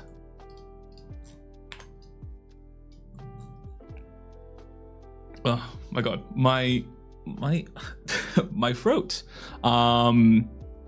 It's just like more slaw. But I kind of like Domino's, even though like I am half Italian. It's quite blasphemy, but like sometimes I get a craving for some sloppy Domino's. Sometimes they just hit, sometimes. I feel like we have pretty bad pizza here in Australia, personally. Like, if we don't really have any like authentic pizza. We have like okay wood fire oven pizza, but like, of course we don't have any like that New York style pizza. There's like a chain that does it here in Australia, but low-key every time I've gone to get stuff from there, it's always the slices are always overcooked. Like the pies are always like too chewy and overcooked. It's just like awful. Pizza Patron was the goat until it went full purple, and now it's meh. That sucks. Yeah, there's a local shop, like fish and chip shop that I really liked around near where I lived. The owners sold, and the new owners are just like, I don't know, the place is low-key become a little bit shit now. It's really depressing. I used to walk in and the guy would call me boss. He would call There's just something unmatched about like walking in to get food and being called boss. Oh man. Alright, where are we sitting at? Okay. Another 20 minutes before we wrap things up. I'm gonna hit the 5-hour mark just for the bit. I call everyone boss. Yeah, dude, I love. Oh my god, I haven't watched Pink Eye in so long, bro. Dude, there was a salad bar chain that closed down during COVID that I love so much. So sad. Yeah, I don't know if it's like this for you guys in the States, but I noticed that at least around where I live, every local mom and pop shop has just closed down recently. There's like 6 or 7 that have just been like taken out the back and one tapped. Like, it's so sad. They're really good places and they're quite popular as well. To where I just like, I wonder why they shut down. Oh my god, did I actually say it? Holy shit. I was too like emotionally invested to even register that I said the funny number. 6-7.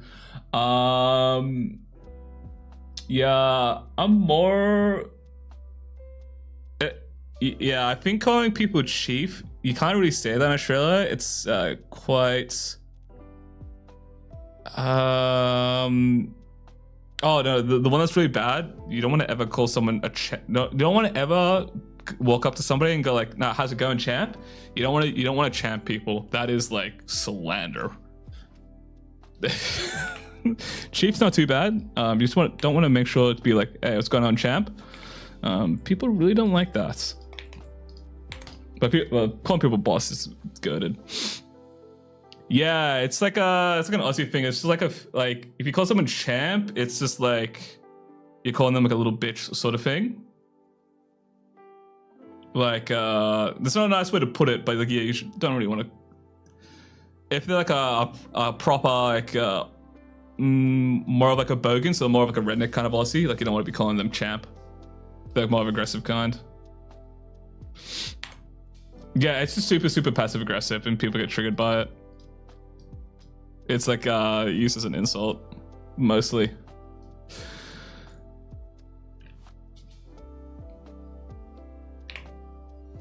So I remember one of my coworkers used to call everybody champ. And then he didn't realize like people like really dislike that. So he's like, what? I call everybody champ. I shouldn't do that. It's like, nah, bro, you probably shouldn't.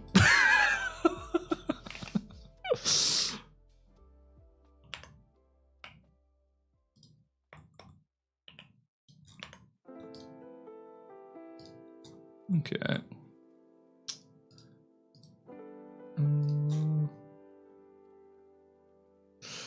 Well, if we say champion instead of champ, I mean, this just doesn't have the same ring saying champion. I'm lucky sad because I think saying champ is funny as shit because it's just like a nice like string.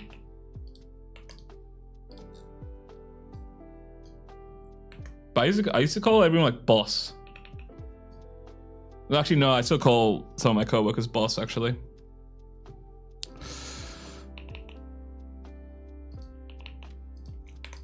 Okay, I feel like now I'm just doodling. Let's make a model quickly in 15 minutes that like I'm actually doing something. I'll do the bow. I'll do the bow tie.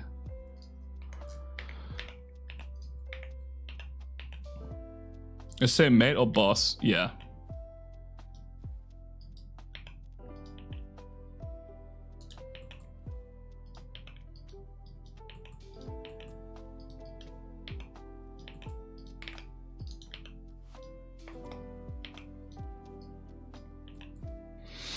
I just say bossman, not gonna lie. I mean, yeah, bossman's always funny as shit to say.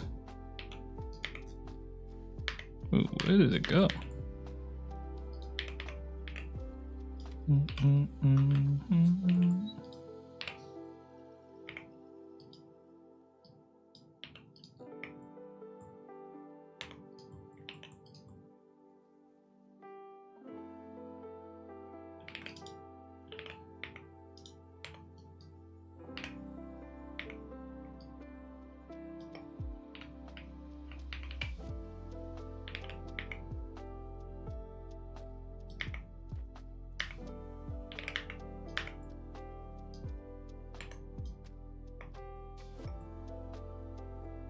Okay, how am I wanting to do this?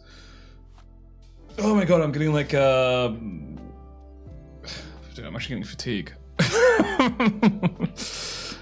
How do I normally do this?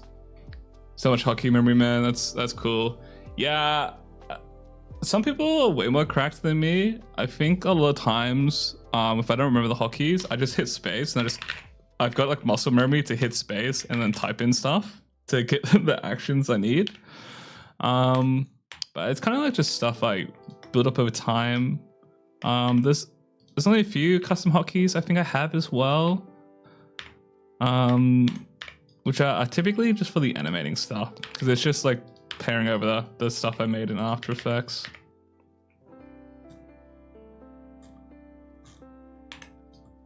Okay, I think it's coming back to me how I want to model this.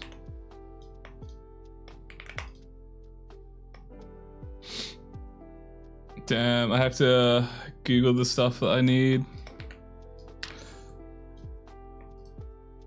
I get bugged, my inputs aren't going through, so I just do it manually. Yeah, I think like, I also am using an add-on as well that's helped me a lot as far as like, with my workflow, with speeding stuff up. I think it's, what is it called?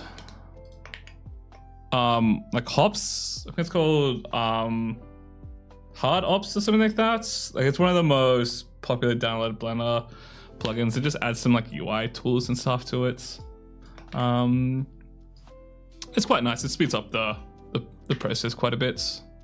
Actually, why did I do that?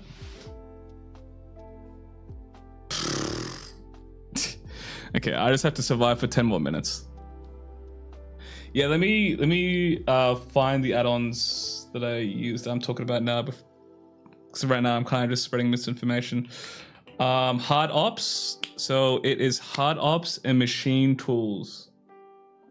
Hard Ops and Machine Tools. Those are like, they're intended for hard surface modeling, but I do just use them in general because I like the little UI stuff. But honestly, whether it's worth it or not, I'm unsure of, because I don't actually use all of the tool sets. I only use like a very small portion of it. But it is still quite nice. Oh, I'm so hungry.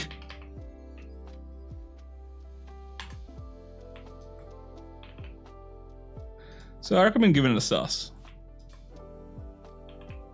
Do keep in mind though, unfortunately with them, they are subscription.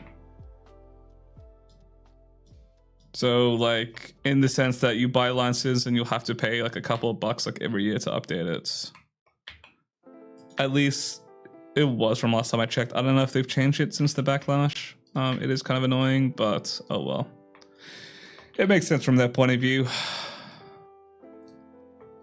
They need the money to continue developing.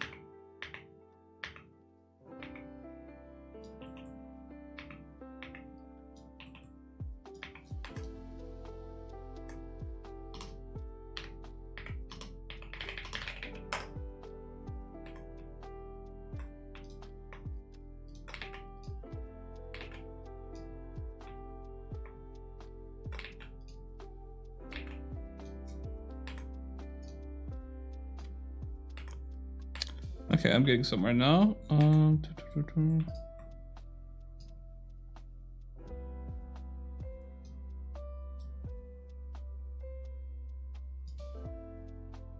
Nice. Dude, I can tell I'm tucking out because I model like bows and stuff like quite regularly. I literally just blanked out. I was like, how do I normally do this? Hey, thank you for the follow, Dakari. Welcome on in, welcome. I'm glad Clip didn't go through with a fully subscription-based change. Yeah, I remember the whole thing. I can't remember exactly. Yeah, I think it landed a good middle. As well, like I understand from these smaller companies because it's like we need, you know, funds to continue development and stuff like that. From things like Adobe and shit like that, it's just egregious. Oh, paid add-on. Any add-ons you recommend? I got Rigify and it's nifty. Man, there's actually a ton. Mio Free is a really good one. It's a UV add-on. That is my go-to tool for UVs. Mio Free. It's also free. You can get it through I think they're called Blender extensions. So you can get it publicly through that. It's like really, really good. Yeah, Hard Ops. Yeah, that's the one that I have. It is quite popular. I like using it quite a bit. It's how you see me do all these like hotkeys. For example, if I want to mirror modify that, I can do it like so. but I can't remember if this is from Hard Ops or from Boxcutter, because there are two hard surface add-ons I have that give me an extra couple hotkeys and stuff like that. They're quite nice. Also, it has stuff to where like I can instantly make this solid. So if I press Shift Q, I have these options for solidify modifier here. It sets it up like so. So it's good. But like, is it necessary? No, you can get by without it. It's also, I think, why my menu here is a bit different as well. It's a part of the plugin for when I press tab. I have like these options, and it's not showing up as well. I have like, generally an option to make it transparent, like on and off as well. Yeah, it is very cool how customizable Blender is. It's also like cool that it's all just through Python, so like it's really easy. I've made my own Blender plugins and stuff as well, just like tinkering around when I just got bored and wanted to code. It's because Python's just really easy to sort of like just slap stuff out, so it's very cool.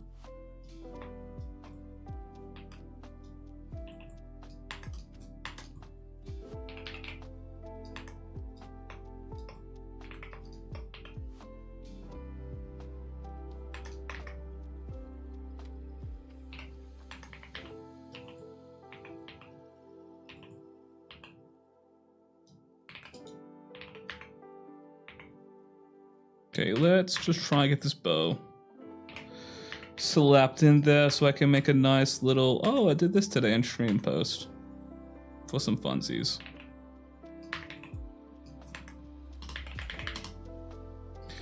Bro, coding in Python while I'm drawing and trying to get 2 lines of GDScript.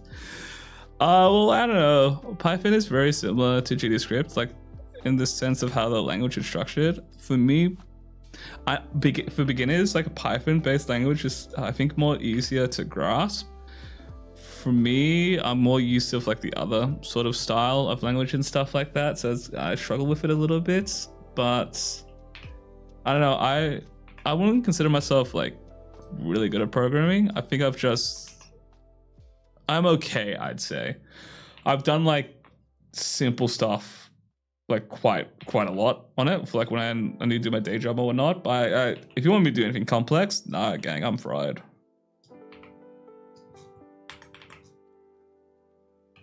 I'd consider myself like beginner to intermediate because I haven't really spent too much time to properly study some stuff. Yeah, sometimes okay is good enough is 100% like true. Like it gets me by and it's like good enough for me, really.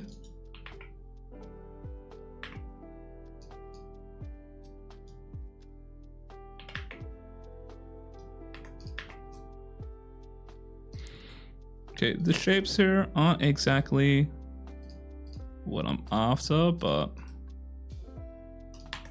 I mean, it's a good enough start, really.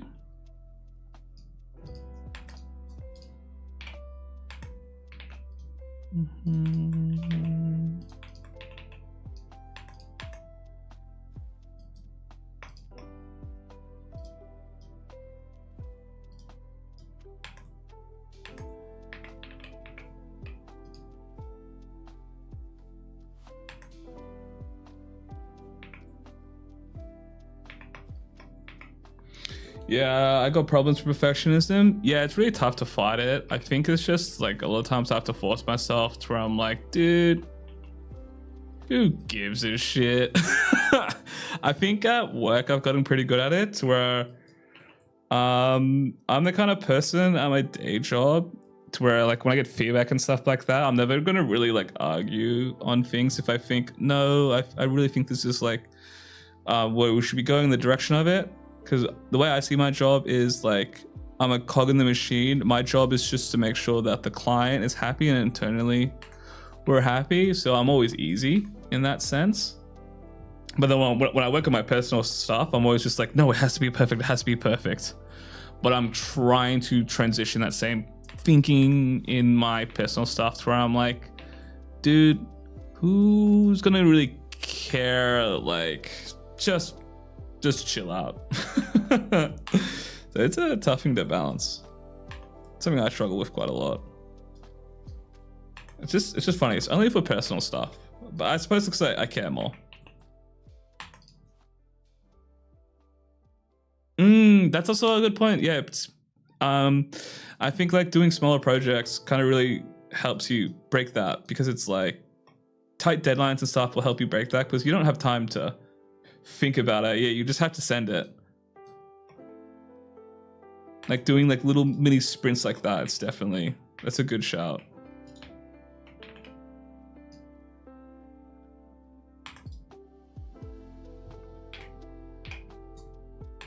Okay, what we can do now is just push this in. Do you dabble in game dev? I have recently. I've started like doing some stuff in Godot recently for just some giggles. I've made games before.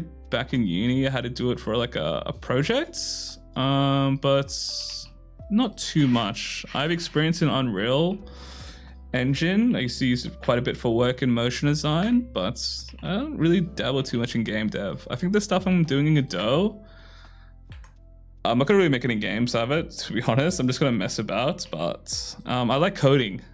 Like I have a lot of fun coding, so I've been trying to get into more game dev stuff. It's just a behemoth to jump into, you know? There's like so much stuff into it, but yeah, I need to lock in and jump back into it low key.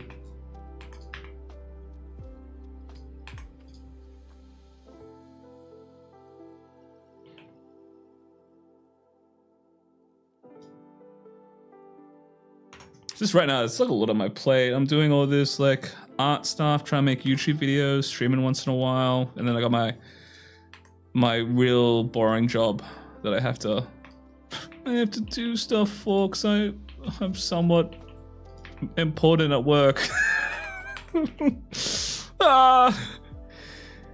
Yeah, it's a lot of skills, a lot of hats you have to wear. I don't mind a lot of the hats. It's just like I just can't be asked. Like animation is something I can't be bothered to do for all the character stuff, but I don't know. I might just be being a baby about it. I might just have to really dip my toes in and see what's up, to be honest. It's probably nowhere near as bad as I think it actually is. All right, but I think with that, we have hit the 5-hour mark on the stream. So I might wrap it there, guys. So this is where we got to. Not too bad. I was hoping to have this block out, not block out, the modeling all done, and then just have the hair for next time. But yeah, we made a pretty good start, right? So done a pretty good job here. As far as when I'll see you guys again, I have plans to stream I think Monday night. So that'll be a different time than what it was today. It'll be much later, probably like 6 hours or 5 hours from now. But there'll be a VOD for that stream. So if you guys miss it and if you want to check it out, there will be a VOD for that. There'll also be a VOD for this as well. So thank you all for stopping by. Really love today's nostalgic yap and all the yapping about food and whatnot. But I hope you guys have a wonderful rest of your day, and I will see you next time. Bye!